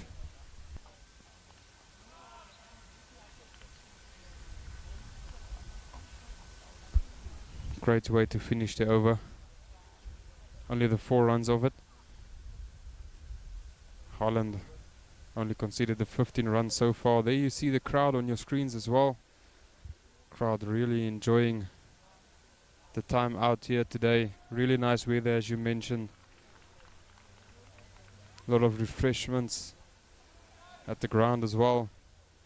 Richelieu put up a nice big tent for the people to sit under, some nice castle light umbrellas, Imperial with the gazebos, all the sponsors showing their appreciation and helping our spectators sit comfortably and enjoy the cricket.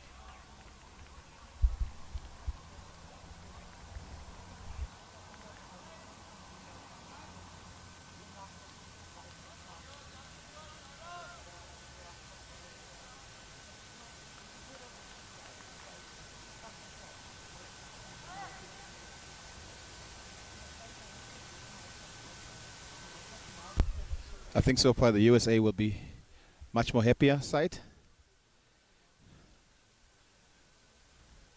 Controlling the run rate nicely here. Starving the batters of runs. Both bowlers doing quite well.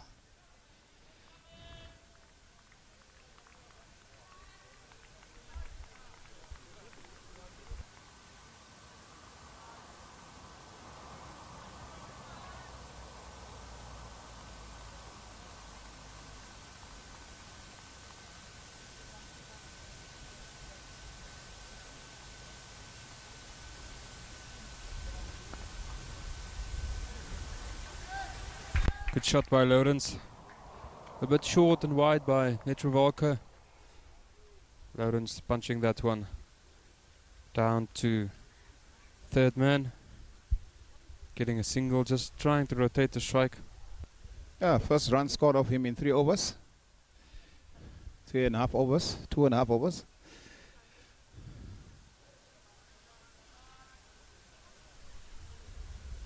And that's why patience is very important. Just sit and wait.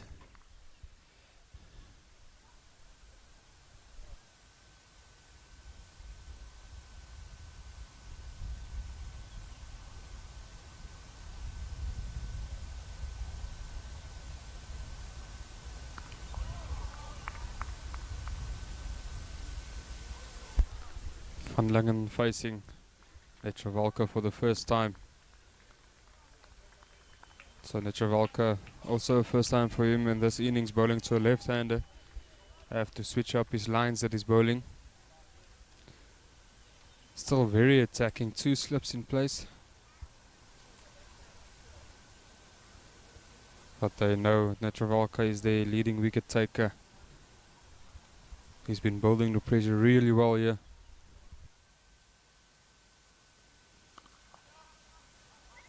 Good shot there. Just played with soft hands. Gets 2 runs there. Beautiful shot, just punched through the cover region. Like you said, not going too hard at it, keeping his shape as a batsman, really nice. Playing it through the cover area, picking up 2 runs. Absolutely beautiful shot to watch.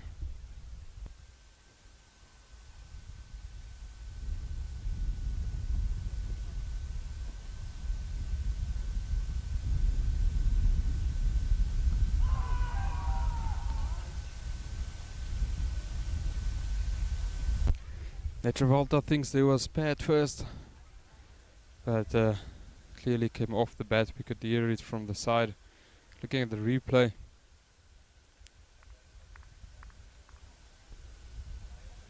off the inside of the bat.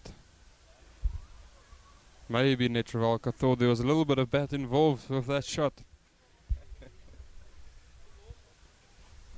He has bowled well so far. Just trying to get a wicket here. After 7 overs, 19 runs, 1 wicket lost.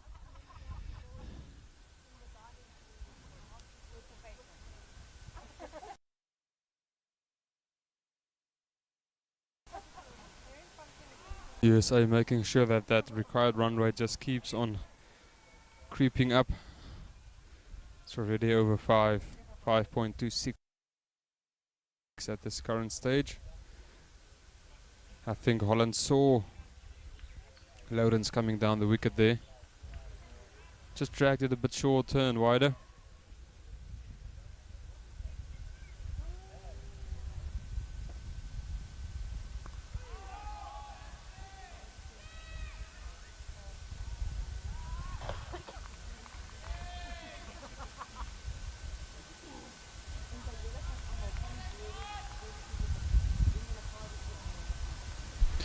These 2 bowlers really bowling well in tandem. Bowling the pressure ever so slightly. Richelo Eagles does not want that run rate to creep up too much.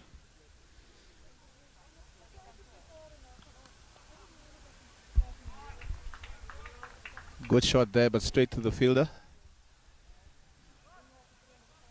Another dot ball.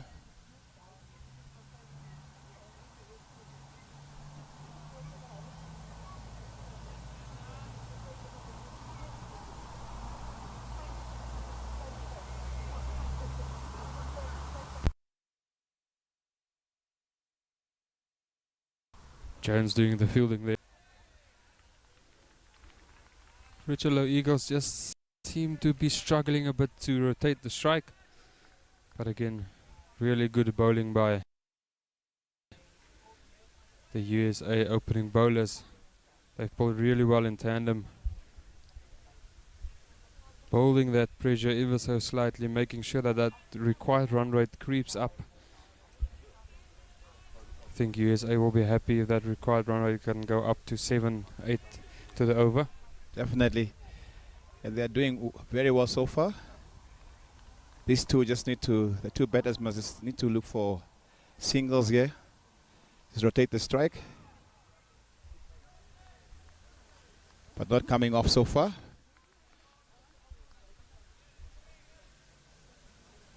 This is good bowling, good pressure.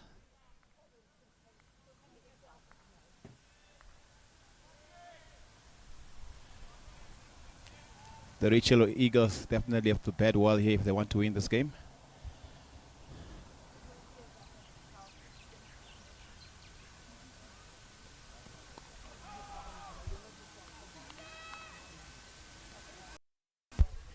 Another maiden over there by Holland. USA will definitely feel happy about the proceedings so far. And I think they will ring in their first change of bowling.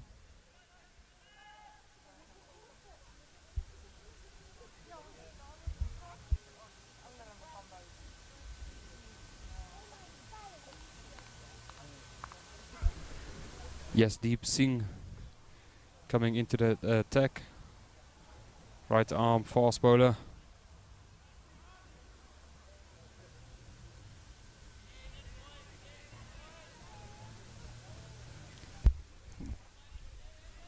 I thought they should have just continued with that for those two bowlers for maybe 2 more overs or so. Try and pick up another wicket. This change might be in favor of the Richard Eagles. I think that's why they're also changing the bowlers, just to try and see if something different will work for them and maybe a different bowler comes to pick up a wicket. I think that's the thinking behind the change.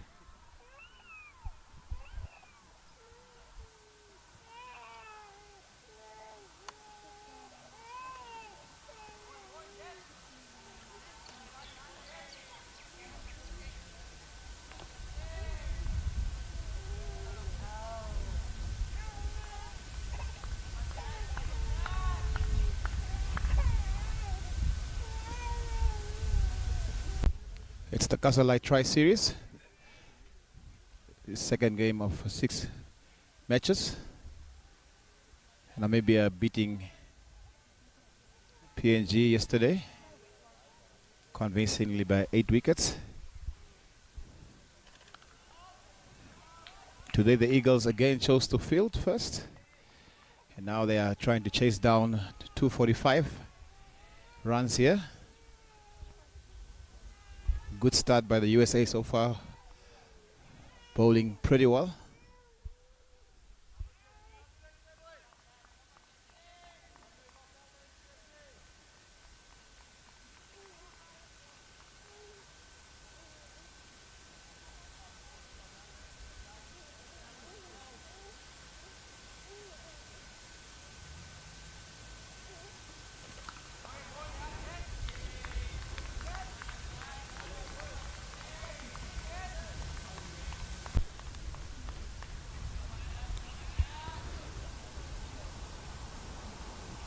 Jasdeep Singh, also known as Jesse Singh, has played 10 ODIs so far, picked up 7 wickets for his side. Best figures of 4 for 55, economy rate of 5.22 average.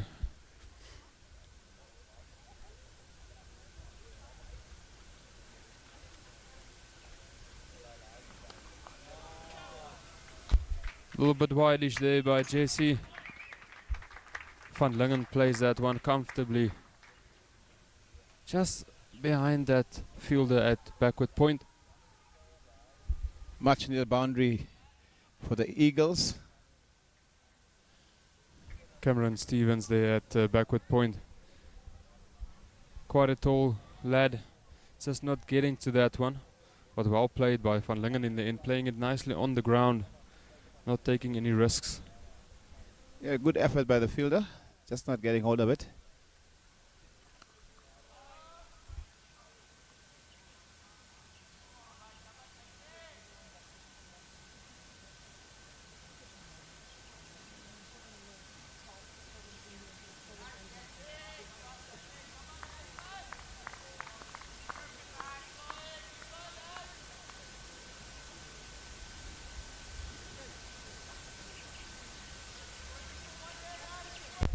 Just looking at the Duckworth-Lewis table, there's some clouds in the air, but no need to worry for rain. I think, my personal opinion, I don't think the rain will come down any time soon. Richelieu Eagles a little bit behind in that. After 9 overs, with 1 wicket down, they should be on 37 runs. They're currently on 25 for the loss of 1 wicket after 9 overs. But as mentioned, I don't think rain will come down anytime soon. Maybe later tonight or tomorrow. It's nice and sunny here.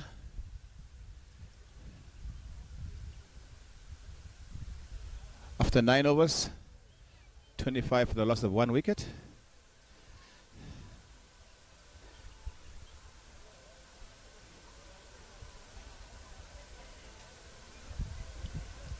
Definitely USA will feel they're controlling matters here so far.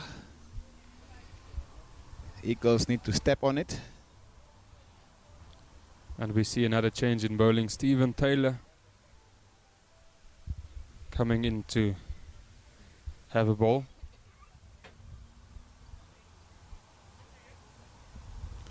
Also has a lot of experience under the belt, opened the batting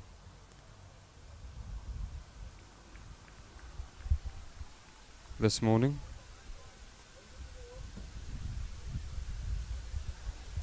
Right arm off break, looking to spin the ball away from the left-handed batsman Van Lingen.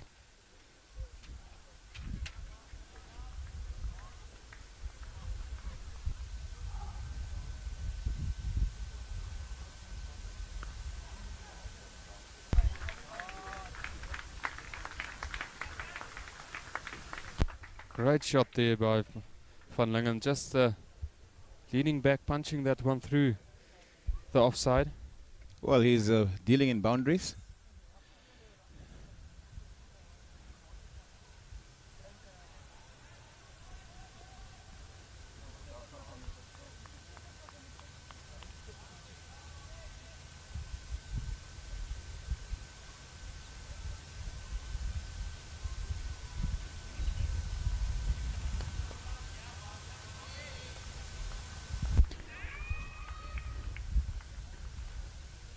Stephen Ryan Taylor, 29 years of age, has played for a lot of teams over the years, has a lot of experience, played for United States under 15s, under 19s, and is currently playing for United States. Also played some club cricket in the Barbados areas, in West Indies, on the islands. Took 29 wickets so far in his ODI career, the best of 4 for 23.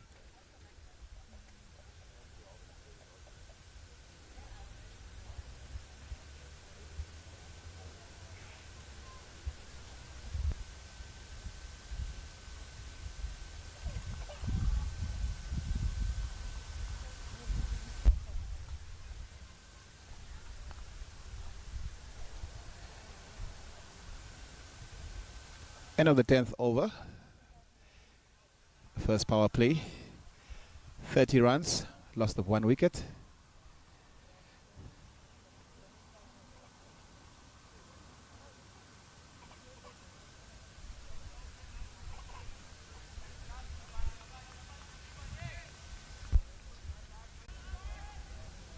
Namibia still require another 215 runs from 240 deliveries. Actually, no pressure on the Richelieu Eagles, will be fine.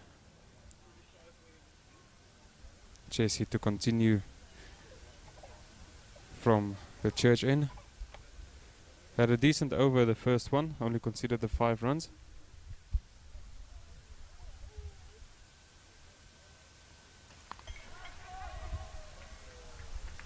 Aerial, but it lands safely.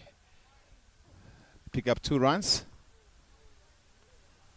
I think that one surprised Van Lingen quite a bit. Didn't expect a short one. But he's showing a lot of intent. He wants to score some runs. You can see the bounce just getting to him a bit. Fortunate for him, it lands in no man's land and picks up 2 runs. Great shot there. Good fielding. Great cricket overall. A little bit short and wide on this occasion. Van Lingen punching that one through the cover area. They have someone out in the deep there. Had to make a lot of ground as well.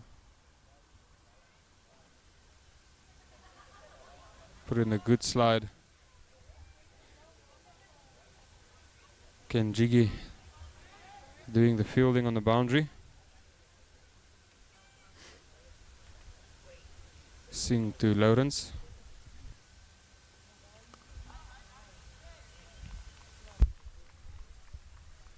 Well, Lawrence taking his time today. Just 3 runs from 22 balls. No need to rush. As long as he doesn't give away his wicket, can always catch up later.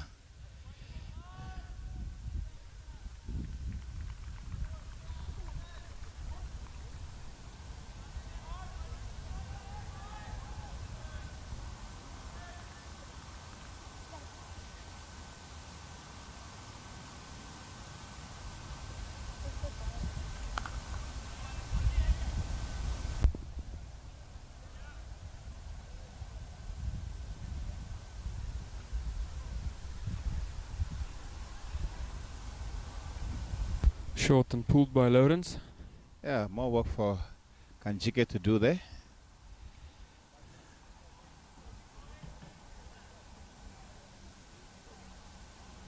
But much better from the Richelieu Eagles, not allowing too many dot balls, picking up those singles.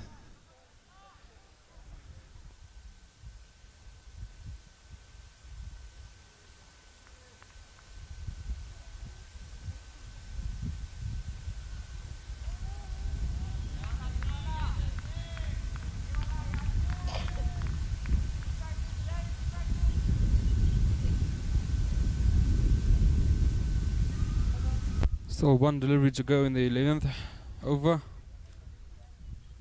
in this ICC Men's Cricket World Cup League 2 match between the Richelieu Eagles and USA.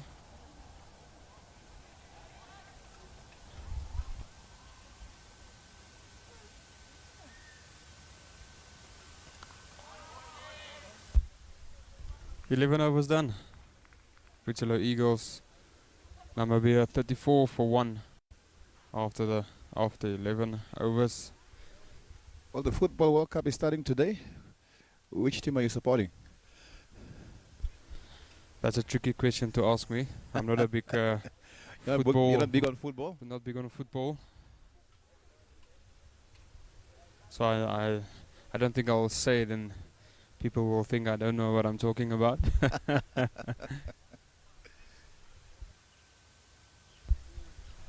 Of course, I'll be supporting all the 5 African countries: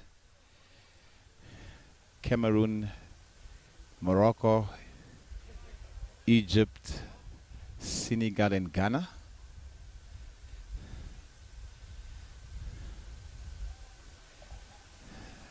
Maybe you can support the USA.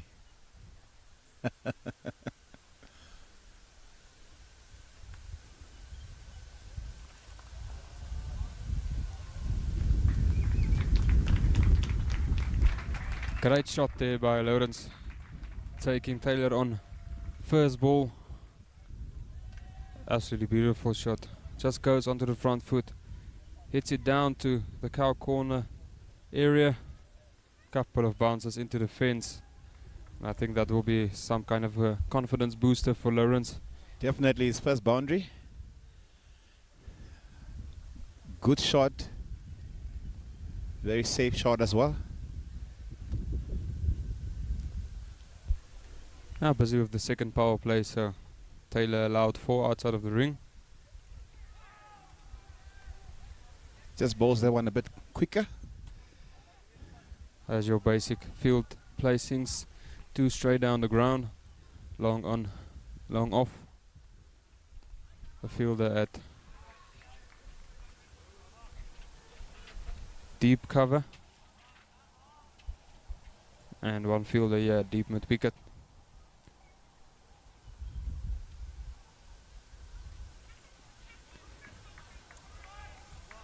Taylor just maintaining that line and length just outside of off stump, asking Lawrence to hit across the line.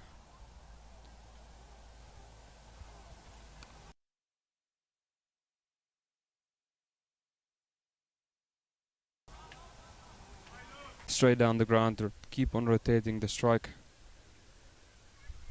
making sure that scoreboard is ticking. A good start to the over for the Eagles. Got the boundary early in the over.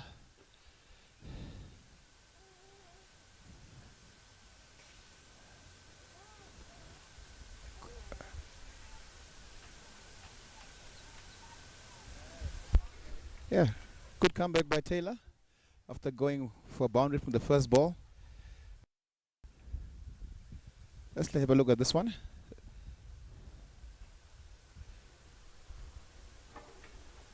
Taylor just bowling that one nice and wide, asking Van Lingen to hit it down to the field there at deep cover region, not allowing him to free the arms too much. Like you said, a good comeback by Taylor after going for a boundary of the first delivery. Target 245 that the Richelieu Eagles will need to win this one. Very good competition we are witnessing between the two teams. Yeah, it's been very competitive all around.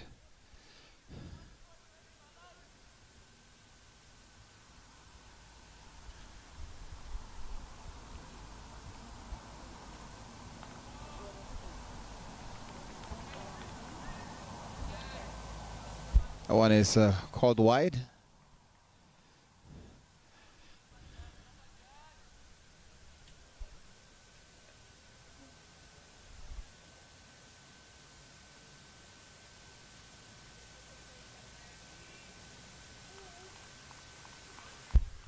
Justip Singh not very happy with that call, but he has to bowl it again.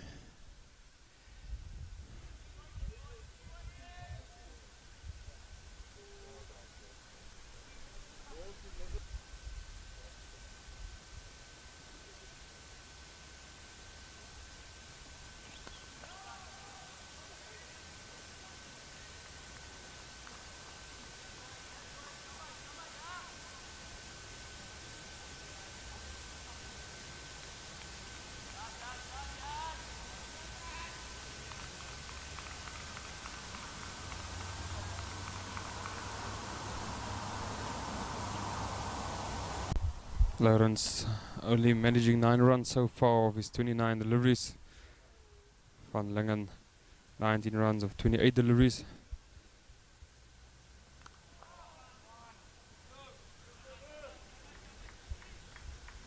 Lawrence looking real comfortable in the middle there.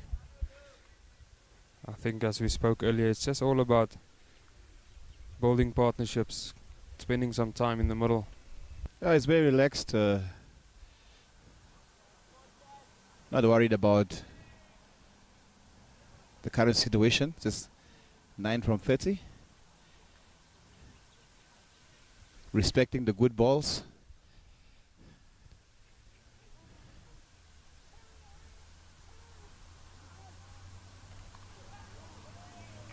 And there you go.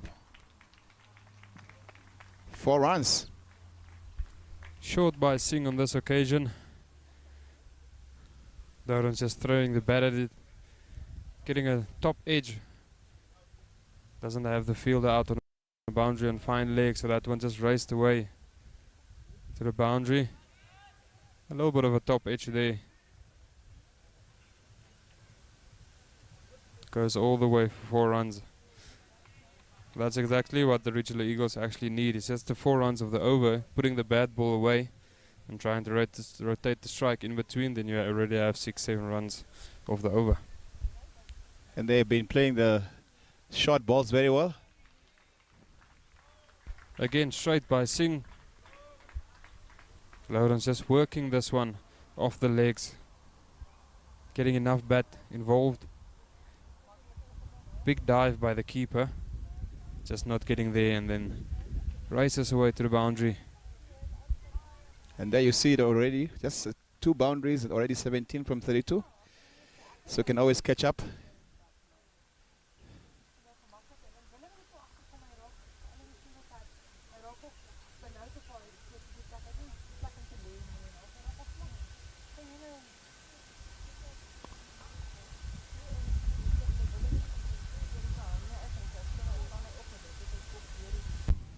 Beautiful follow-up shot by Lawrence, punching that one through the covers. Really looking good and looking comfortable in the middle. Brings back Van Lingen onto strike.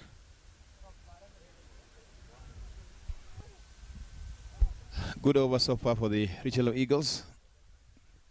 10 so far. 1 ball to go. The Richelieu Eagles have been playing the short balls very well. Anything short has gone to the boundary. Good finish there.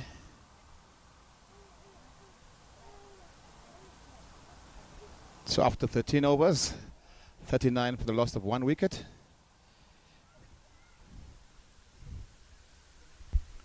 Richelieu Eagles still require another 196 runs of 222 deliveries.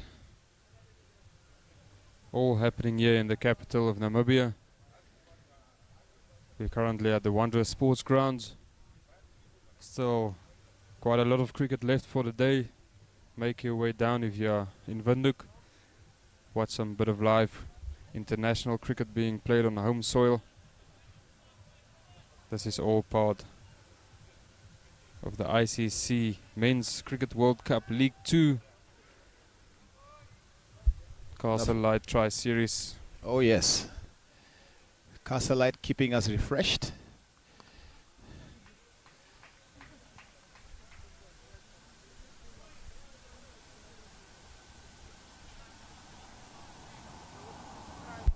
Taylor continuing from the north end. Or the city in.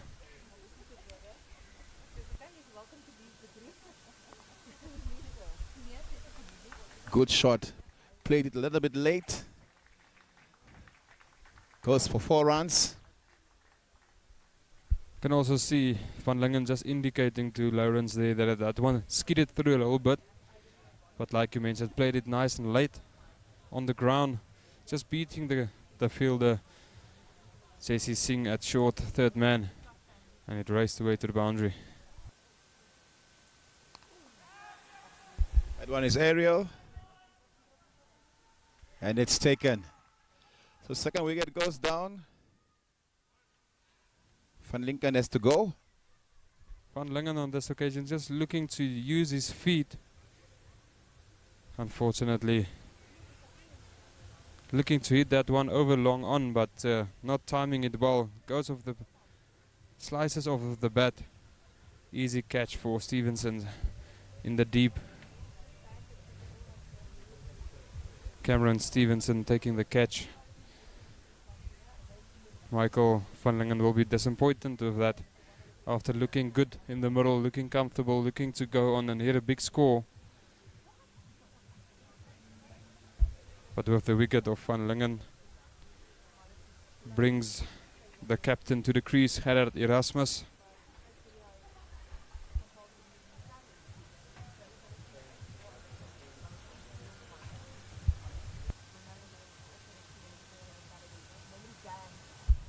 So USA picking up their second wicket. 54 for the loss of 2 wickets. That brings the captain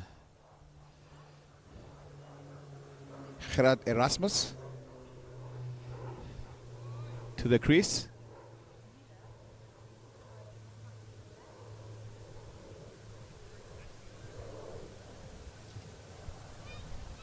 Good work by Taylor after going for a boundary. He gets his man. Erasmus also with a lot of experience under the belt. 27 years of age, has played a lot of cricket all over the world. Not all over the world, but has played a lot of cricket for Namibia. Played for the under-19s, represented them, and also currently playing for the Richelieu Eagles. Played 22 matches, total of 874 runs. And he's a very excellent player of spin.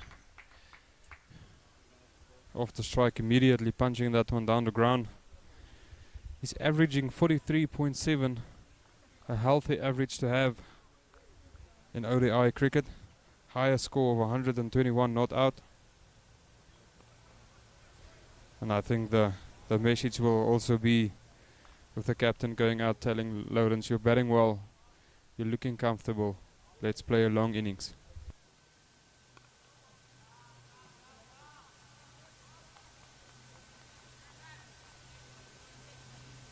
So 6 runs and a wicket off that over. 52, 55 for 2. After 14 overs. This game currently in the balance. It can go either way. Of course, Erasmus, the captain, he needs to be there for a while. Longer he stays in, the better chance the Eagles have of winning this game. Interesting record being held by Erasmus. He's the 4th captain to score the most runs so far in a series or in a league. Currently on 22 matches with 859 runs. Babar Azam at the top. Zishan Maksud, number 2, and Vala, the captain of Papua New Guinea, at number 3. Erasmus at number 4.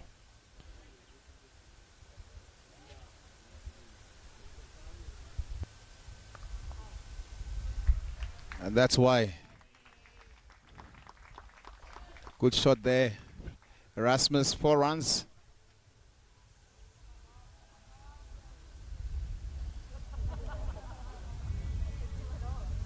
If you're wondering why he's in the top 5, he just showed you why.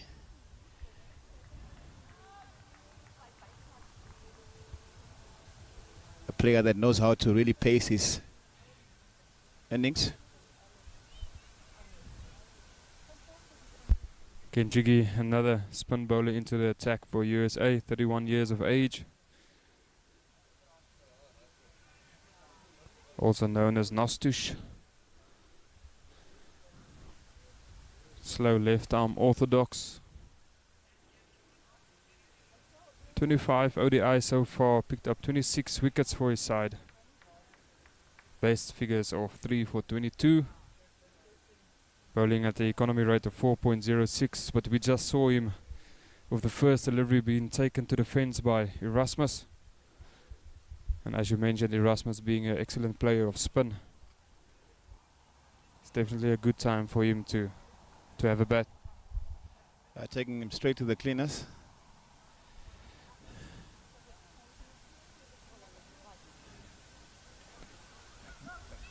The question is, who will have the last laugh here?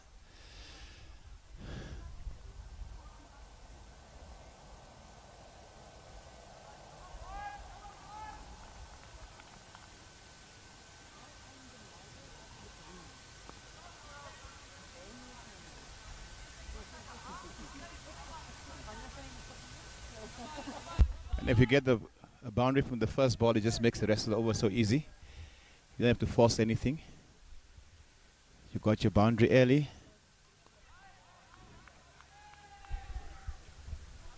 But also a good comeback by Kenjigi. Oh, definitely good comeback. Didn't panic.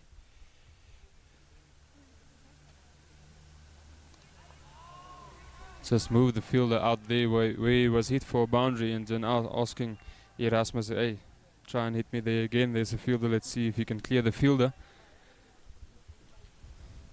Erasmus saw that early and made sure that he plays on the ground.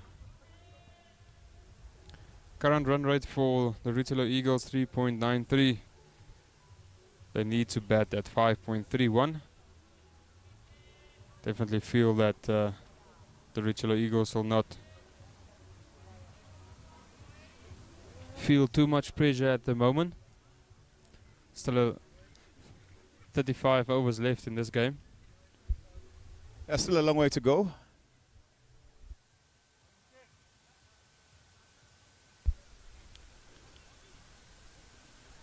Nizar Patel into the attack from at the end.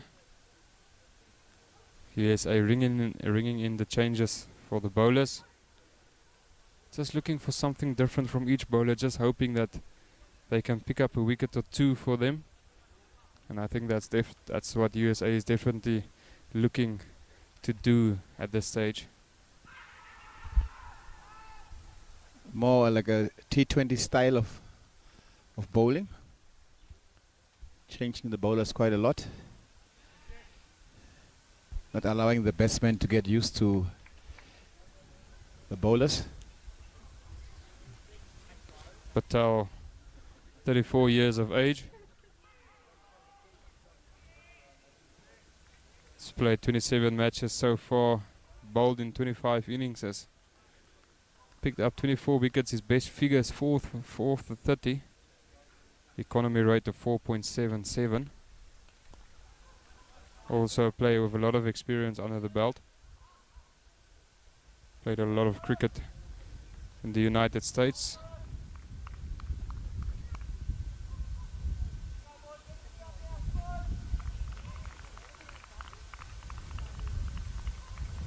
But also still a lot of batting to come for the Richelieu Eagles. The likes of J.J. Smith, Ruben Trompelman. Yes, Lofty Eaton, Green. A whole lot of batting to come.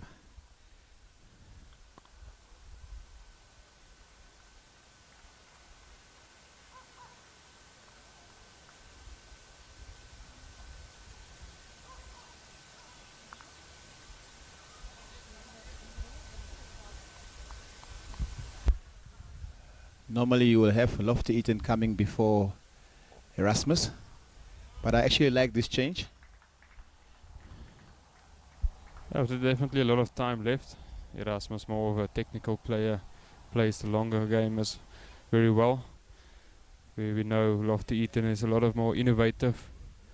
He likes his sweep shots, his reverse sweeps. So definitely it's good to have Erasmus, and we also know Erasmus plays spin well.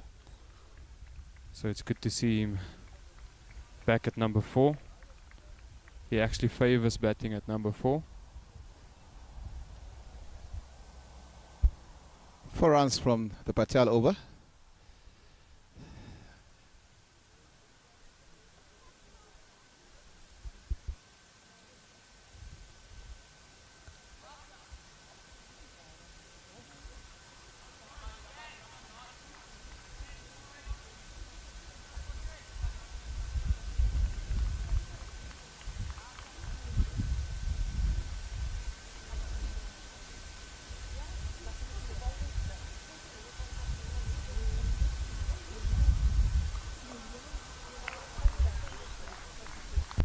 Kenjigi bowling really well, bowling nice straight lines, left arm orthodox, so he will be turning the ball away from the right-handed batsman. You can see a slip in place as well for the one that turns nicely, finding that outside edge.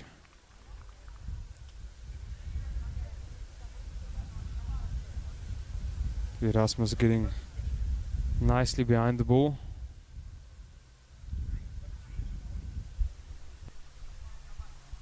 The one wide. I think just on this occasion, just trying to bowl a little bit too straight, not getting the turn you would have liked.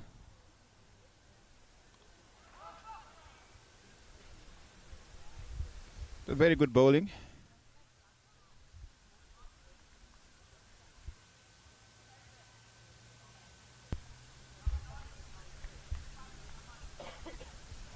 Only 2 runs so far from this over. Kanchike.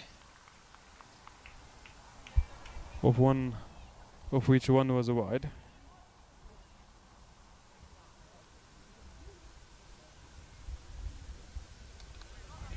But nonetheless, a good over in the end, only conceding the 2 runs. He'll definitely be happy with that. We can see that the left over balls creeping up to that runs that they still need. Richelieu Eagles need another 180 runs from the 198 balls Willow Eagles currently 65 for the loss of 2 wickets after 17 overs. And it looks to me that we're going to have a drinks break. You can see the United States of America 244 for 8 after their 50 overs. Willow Eagles still need 180 runs from 33 overs with the required run rate of 5.45. Still a lot of cricket that will be happening here this afternoon. Match summary so far. Van Lingen just went out earlier but played a good hand, 23 runs of 31 deliveries. Lawrence 22 runs, not out of 41. Divan Lecoq unfortunately got out quite early in his innings. He'll definitely not be happy with that. 8 runs of 16 deliveries. Holland and Netravalka started off really well for their side. But Holland picking up 1 wicket. Stephen Taylor also picking up 1 wicket for their side. And Patel just started bowling. Only conceded the 4 runs of the 1 over. And with that, a change in commentary. And we'll see you a little bit later.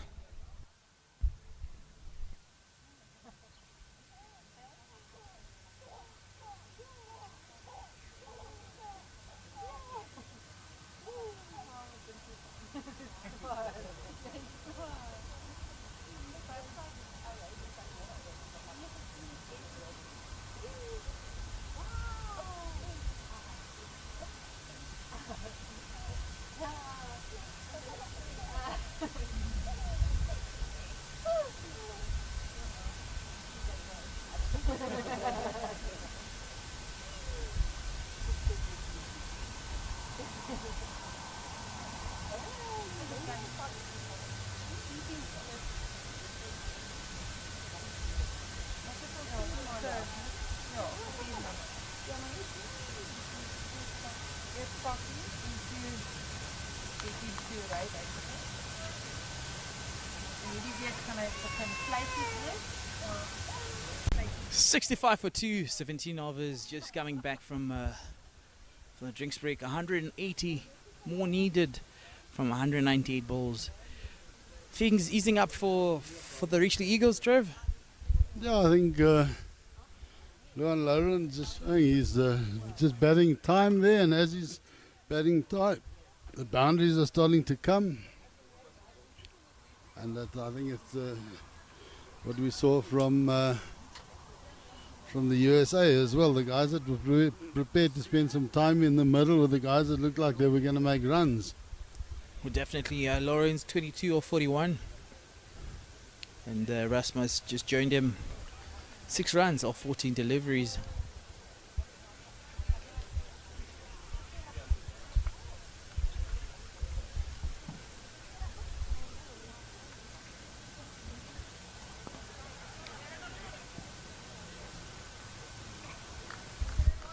They turn around and come back for a second one. It was a good effort in the field. Just that I think that was a well taken run. That single was on, and it put pressure on the fielder, and by putting pressure on the fielder they actually forced the mistake. The overthrows the throw wasn't the best.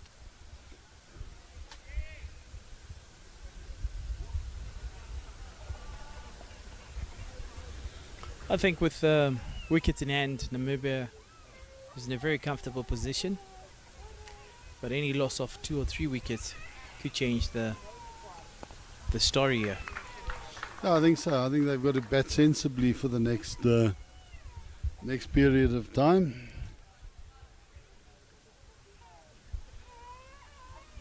The field is definitely set so that the singles and twos are available.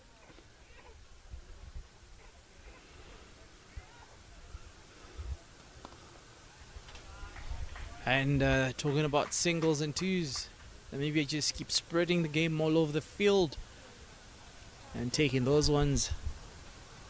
Erasmus and Lawrence, very good when it comes to running between the wickets.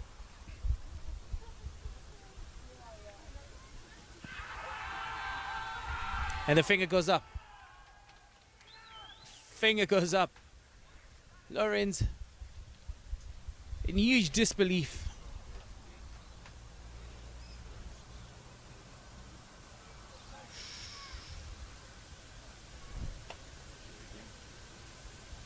Oh, we have a look at that replay. Yeah, that looks fairly adjacent to me. He moved it well across. The ball didn't turn much, maybe straightened slightly. You can see that leg stump there where he is. A distraught Lorne Lawrence departs the field, making way for Nicole Lofty-Eaton, scoring 25 or 45 LBW there from Nirsai Patel.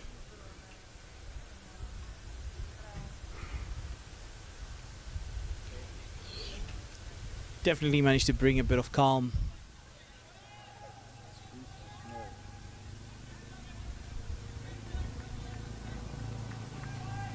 Yeah, on that wicket, obviously United States were looking for that.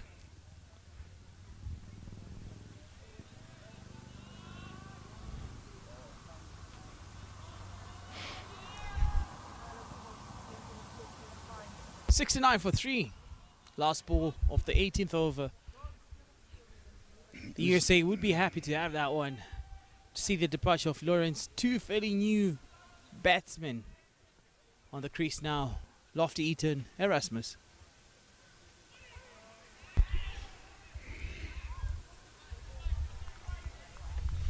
Yes, the ICC Men's Cricket World Cup League 2 being played here in Windhoek. The series between Namibia, Papua New Guinea and USA. A lot of these series is played around the world, culminating in the log table, which will be finalized after everyone has played 36 games. And this game of vital importance. If Namibia wins, they go above USA in the log. If USA wins, they are 3 points clear of Namibia in the log. Namibia still has a few games in hand on the USA. I think it's 9 games in hand.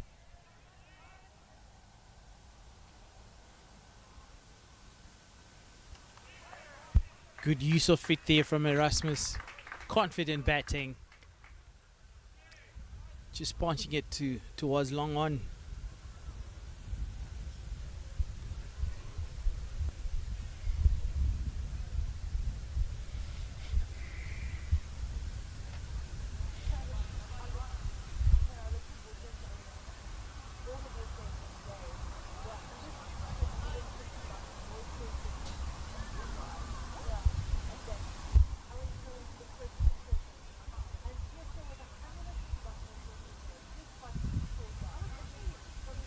I just look at that LBW of Lawrence. I just think that's one of the... Good use of hands there from Lofty, picking up a single towards sweeper. Getting back to that LBW, I think it's one of the problems with the modern trend of actually batting on or outside off stump and just getting across there. That ball just following through with the arm, and it was definitely hitting him on probably about middle and off. To him, he would have felt maybe like it was going down leg, but he was way across. Good call there from Klaas Schumacher.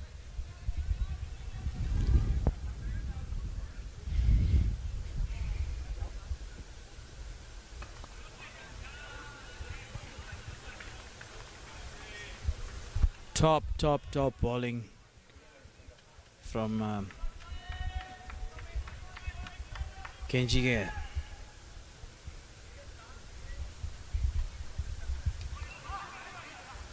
Yeah, well taken single there. See, that's it, just nudging it into the gaps. You nudge the ball into the gap, there's always going to be a run on. Guys run just as quickly with pads on these days as without. So.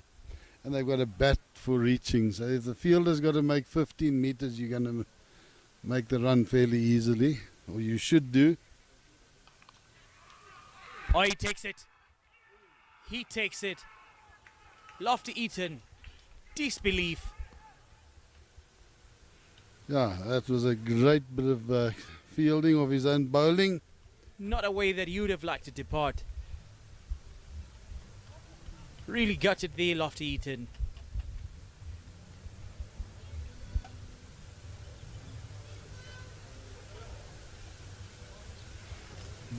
Yeah, it also wasn't that far that he had to travel. So, Lofty Eaton just playing that one back too close to the bowler. And in the end, quite a comfortable catch. So Lofty Eaton, 1 from 3.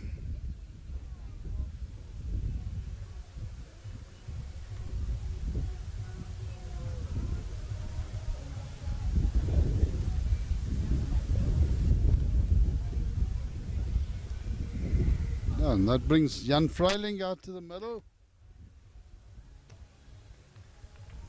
So what Gerard Erasmus will now be asking is that they just build up a partnership, one good partnership.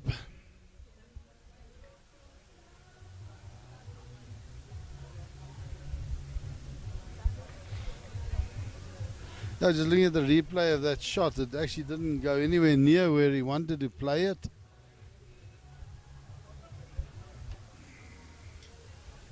So we have a look again there.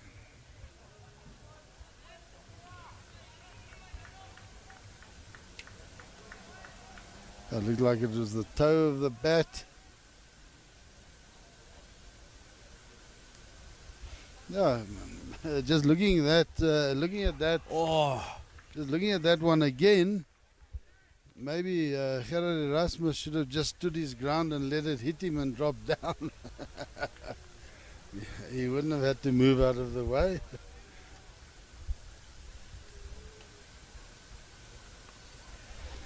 Ah, that's a good shot. well worked there by Gerard Erasmus. And it'll definitely go all the way to the boundary. I think that would have been a contentious point. But if Gerard Erasmus had just stood still and the ball had hit him, then it would have been quite fair. But if he'd moved to the ball, then it would have been obviously out obstructing the field. So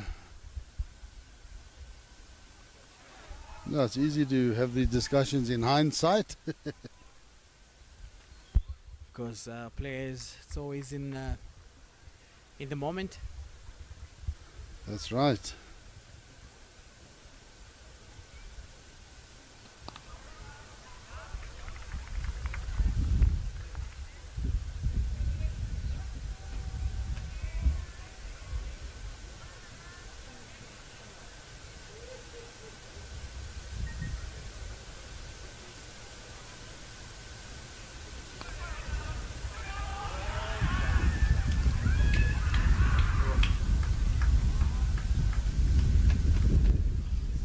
Makes it back safe.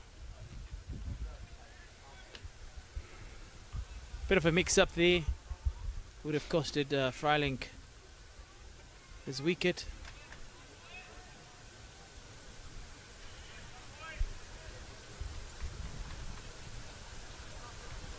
Oh, just having a look at that again. Just getting in. Looks like he's in, and the bell also had been dislodged. Oh, it looks like the fielders weren't too Convincing. perturbed or anything, so I'm sure he was quite safely in.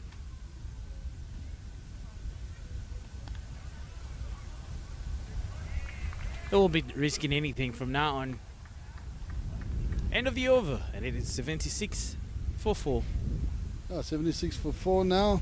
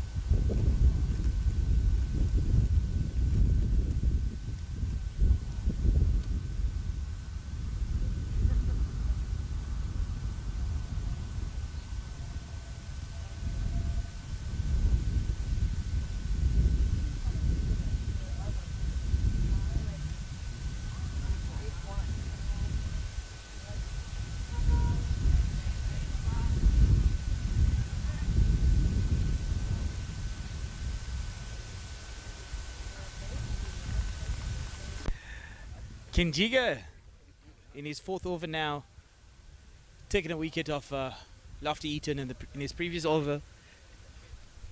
9 for 1, starting his 4th over from the Church end.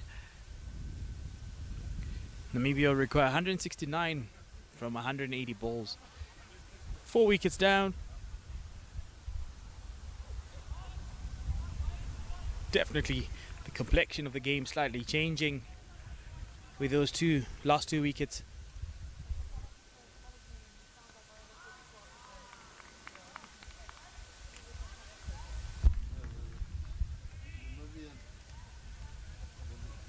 The Eagles have quite a long batting lineup, and they just need, as the USA did, have 1 or 2 partnerships.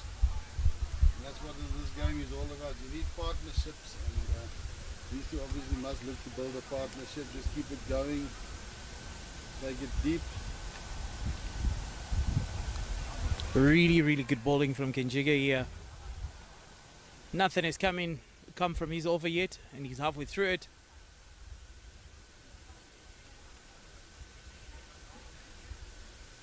Bowling to the new bat. Good running. Rasmus, Freiling. And off the mark Freiling goes.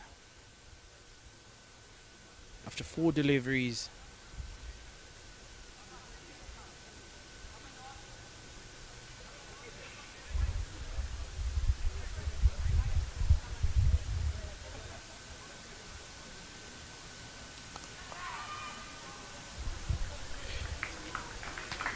Making it light work there, Erasmus. Pushing 1 to long on. Good start to this over by Kinjiga.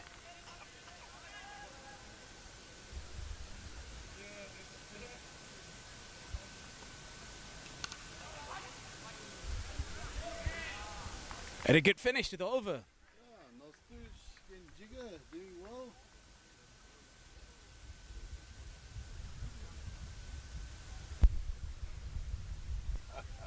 .78 for 4. There's 21 overs gone. 167 more required from 174 balls. Freiling on 1 after the first over, and Erasmus 14 of 26.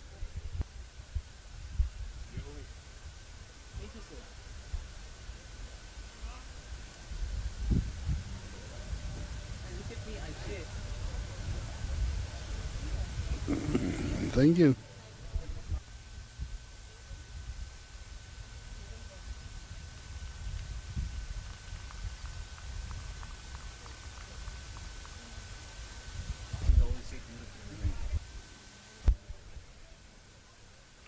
Patel still bowling.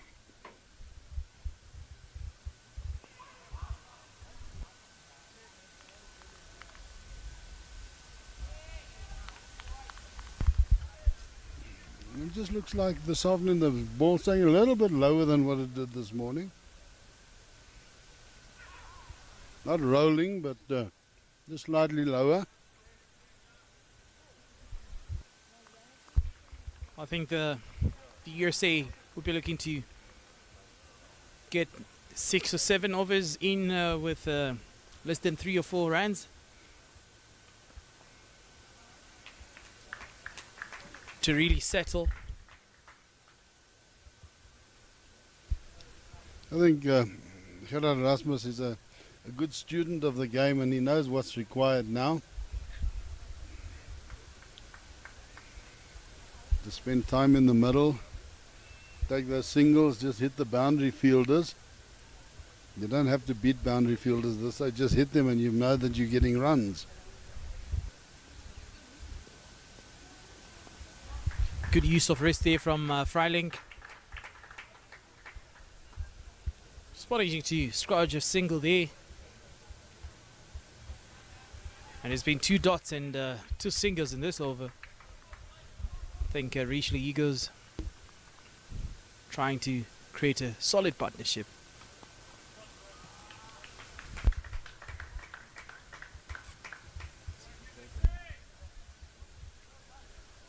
And that Again, just taking those singles.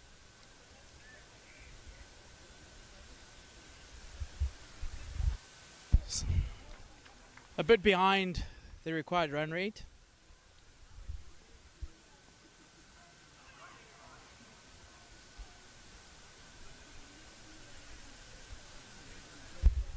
I don't think they're too worried about that at this stage. They've got players that can hit the long ball. They've just got to keep it going. Set themselves up nicely. We've seen on many occasions before, 1 or 2 decent overs brings that required run rate right back down.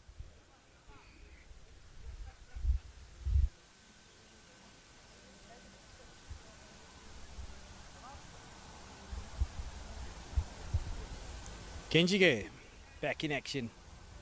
Scored 4 overs, claiming lofty Eaton, and 11 runs comes with that.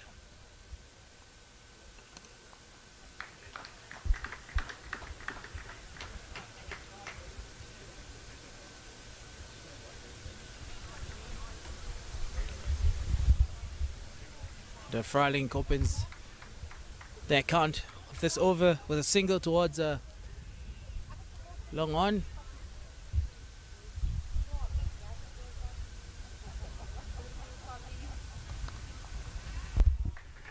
Yeah, another good single down to mid-off or long-off. I think Dixon, just looking at this, taking of singles and twos is actually intent that you have when you're batting. You get some guys that actually are looking for boundaries, and you can see in the way they bat, they block, and then they have a go at the one that's in their area. But here, these guys are looking. You can see intentionally looking at those gaps. When they get the good ball like that last one, then they'll defend it. Otherwise, they're just looking at those gaps, playing it into the gap and taking the single.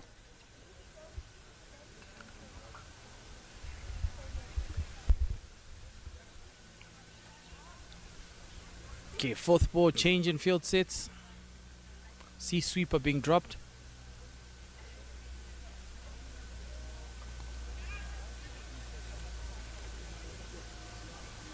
Oh, great piece of work, great piece of work. Good running to you from Erasmus and Freiling. No, so the 2 there. Good cricket all round. Yeah, we saw the sending of the sweep out onto the offside, and Freiling played the sweep.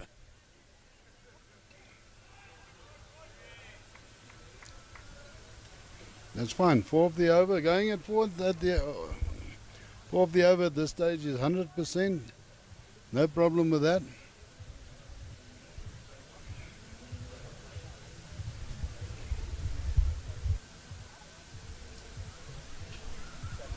If you're just joining us, welcome to the ICC Men's Cricket World Cup League 2 here in Windhoek, Namibia.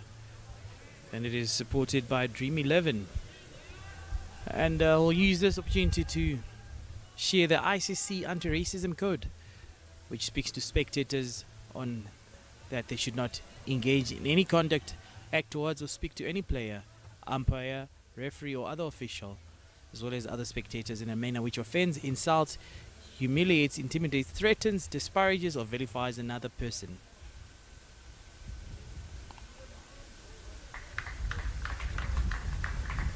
Coming backwards and across and punching that one to the left hand side of the cover.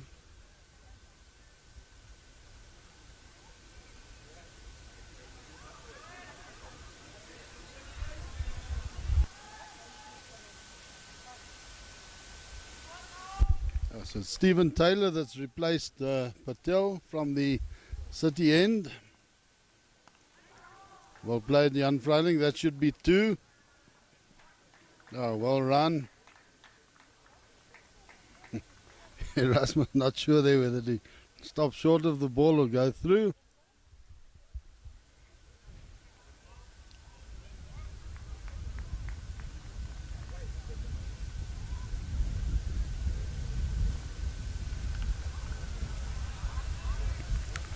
That one timed well by Frylink. Out to, it's almost an extra cover. He's very, very straight for a cover. Pushed nicely into the gap there.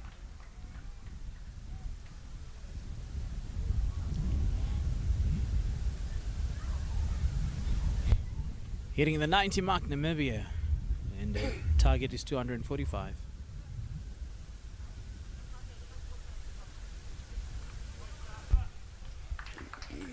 You see what these two are doing well, and I think which is actually a good coaching point for youngsters, is they've got a very good leading elbow. And as long as you've got a good leading elbow, you can manipulate the ball. If you drop your elbow, that's when you start getting bottom edges and top edges and things.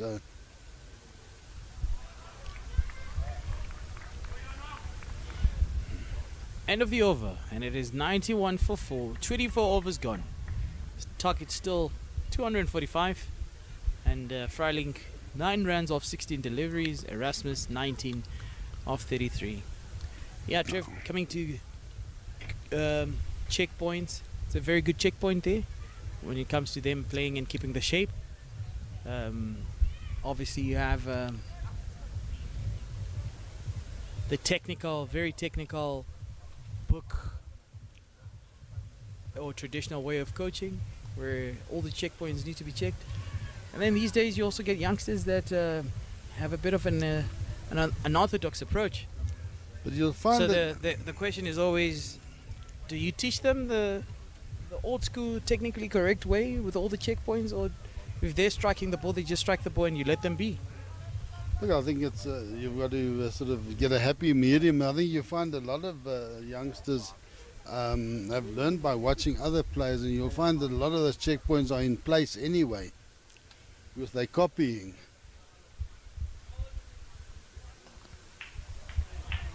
A great piece of work.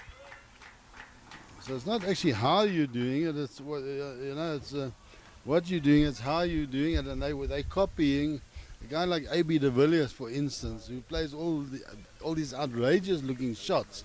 But A.B. de Villiers, if you go through all those checkpoints, a lot of them he ticks those boxes.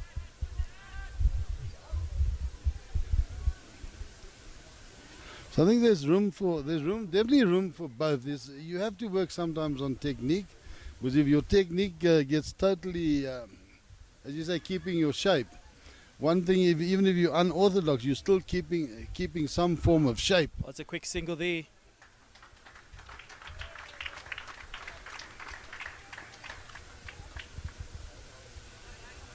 These two quite quick between the wickets. 10 and 20. Frylink 10 off 17, Erasmus 20 off 34.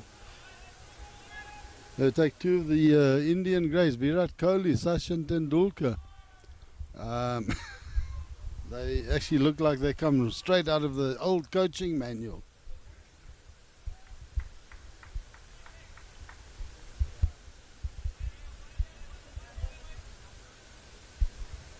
Even Brevis, that's now making such inroads in South Africa. So yeah, there's I think what you're doing is there's certain basics you teach the kids, balance and that sort of stuff, level eyes, and the rest they work out for themselves.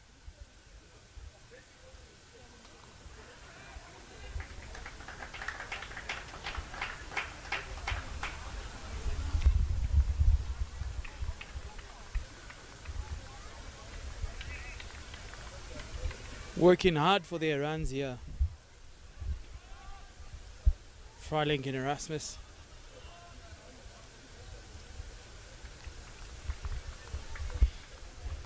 But also doing quite well in terms of strike rotation.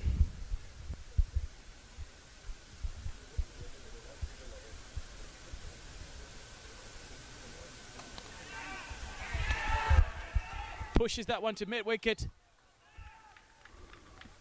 Makes it light work. And that was a very soft dismissal, that. For Aaron Jones. Aaron Jones takes that one with so much ease, so much composure. Not a very happy customer here in Frylink. What do you think? What happened there, Trev? Loss of concentration, or just No, just below looked- par yeah, application? I think maybe the concentration just dropping. Maybe slightly lack of awareness as well.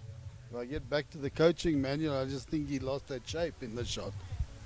Because he's had good shape playing his shots, and he just sort of lost his right shoulder and arm. And it forced him to play through with his bat. Yeah.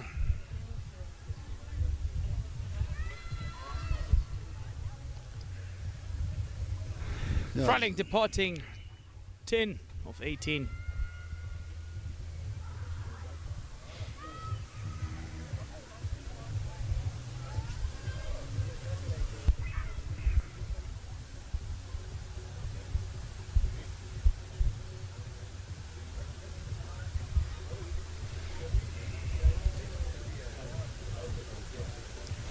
Zane Green.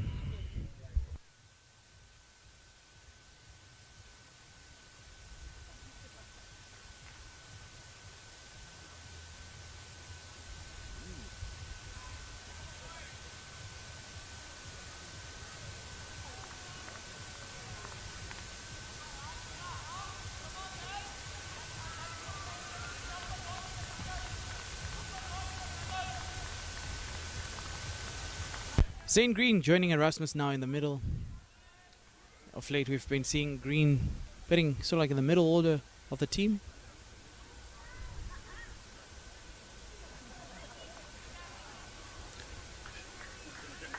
Bit of a welcome there for Green, and manages to play that quite well.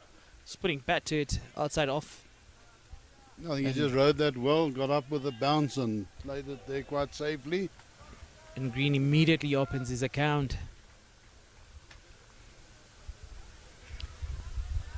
And what's your thoughts with Green batting with 6, 7 lately? I think he was looking uncomfortable against quick bowling up the order.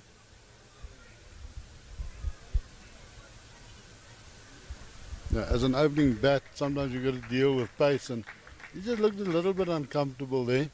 And I think since he's moved back down the order, he's looking a lot happier with himself out in the middle and scoring runs again. But yeah, I think it's a good move. I think he's too good a player that you just say, listen, we moved you up the order and now it's not working, so we're going to drop you. Rather move him back down the order a little bit and play him as the old conventional sort of lower middle order wicket-keeper batsman. And you think he's settled now in this position, or still exploring to see? I think if I see Zane himself, he looks happy in his own skin at this stage. You know, he looks happy out there. He looks happy in what he's doing, and I think he's settled there. I wouldn't change too much of what's going on with his game at this stage.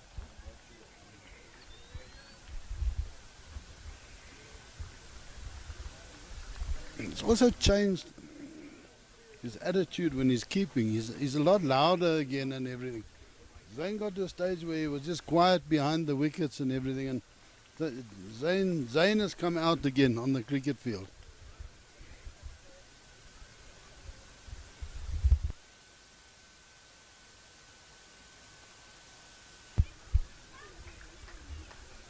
Just keep rotating it, Erasmus. So I hope that answered your question adequately. You're quite a well of wisdom, sir, when it comes to it's good that you have an answer for almost everything cricket related.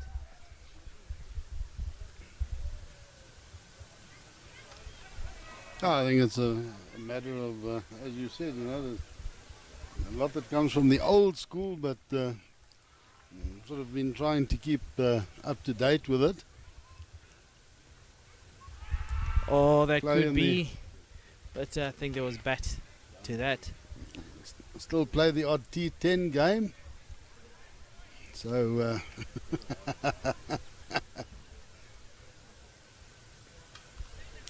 yeah, Yeah, actually, I would have liked to have played cricket in this sort of era now, with the T20s and T10s, and I think it just suits my sort of all-round game that I had when I used to play seriously. I used to enjoy giving the ball a bit of a bunt. A bunt, you say, Trev? Yeah, I didn't mind taking the singles and the twos, but it's always a good feeling when you feel the leather in the middle of the bat. 98 for 5, 26 overs gone. I think And, anyone that plays ball sports would understand that. You know, if you kick a ball and you hit it in the sweet spot, it's just a great feeling. Playing baseball, the same thing. If you hit it in that sweet spot, it's just a feeling that you get, and once you've got that feeling, it's such a lovely thing to just repeat the whole time.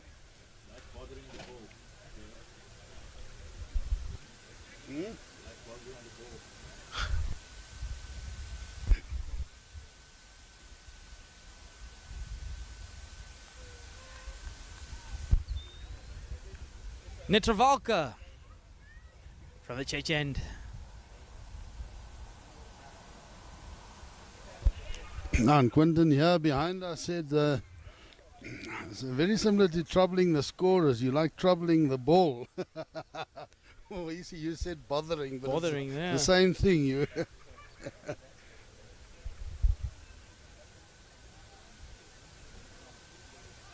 Netravalka, an interesting paceman.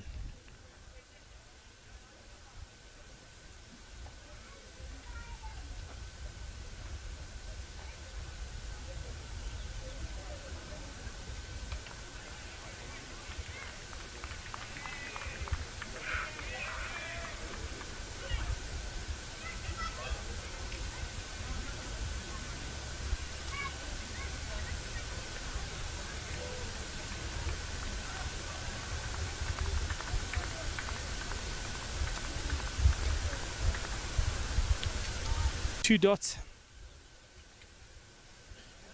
Going for the third ball.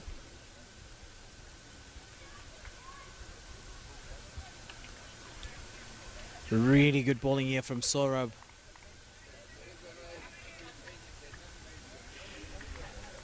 And like you say, Trev, that pace at some stage was bothering Zane Green. Maybe this is why Netravalka is coming back into the attack.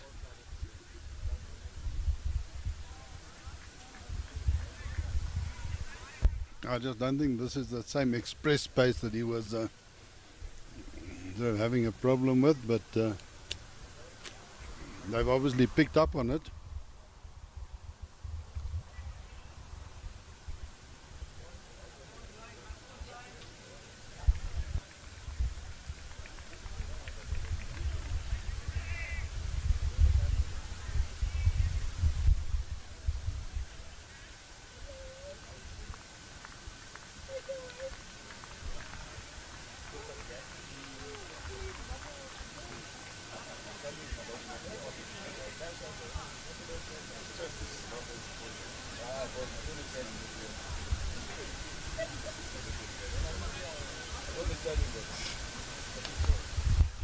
Good work there from Green.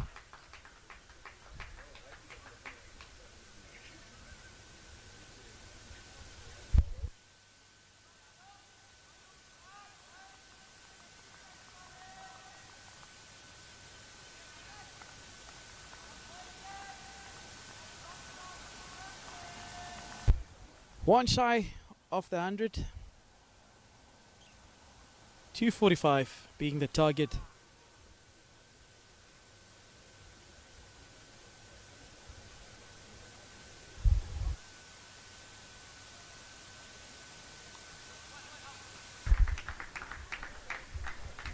That's the 100 on the board for the Vishnu Eagles. 100 for 5.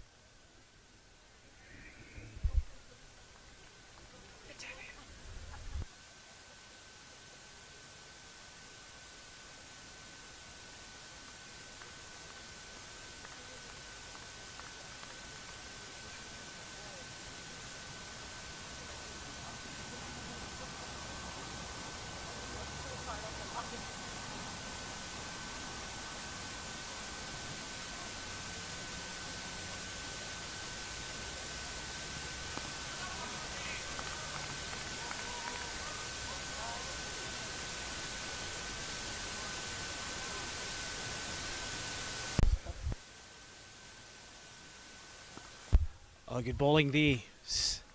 Stephen Taylor.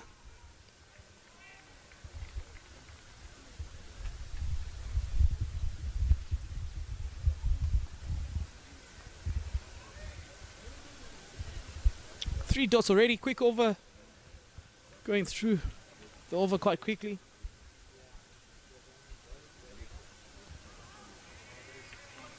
Look, I don't think they that worried at this stage. Needing 145 still of 22 overs. Still very doable. With J.J. Smith still. Oh, Gerard himself still out there.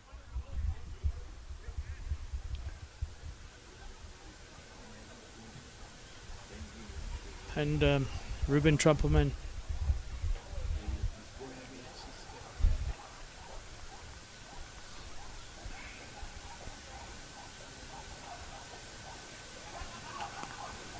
Well played there from Green. Nice, and like Trevor would say, hitting the sweet spot. That's right. I'm not allowed to advertise on the program, but I used to have a bat from a certain manufacturer that had a power spot. It had a red dot on the back of it, and that was lovely. With my length, I actually used to enjoy batting with a super short handle, and if you found that sweet spot, the ball would travel. Ian Holland coming in now. Yes, I think From, for the sorry interrupting, but I think for the USA bringing in Holland, they're definitely looking to take wickets now. Just trying different bowlers, looking to take wickets. I think picking up 1 or 2 wickets here could really incline things towards the USA. Just flicking that one off the leg, Zane.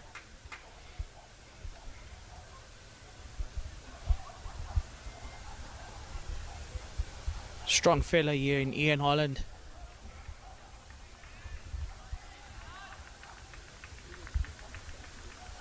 Yeah, Zane Green himself is a very stockily built young man. So it's a good matchup.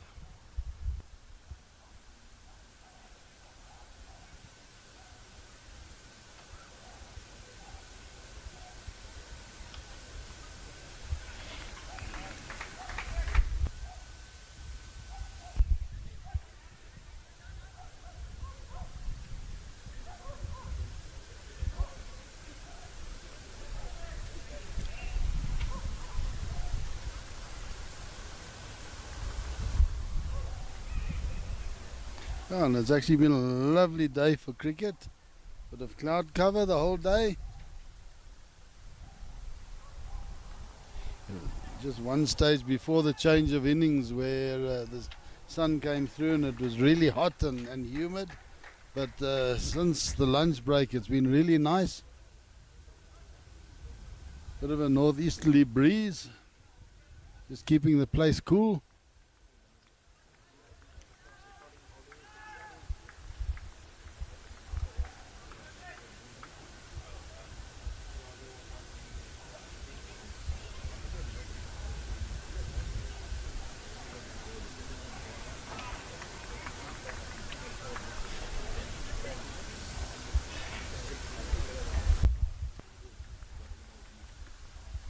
Dot D from Holland. I think Erasmus looking to stick around.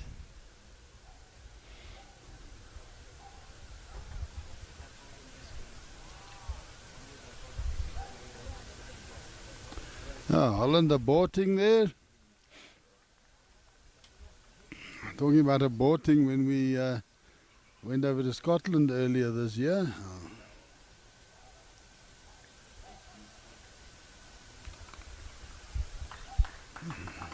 Good cut shot out to the point area. single. As we were coming into land at Glasgow with one of those, what was it, one of the big planes. Anyway, A380. A380, I don't know, was it the Boeing? What is that big Boeing they use? These 767 or what's that one? But anyway, coming into land and you've got the camera showing the runway coming in.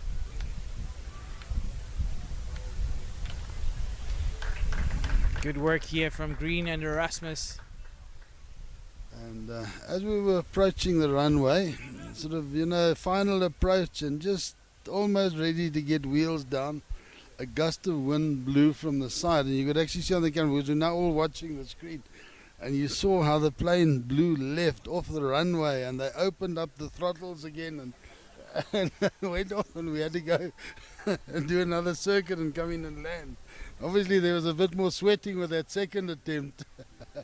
Well, at least for you it was only a gust of wind.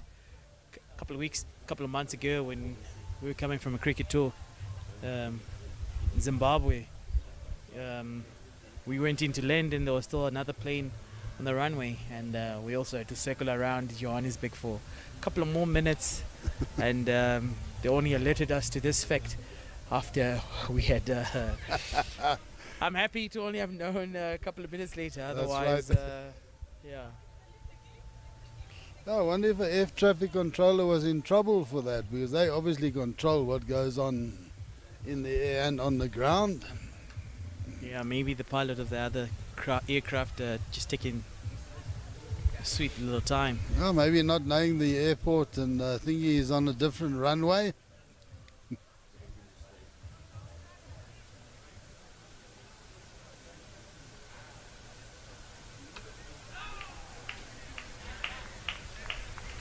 No, good calling there from Zane Green.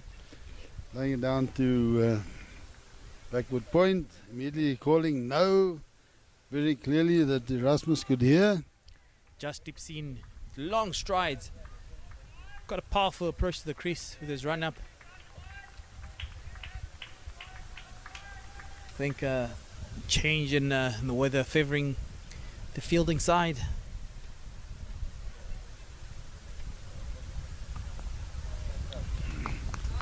And well played. Well played for a single towards a. Is it fine leg or very backward swing? Or? I think that's fine leg. That's a fine leg there. He made a few yards to his right. I think anywhere from where those advertising boards start around to the southern side screen is probably fine leg.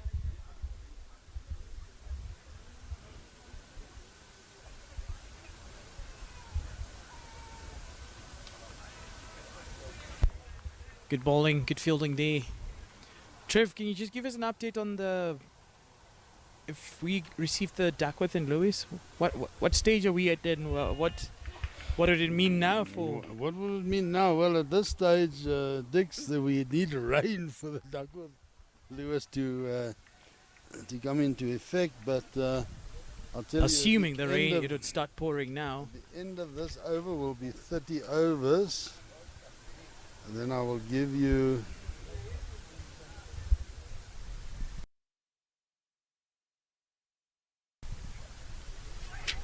again towards third man region, but way too fine, and Shayad gets that one beyond the stumps. So after 30 overs, the par score with 5 wickets down would be 152. So the Eagles definitely behind on that, but obviously the wickets down plays a part in that.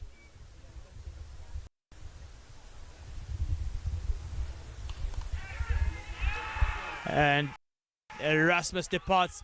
That celebration evident to the fact that the USA really needed that wicket, and this spells trouble for the Richley Eagles. The Namibian side, the captain departing, immediately a lot of pressure for the side, and you can see the jubilation and a little ululating from Stephen Jones and from Aaron Jones and Stephen Taylor. Yeah, now But- JJ Smith coming out to the middle. And JJ, as we were saying earlier, is home ground. He knows this wicket. He knows the field.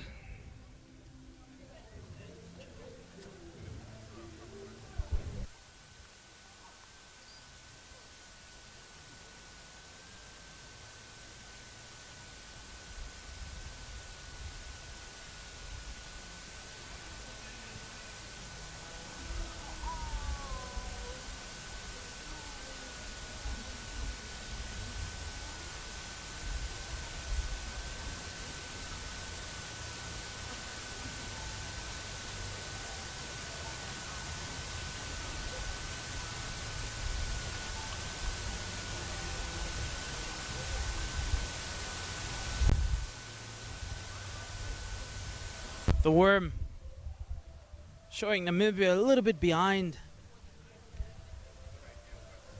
of what they would have desired. Just losing a wicket off the captain, Gerrit Erasmus. Yeah, but still not far off. So what I say, just 1 or 2 overs. We know JJ Smith in there. JJ is one of those players, I feel, if he spends time in the middle, he makes runs. Knowing JJ Smith, he obviously requires a bit of time to warm up and settle in, but once you get him to settle, he can launch quite a few and launch them very far. That's right, and JJ is one of those guys, you know, you see him from the start, even though he might take a few balls to settle in, you can still see in the way that he does it, you know, positively or whatever, what sort of frame of mind he's in. JJ got a few runs in a practice game this week, so he'll also be feeling good.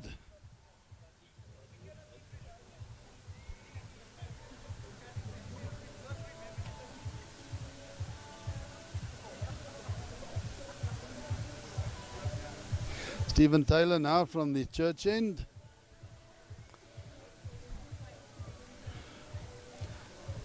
As we have the sounds of Shakira telling us that the World Cup is starting today. The Football World Cup, brought to you by FIFA. Trev, you need to stop. It's FIFA bringing the Football World Cup. There is nothing called Soccer World Cup. Unless if you maybe came with the USA team. Yeah, I always called it the Soccer World Cup. Trev, you also have a trip coming up soon. Yes, we do, to Irene, which is sort of in the Centurion area, which is just south of Pretoria. Over 50 quadrangular tournament, the Africa-Asia quadrangular tournament, over 50s, and the 4 sides playing there is Namibia, United Arab Emirates, Zimbabwe and South Africa. So next week Sunday we'll be on the field against South Africa, giving it a full go. They have a few old stars playing in their side. Alan Dawson, you would remember that name, Dix? Definitely, yeah. He's still playing there. Still a bit of an all-rounder in the over 50 ranks. Brad White, left-handed bat. He plays for them. Clive Extian, left-arm spinner. Oh, and then there goes JJ Smith. Do not ball there. Give him length and width, and he will take you on. The problem with JJ is, you know, other guys have been playing that length and sort of just working, and in JJ, that's his length where he can go. Just onto the back foot. If we have a look at that replay.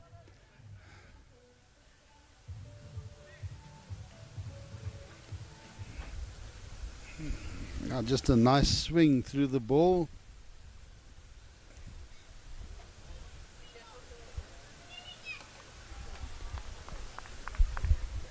And as he hit that one, Shakira was saying, waka, waka, hey, hey. Well placed, Trev, well placed.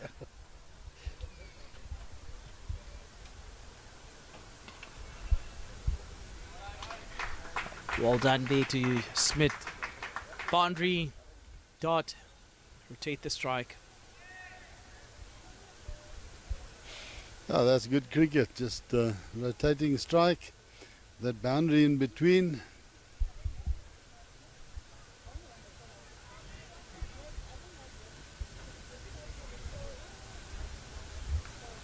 And I think maybe what makes JJ a little bit different and maybe a little bit special is that a lot of batters, when they go out to bat, play the situation. With JJ, when he goes out to bat, he plays his game. You know, so he doesn't look at the match situation. He plays what's in front of him.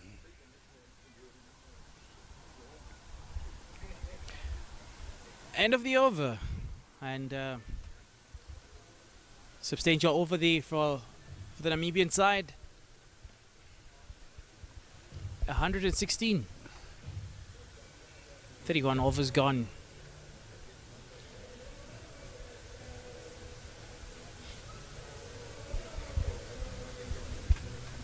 $117 rather.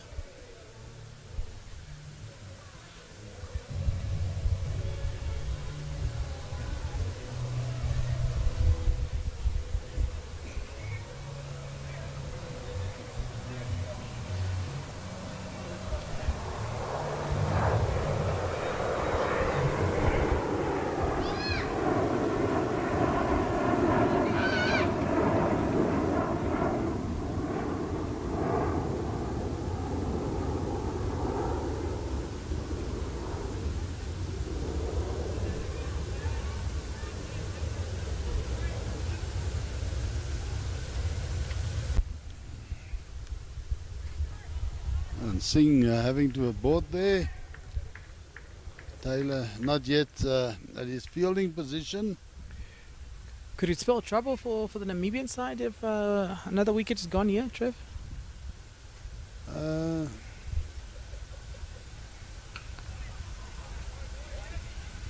Obviously it could spell trouble, but you know, you still have to, and you've still got to believe, even if you lose another wicket, that with the batters you've got left, they can still do it.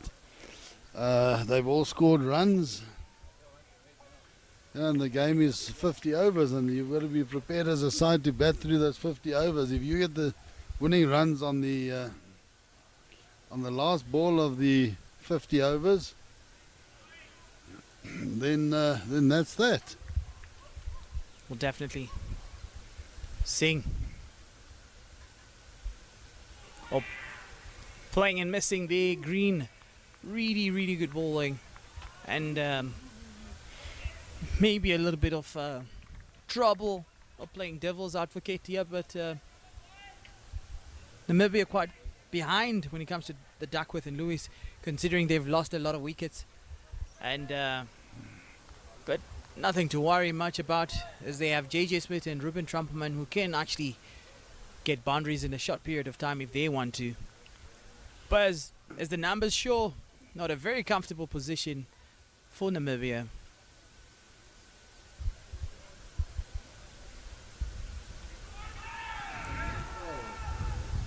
You know, Dick's looking at the Duckworth Lewis now when it's not going to rain.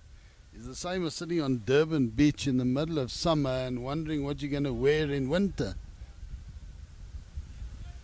Well, with a lot of cloud cover and a lot of rain dancing going on around this town, you know how the Namibian appreciate some rain. So we're fighting unrain dances and rain dances. So you could hoy a few moves of yours, Trev, so that the rain doesn't fall. I'll just sit here and have a look at those open skies over that way and know it's not going to come and rain.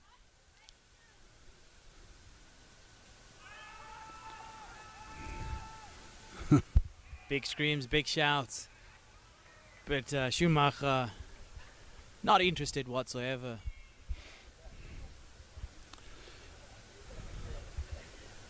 $128 more from 110 balls. If you look at the game now from this perspective, quite an easy game, especially with the Richley Eagles long betting lineup. Ruben Trumperman still outside. Yeah, obviously, it's still that same thing. One partnership now of 100 runs, and they should win the game. So that's it. They're looking for that one partnership. Every time one has been threatening, very similar to the USA innings. Every time one threatened, they lost a wicket, and it was only when who was it? Singh and Holland almost had an almost sort of game-changing partnership. Cracking shot there from JJ Smith, just a tad away from Kenjige. 4 runs.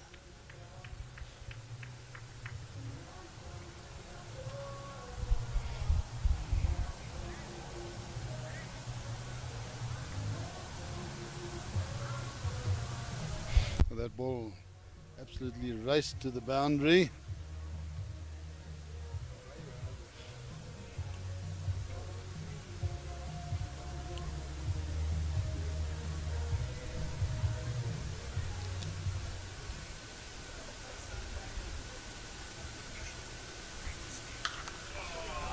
And that's also a powerful shot. 4 runs. Smith dealing in boundaries here. See, Smith is got very, very economical movements when he's in the middle, because he's got such good balance. We were talking about the balance earlier. He's got such good balance that he just sways back, or sort of just back slightly, or across. He just leans into it and plays his shots.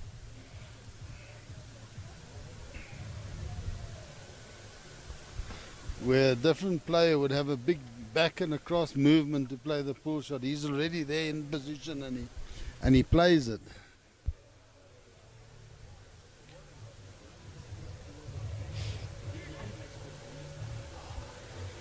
And that's exactly what I was saying. Pick up one more stick for himself.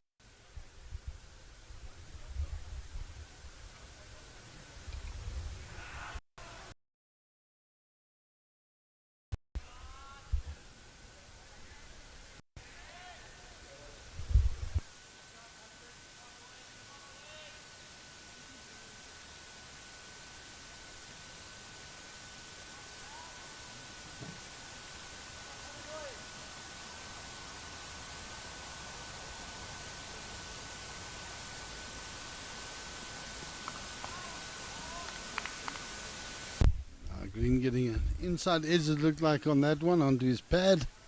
Rolls out to the covers.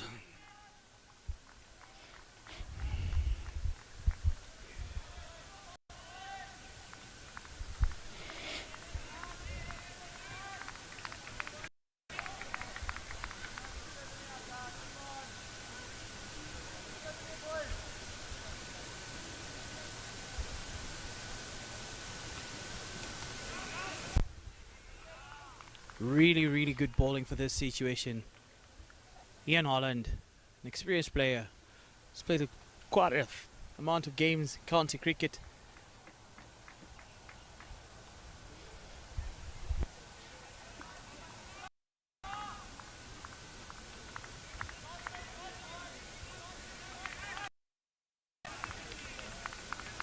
Nice and solid there from Green.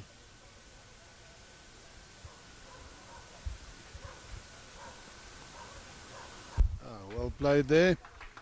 Running it down to third man.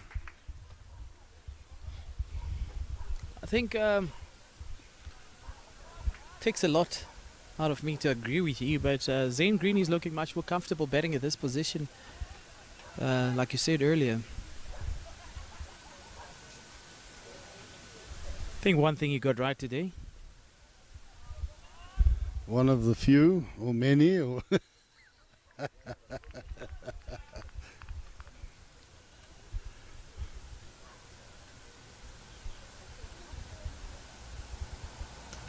shot, well stopped. Well stopped.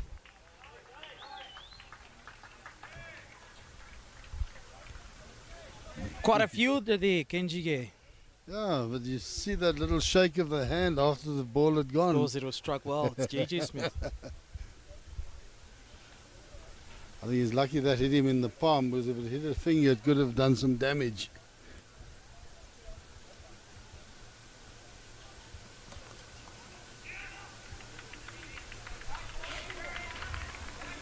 So good over there by Holland, Ian Holland.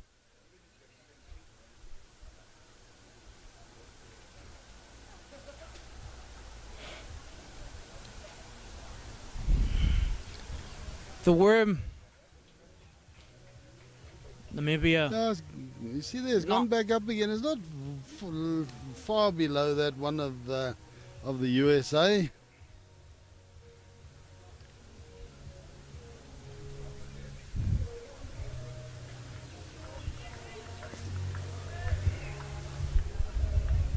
$127 for 6 and $244 for 8.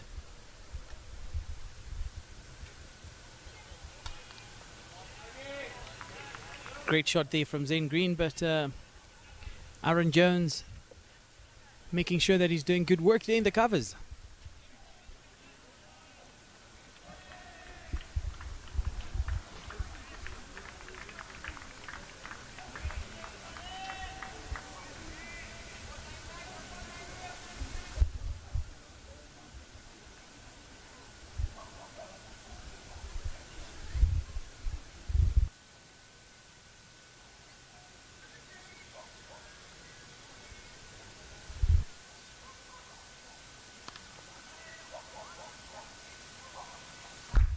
Oh, well played there by Green, seeing that mid-on is right back on the circle.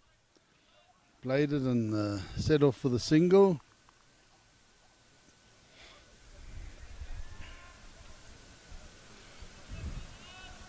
And Zane Green, like all good wicket keepers, is a very fit individual.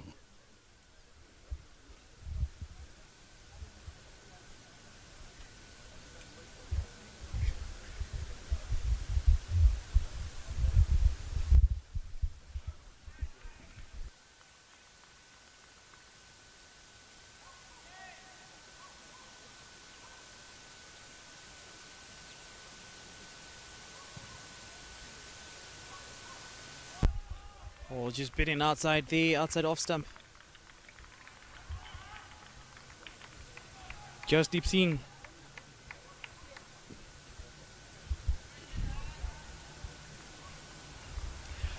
Think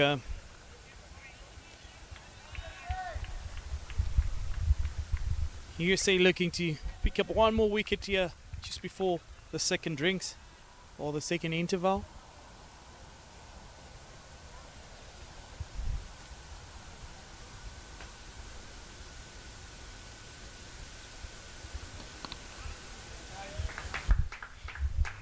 They just pushed into the gap again, front of point, single.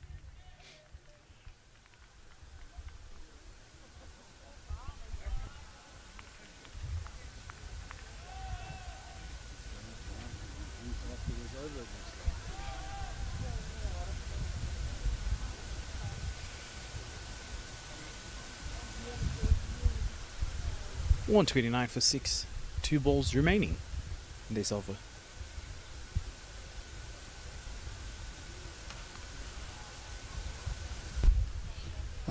Zane looking to crash that to the point boundary, but just a little bit too much on top of it. ICC Men's Cricket World Cup League 2. Namibia versus United States of America. Cricket has become a totally global game.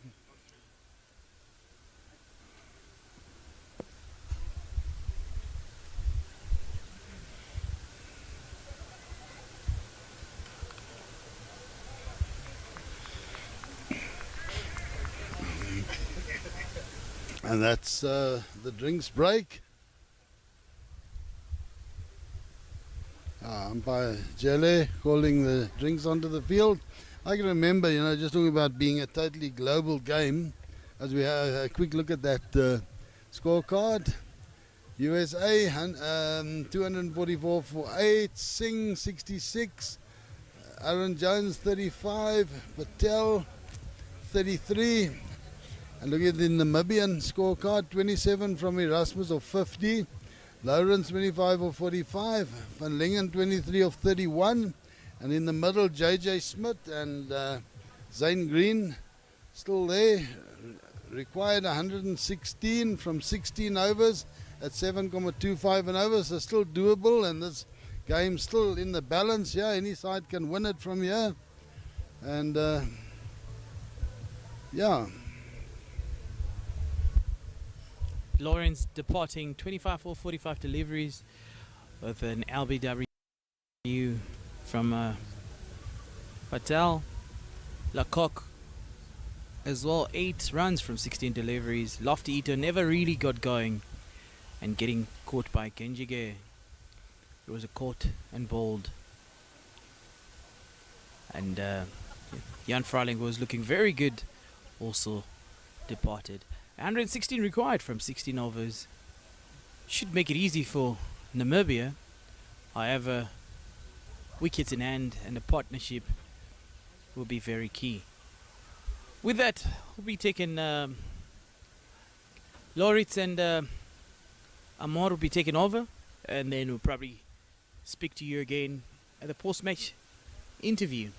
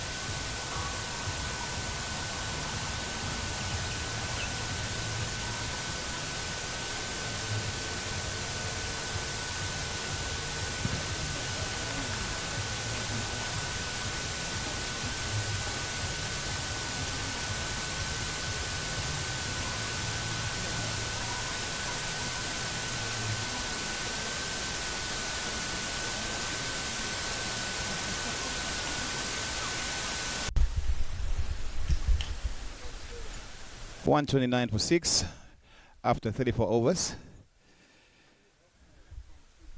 USA doing a great job here. The bowlers came to play looking for a win here against the Richello Eagles. Need 116 runs from 96 balls. Still very possible. The Richello Eagles can definitely still pull this off. Not a big difference between runs and bowls, but required run rate went up to 7.25. At the start of the game it was only 4.9. Holland back into the attack. Currently witnessing Smith at the crease with Green. They've bowled quite a decent little bit of a partnership here, but a lot of work still left. Great work there at the backward point area by Kinjigi. The fielding has been very good by the USA. We spoke about it a lot yesterday as well, where the fielding have to back up the bowling, and I think the USA has done this really well this afternoon. Really good bowling complemented by good fielding. I think the Richello Eagles definitely still in it. They should just look to make sure they rotate the strike. We spoke about it when we were off air, where we see quite a couple of boundaries, but we don't see a lot of strike rotation happening in between that boundaries.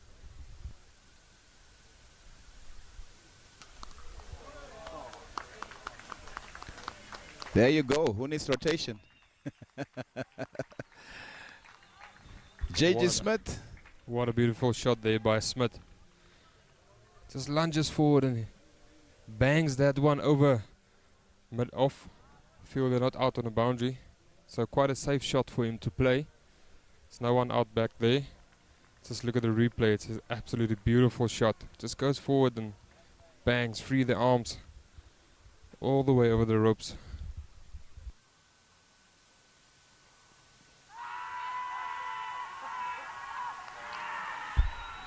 And it's given.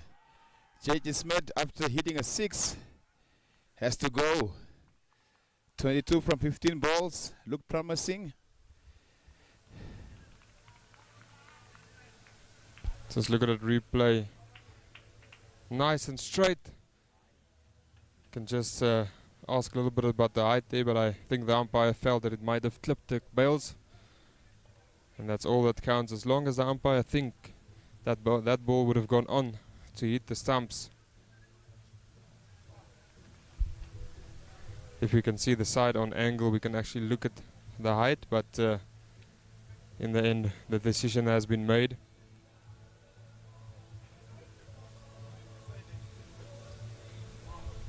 Definitely. Very close. Very close in my opinion. Yeah. Unfortunately, we do not have DRS, so... Yeah, we give that one to the umpire. JJ has to walk. Even though if you had the DRS system, if that thing was clipping the bails, it would have stuck with the umpire decision. So, in the end, nonetheless, good decision by the umpire.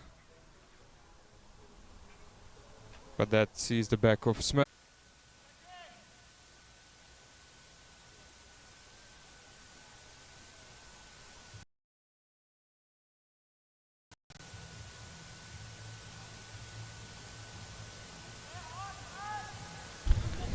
Joining green at the crease, we see Trumpelman, also a powerful batsman. Definitely need to see some runs from him as well. Yeah, he's got a lot of work to do, still 110 runs required.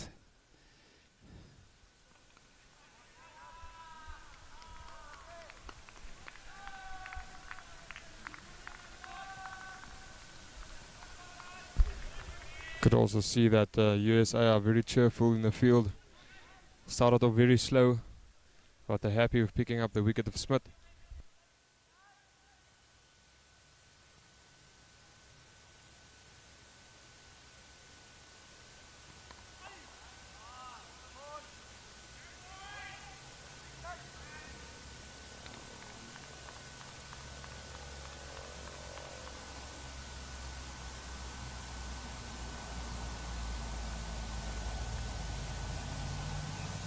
So after 35 overs, 135 for loss of 7 wickets.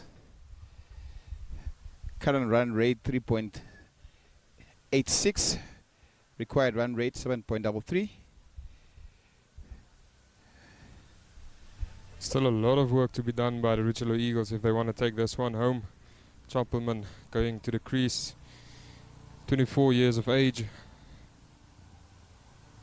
known as a left arm fast bowler. His playing role is mainly a bowler in the team, strike bowler for the Richelieu Eagles, but he can also handle the bat quite well. Only batting at an average of 12.54. Will definitely need to showcase a little bit of that power hitting today, just to get that run rate up. Still definitely plausible by the Richelieu Eagles to take this one home, but a lot of work left for them. USA have done really well, bowling really well, fielding complementing their bowlers. They picked up wickets at regular stages, just helping them along. They are not allowing any partnerships to build for the Richelieu Eagles. It's a good start from the US so far.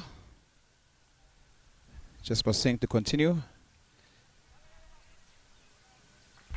Yeah, I think we might sound like broken records here talking about partnerships over and over again, but it's vitally important, especially in a 50-over game.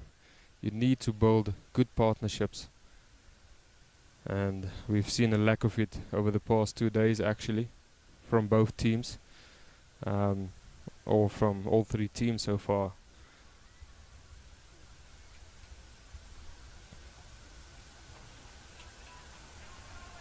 Singh has done well, only conceded the 32 runs of the 6.2 deliveries that he's bowled so far.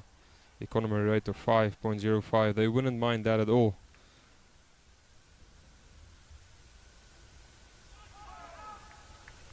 And Trumpelman will definitely be out there looking to play shots, will not be scared.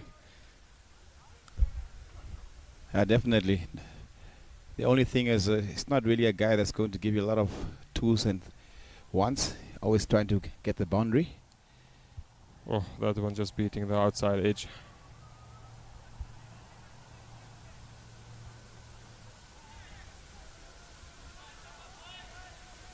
I think USA will definitely feel comfortable in taking the victory here this afternoon. Castle Light tri-series happening between the three teams: Richelieu Eagles, Namibia, Papua New Guinea and United States of America.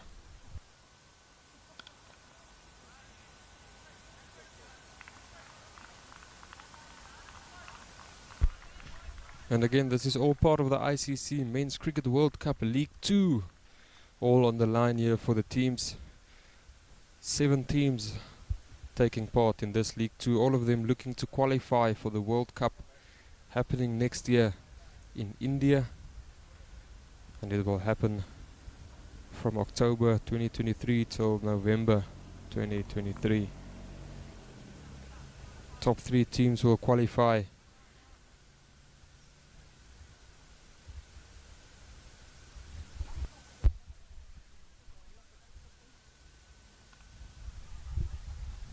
Yes, top 3 going straight through to the qualifier. Let's go play in the qualifiers. And Namibia would want to be there. The Richelieu Eagles would want to take the easier route to the qualifiers. There you see your points table again on your screen. United States currently number 3 on the table and Namibia number 4. United States have played a lot more games than Namibia has played. So still a lot of games left for the Richelieu Eagles. Richelieu Eagles had a great start yesterday against PNG for this tri-series. Got a quite comfortable win yesterday. Today they are really tested by the United States players.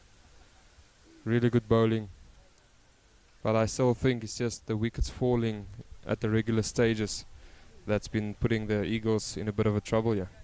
Yeah, definitely losing wickets on a regular basis. And of course, very good bowling by the United States. There you can see on the table, United States of America only has 3 games after this one remaining. Namibia still has plenty. Still has 13 games, 12 after this one to play.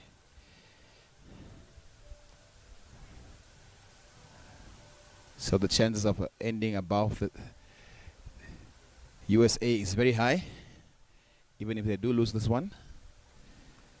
But of course, there are also the other teams that want to get into that top 3.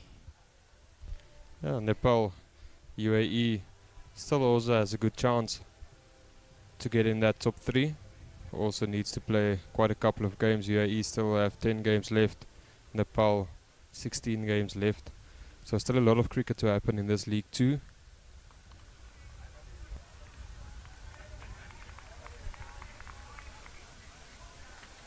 Kenjiga back into the attack from the church end. And Zane Green just hanging in there. 15 runs from 34 balls. Sweep shot. Just a single. Timed it actually well. Sounded good off the bat.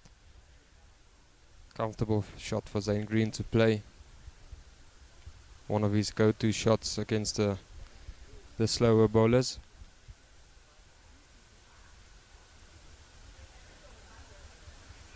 Kenjigi has been bowling really well this afternoon, only conceding 16 runs so far off his 5.2 overs. Already picked up a wicket as well, the wicket of Lofty Eaton. Very curious to see what Trumpelman is going to do here.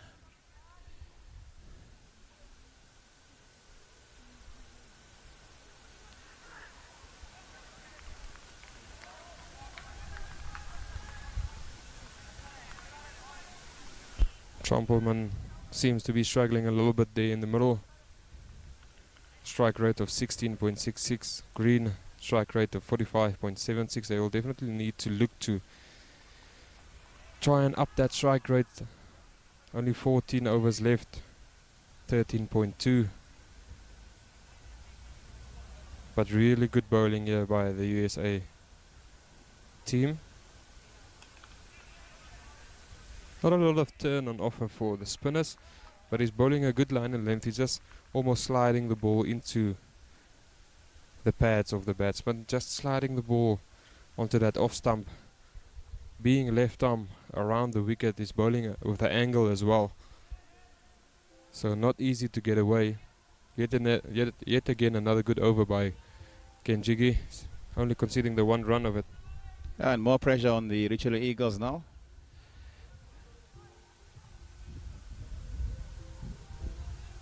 One of these two have to step up. Zane Green has been there for a while. 35 balls already faced. He needs to take a chance or two. Not a lot of batting left to come. The likes of Bernard Schultz and Tangeni Lungumeni, both known as bowlers in the team. Zane looking to pull that one into the leg side, just mistiming it. Just got enough bat on it to get it over Jones at mid-wicket.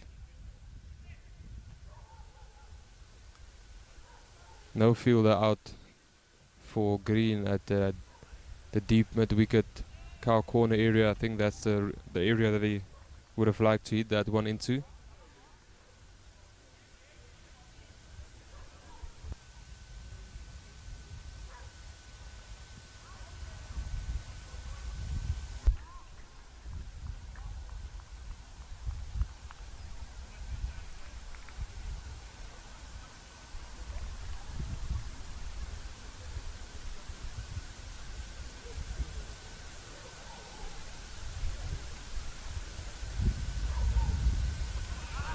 Bold, trying to sweep that one, and Zane Green has to walk. 17 runs from 37 balls, and the Eagles 8 down.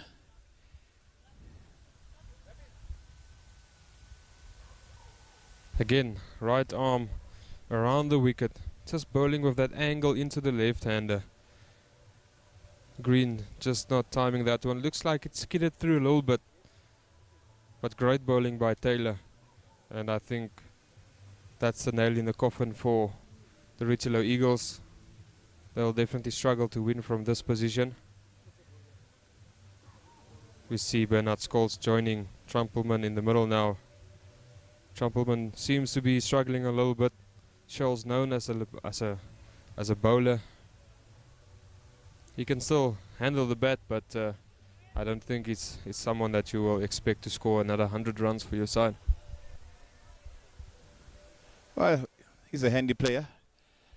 He can score a few runs. Ruben is still there. He needs to take charge of this game. As you said, he's still struggling to get the ball away. But sometimes it just takes that one boundary to get your confidence going. 104 required of just 75 deliveries. Schultz to face Taylor.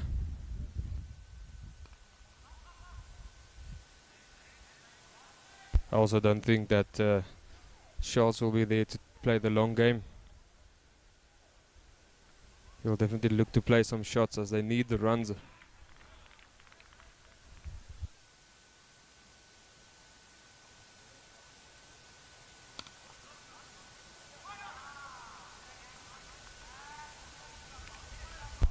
Required run rate crept up to 8.32, and that's exactly what the USA players wanted. And with every dot being bowled, it just creates more and more pressure. Well, end of that over, just 2 from it. And the wicket. 141 for 8 after 38 overs. 12 more to go. Will the USA pick up the 2 wickets required here to win this game?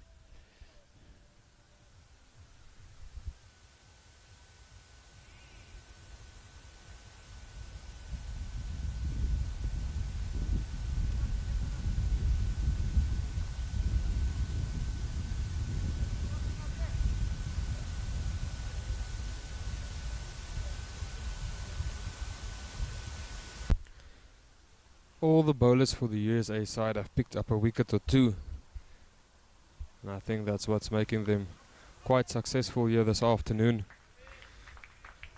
Trumpelman just punching that one down the ground for a single that brings Bernard Schultz onto strike.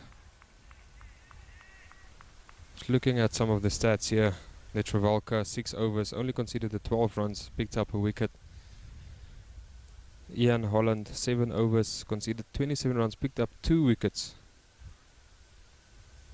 Jesse Singh 7 overs, 34 runs, 1 wicket. Stephen Taylor 8 overs, 35 runs, 2 wickets.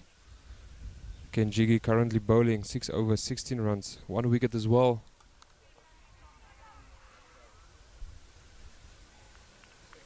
Nizar Patel 4 overs, 16 runs and picked up a wicket as well. So every bowler that has bowled for the United States have chipped in with a wicket or 2. Definitely a very good team effort here by the USA. Let's see if this catch was taken. Was it not taken?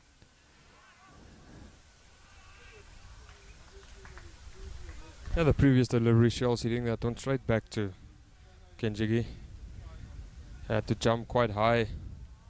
Just couldn't get there in the end. Actually, firmly. Just couldn't take it on the second grab. Nonetheless, Schultz off strike.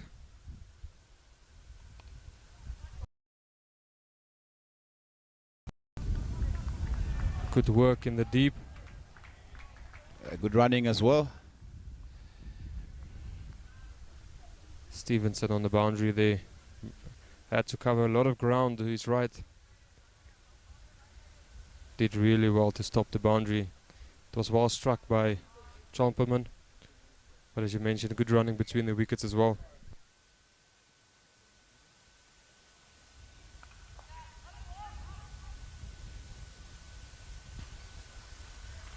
Down the ground he goes and gets a hold of that one.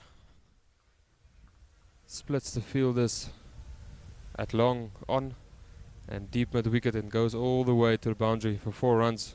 A welcome 4 runs for the Richelieu Eagles. That also means they just need 94 runs now from 11 overs.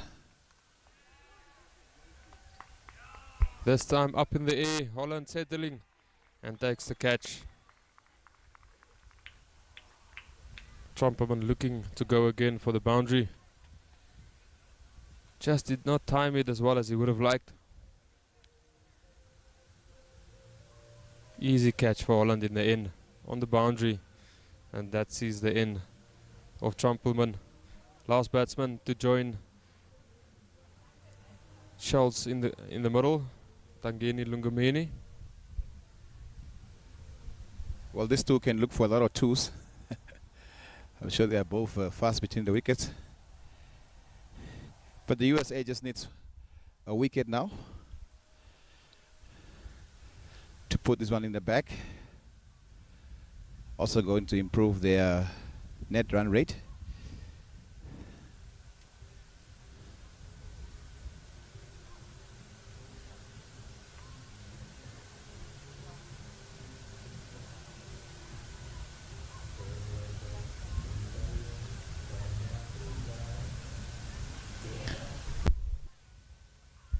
This is definitely going to be a very big win for USA.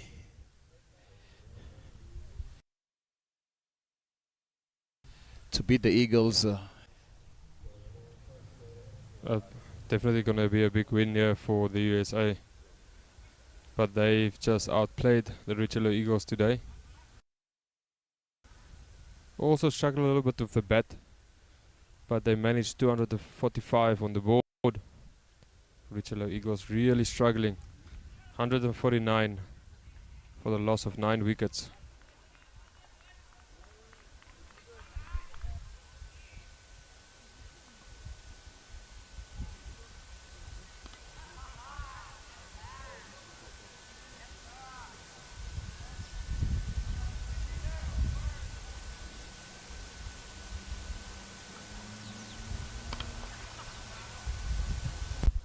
Big shot there by Schultz, hitting it firmly down the ground. Too long off. Definitely don't think he's done fighting. Well, let's see what Tangane is going to do. We know about fast bowlers, believing they can always bat.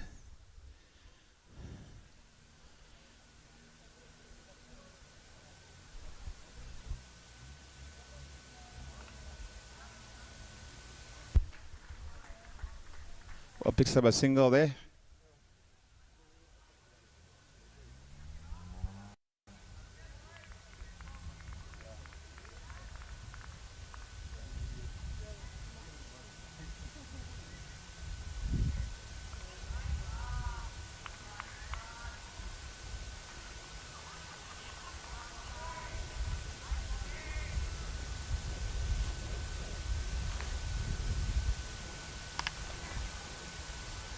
Straight down the ground by Schultz. Good running between the wickets, as you mentioned. Fast bowlers, but Schultz also known as one of the quicker batters between the wickets. Tangane as well. Good running. And 4 of that one brings our score to 153. Loss of 9 wickets. 10 overs to go. Required run rate 9.2. Just 2 boundaries per over.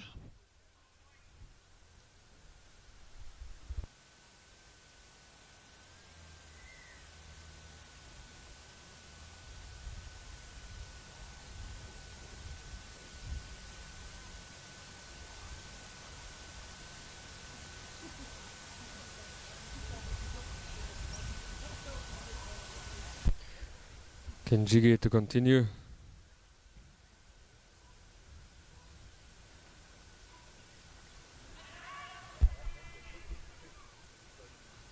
Quick single there. Lungomeni is working that one onto the leg side. Just making sure that he rotates the strike. As you mentioned, if they can get 2 boundaries and a couple of singles, you might never know. Good fielding there. Great piece of fielding by Taylor in the slips.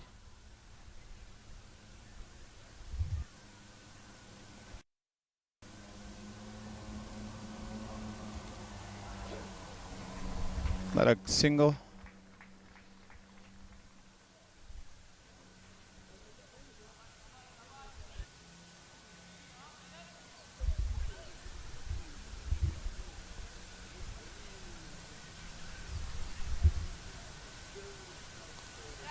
The bowling has been very disciplined from the United States today. 2 more runs there from Tangane. Lungomeni going for the sweep shot there. Just getting a bit of a top edge. Actually in favor for himself. No one out on the boundary there. Easy 2 runs.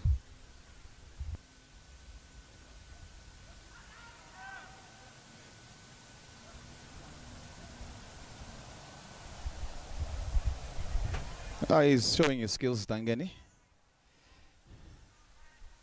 Runner ball. Not many have achieved runner ball today. Almost runs himself out there. 4 runs again from that over. Good stuff here. Yeah, looking to again play a paddle shot down the fine leg area. Not timed and getting a little bit of a edge there. Looked to me like it. He was looking down fine leg, but the ball actually went to the offside. Set off for the single, but quickly sent back by Bernard Schultz. Taylor to continue from the city, and this will be his last over.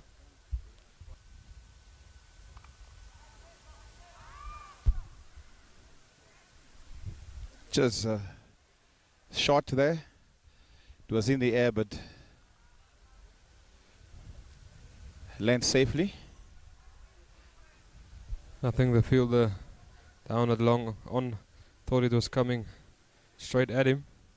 In the end, I had to do a lot of work to run to get to it, but just dropped in front of him.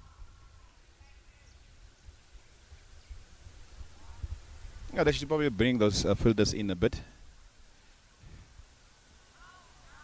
Just knowing that they're bowling to bowlers.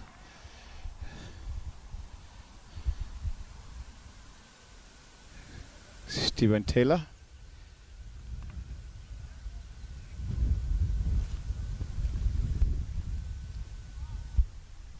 Tough day in the office for the Richelieu Eagles. USA have bowled very well from the start of this game.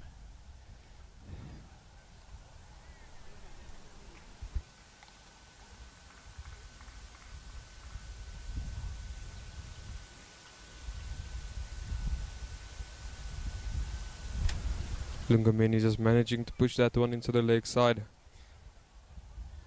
2 runs so far of the over. Last ball for Taylor's spell. He's had a really good spell. Only conceding 41 runs so far. Picked up 2 wickets for his side. And he finished his spell off with exactly that. 41 runs in his 10 overs. Picked up 2 wickets.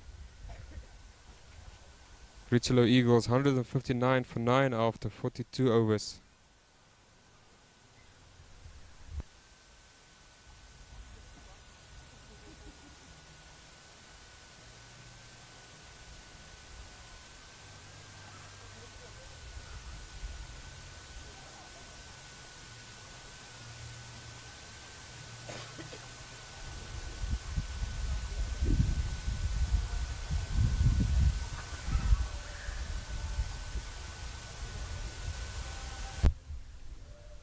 It's the Castleide Tri-Series.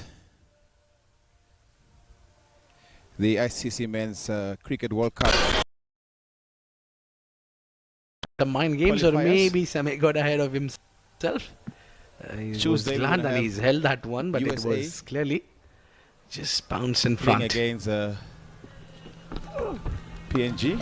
Goes big once again. 2 fielders coming underneath. They'll be Interesting game. spectators. That's sheer power Looking forward behind to the that. willow. That's Aaron Johnson for you. Once he connects it, Right now, USA just trying to it pick up their sails final into wicket the here. stands. This time into the greens. What a performer he is with the bat. And Ben Scholes being It's stubborn. simple as that. Some of these batters across the world are Had one so misses everybody. beautiful to watch. It's a crack of a shot. He's done now every time. Wide signal by Shuffles the almost to the off stick, and Just a from bit down leg outside by off he picks up to the own side, umpire by and it N. seems to Patel. be so easy job, but that's not That one the raced case away to here. the boundary. He times it so perfect He's and bowled powers really it. well so far What a as man. well today. Well conceding the This second runs. time, again, just falls short of the field at Now mid-wicket. be 4 more 21. runs. He picked up the wrong one. He went through with that sweep and he's fetched 4 more. It's raining 6s and 4s from the bat of Aaron Johnson. And at the halfway stage, Canada sitting pretty. Courtesy his 75. They're 85 for 3. Just the right time to also toss it across to commentators Suhas Wedam and Shoaib Ahmed.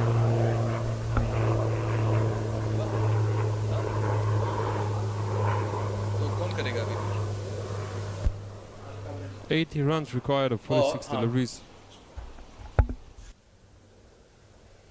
USA definitely looking to finish this one off. But as you mentioned, those two being stuck. and what a shot there by, and he times it really well, goes all the way over the boundary. What a beautiful shot. The equation is very simple, just 2 boundaries and over. It's the wicket column here. That's the challenge for the Richelieu Eagles.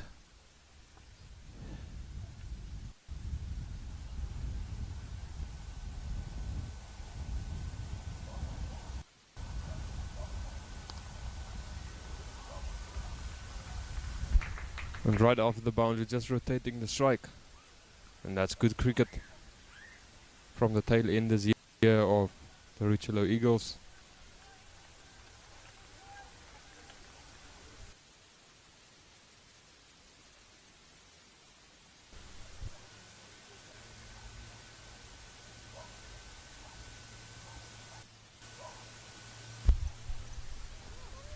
Oh, they got 13 from that one. Good over for the Richelieu Eagles. So after 43 overs,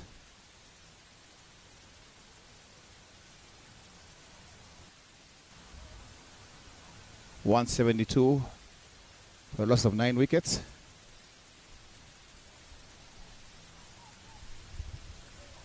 Dangeni Lungumeni, 6 runs from 12 balls. Pena Scholes, 13 runs from 17 balls. This partnership is almost worth 20 runs. Scholes definitely looking comfortable in the middle there. I think he's looking to score some big runs here for his side, even though, like you mentioned, the wicket column, a little bit of worry. Netravalka coming back into the attack from the city end. Left arm seam bowler. Flat batted straight down the ground. Too long on for a single. Well, 10 overs, 85 for 3. As we come back from a really drinks break, out as of now the game is hanging in the balance, and so are the hopes of improving Team their Oman stats, to qualify into the scoring final some for runs them. for the This is a Eagles. must-win game to be comfortably Let's see what placed into Dangeni that has to do, top 2.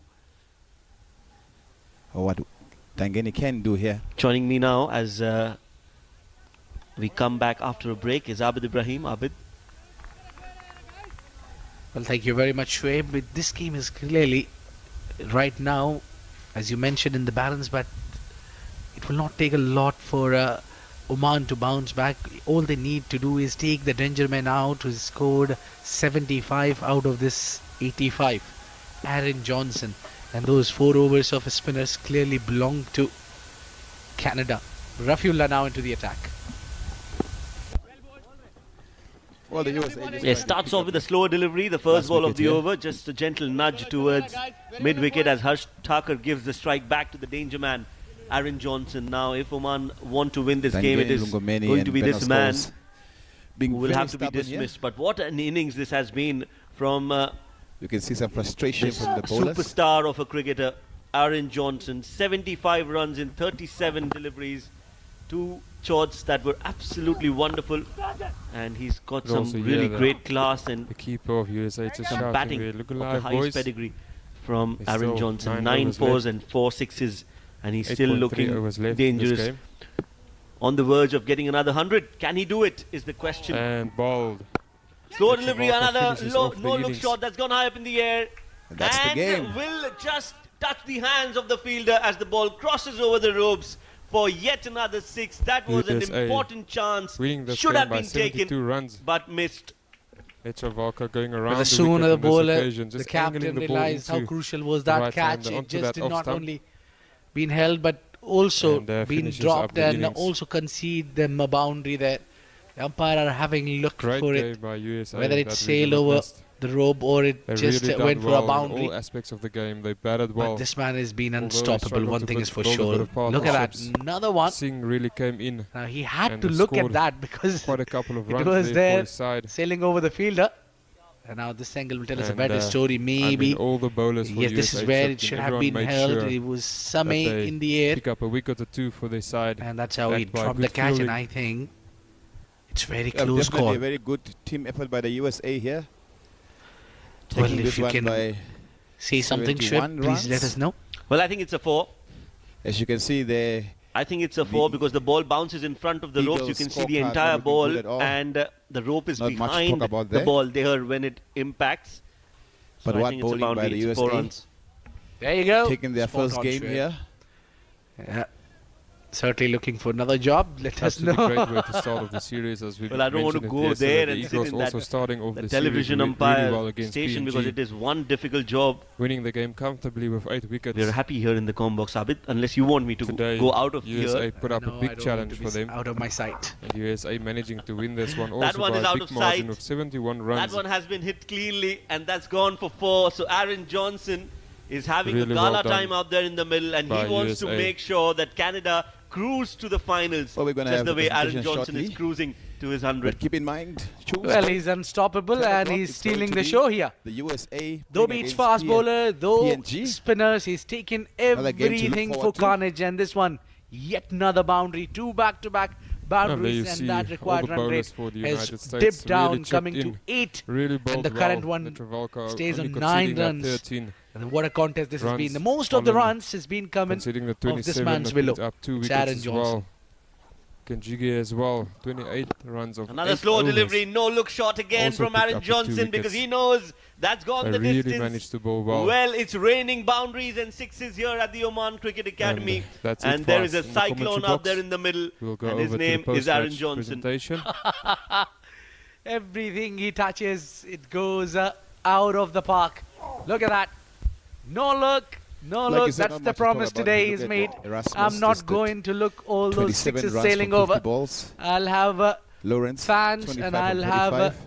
the fielder and the bowler Michael, to watch 23 it from sailing over 31. their head. 100 comes up for Canada. So not much from With the 3 wickets down only, but this Eagles man batting today. is the hurdle. Hit him in front and that's given. The finger goes up for the umpire and Shoaib Ahmed as well.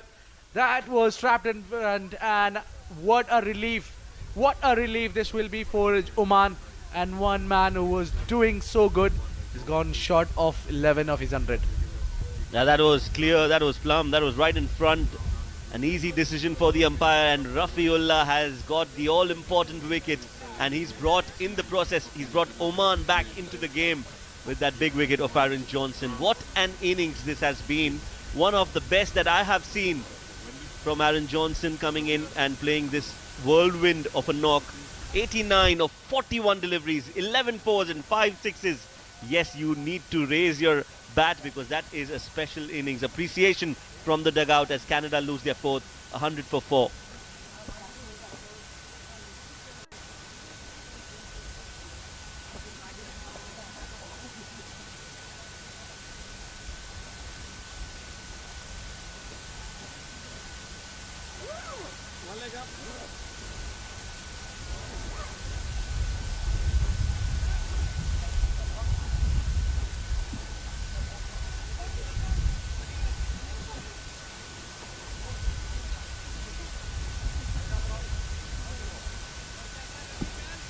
We're going to cross over to Trevor for the post-match interviews. 100 for 4, 10.5 overs. What an important time in the game to take a wicket. 100 for 4 as Canada will now have a new batter out there in the middle. It may be a perfect time to apply some pressure, get the slip in for the new batter maybe. Saad bin Zafar, the captain, walks in. Angled it into the left-hander. And a good over. This has been a breakthrough. But Rafiullah had the last laugh. It's 100 for 4 at the end of 11.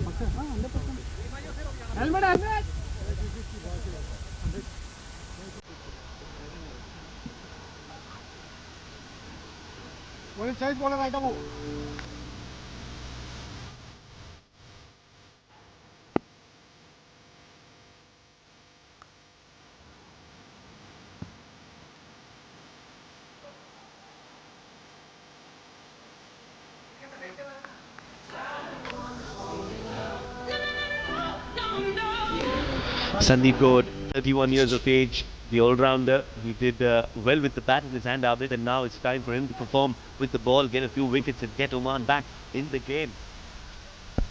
New fresh over for him. And they're running quick. Good running this has been. A smart thinking there from Sandeep, taking his hand out, not trying to hold that ball. 69 of 53 deliveries, that definitely looks achievable for Canada. They'll have to bat sensibly and make sure they just keep on chipping those runs. Singles, doubles and an odd boundary every over will get them home comfortably. Well, indeed, especially when your captain is out there in the middle. And the job is done. They got a fire start. They've had a brilliant control, one man delivering it, and he did it in style. Aaron Johnson, despite losing 3 wickets, he kept on fighting. That one angled away from Saad. Good bowling this has been from Sandeep, but I think it's maybe the time when you can bring the spinners back into the attack. Yes, I would love to see Zishan bowling a few overs, and also Samesh Srivastava. I think this wicket is tailor-made for him. Yes, he was taken for some runs, but that was because of the brilliance of Aaron Johnson. Now that he's back in the hut, that's gone high up in the air. That's been played over fine leg. There's a fielder coming underneath it. Samay does well, just doesn't grab onto it. That's the second catch of the evening that has come towards Samesh Srivastava, and he's grasped it again. Well, it will be very tough luck there in the outfield for Samay. He has done all the hard work, all the hard yard. It's been covered. It was just the time when he's got slide in.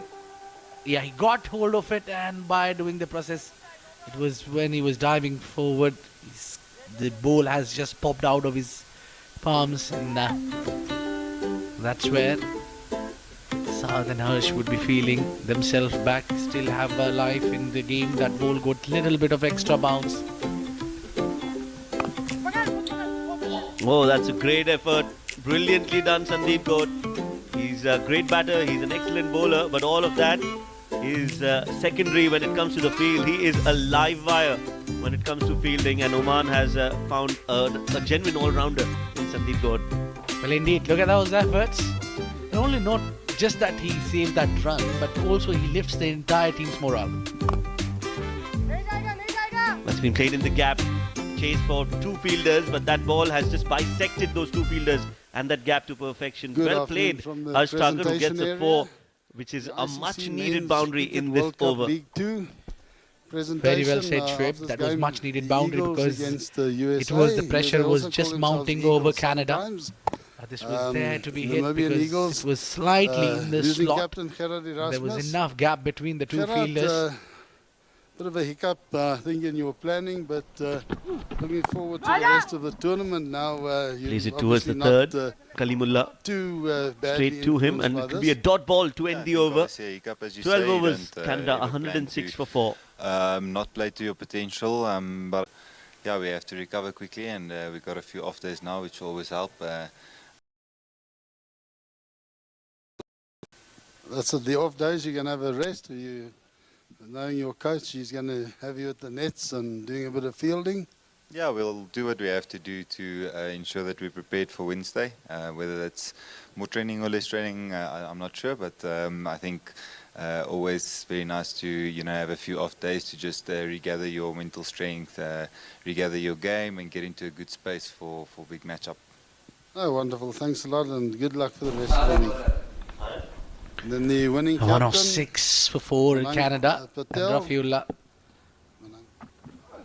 back into the attack. It's straight down the ground, and that was you happy with traveling fast. Really happy with the performance. This man was even like faster than the bowling department. Really good job by defending this at this score. juncture. And just the end of 12 overs. Crucial partnerships in the middle. One was 88 for 2. And that was the time when they were loading towards the big total. And just looking forward to the rest of the week. Coming around the wicket, that was hit hard straight down the ground, as you mentioned. League 2.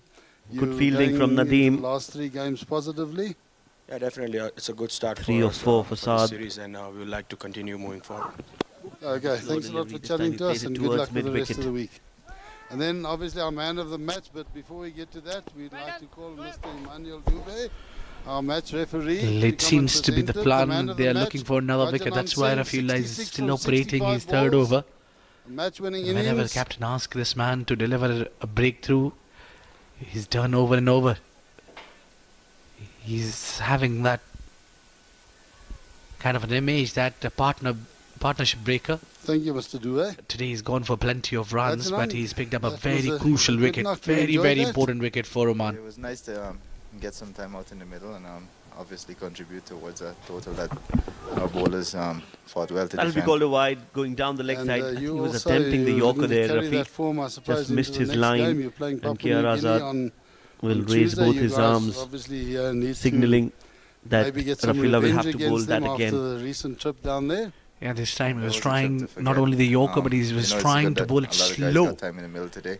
He's So I'm taken sure a lot of the guys pace are looking off. forward to the next game. Oh, now he got Oh, one well, thanks over a up lot. sleeve Thanks of for Kalimullah, who's entertaining picked us up today, 3 and good luck wickets with the rest earlier of the today, given the start. And from us here, Bilal Khan the has Wanderers in contained Windhoek some from runs but did the not pick up ICC wicket. Men's Cricket World Cup League 2. We greet you with the news that the On the USA won onside, this match quite easily by He's just 90 stick with odd one run runs. only. We're looking forward to the next game. So Which starts Canada 10 doesn't o'clock seem to be in a hurry. They just need Tuesday to apply morning. themselves. We'll see you here.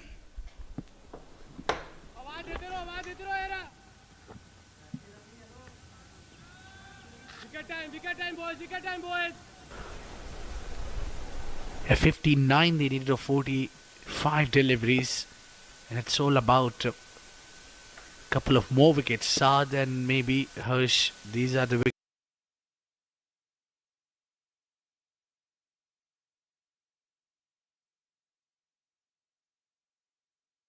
Who comes in and strikes? Well, Rafiullah to the rescue of Team Oman, the all-rounder, now striking with the ball twice. The one in the previous, and this time it was the captain, the big wicket of Saad Zafar. Good length, quicker this time, just takes that edge, and what a flying catch that is from the keeper of Oman, Suraj. Does well to dismiss the captain, Saad Zafar, walking back, 4 of 6. Canada are Nelson for 5, 111 for 5 up to 12.4.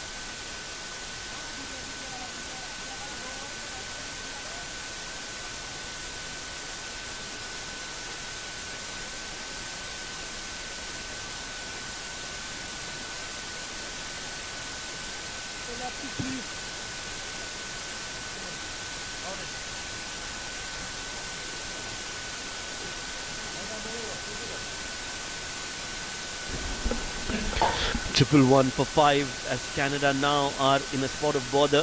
Ravinder Pal Singh, the new man in, 34 years of age, 583 runs for him in 28 matches and a strike rate of 148. He does definitely know how to bat, but it's a pressure game. How well can he handle the pressure? I think relies on this man. He's got a job to do here. He will be the last hope for Canada to take them home with a victory. Very watchful there, very watchful, and you need to be careful against Rafiullah, who's picked up 2 wickets. Yes, been expensive, but boy, he's come out every time and performed. Picking up wicket has been his style. Tall, fast, and he does mix things up really well.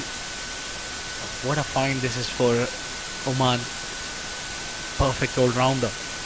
He packs some sixes as well, but today clearly he's gone out on a duck. He had a good day with the bat, but plays that key role in the team of all-rounder.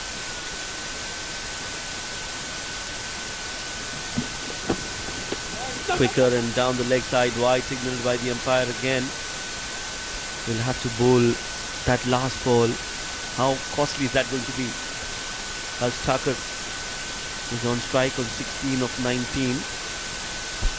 Well, more importantly, they got out of Nelson. That was the hurdle. It was a hard lost their captain and they were on Nelson, and it is always a drama or action, something or the other, when it is batting team is on Nelson.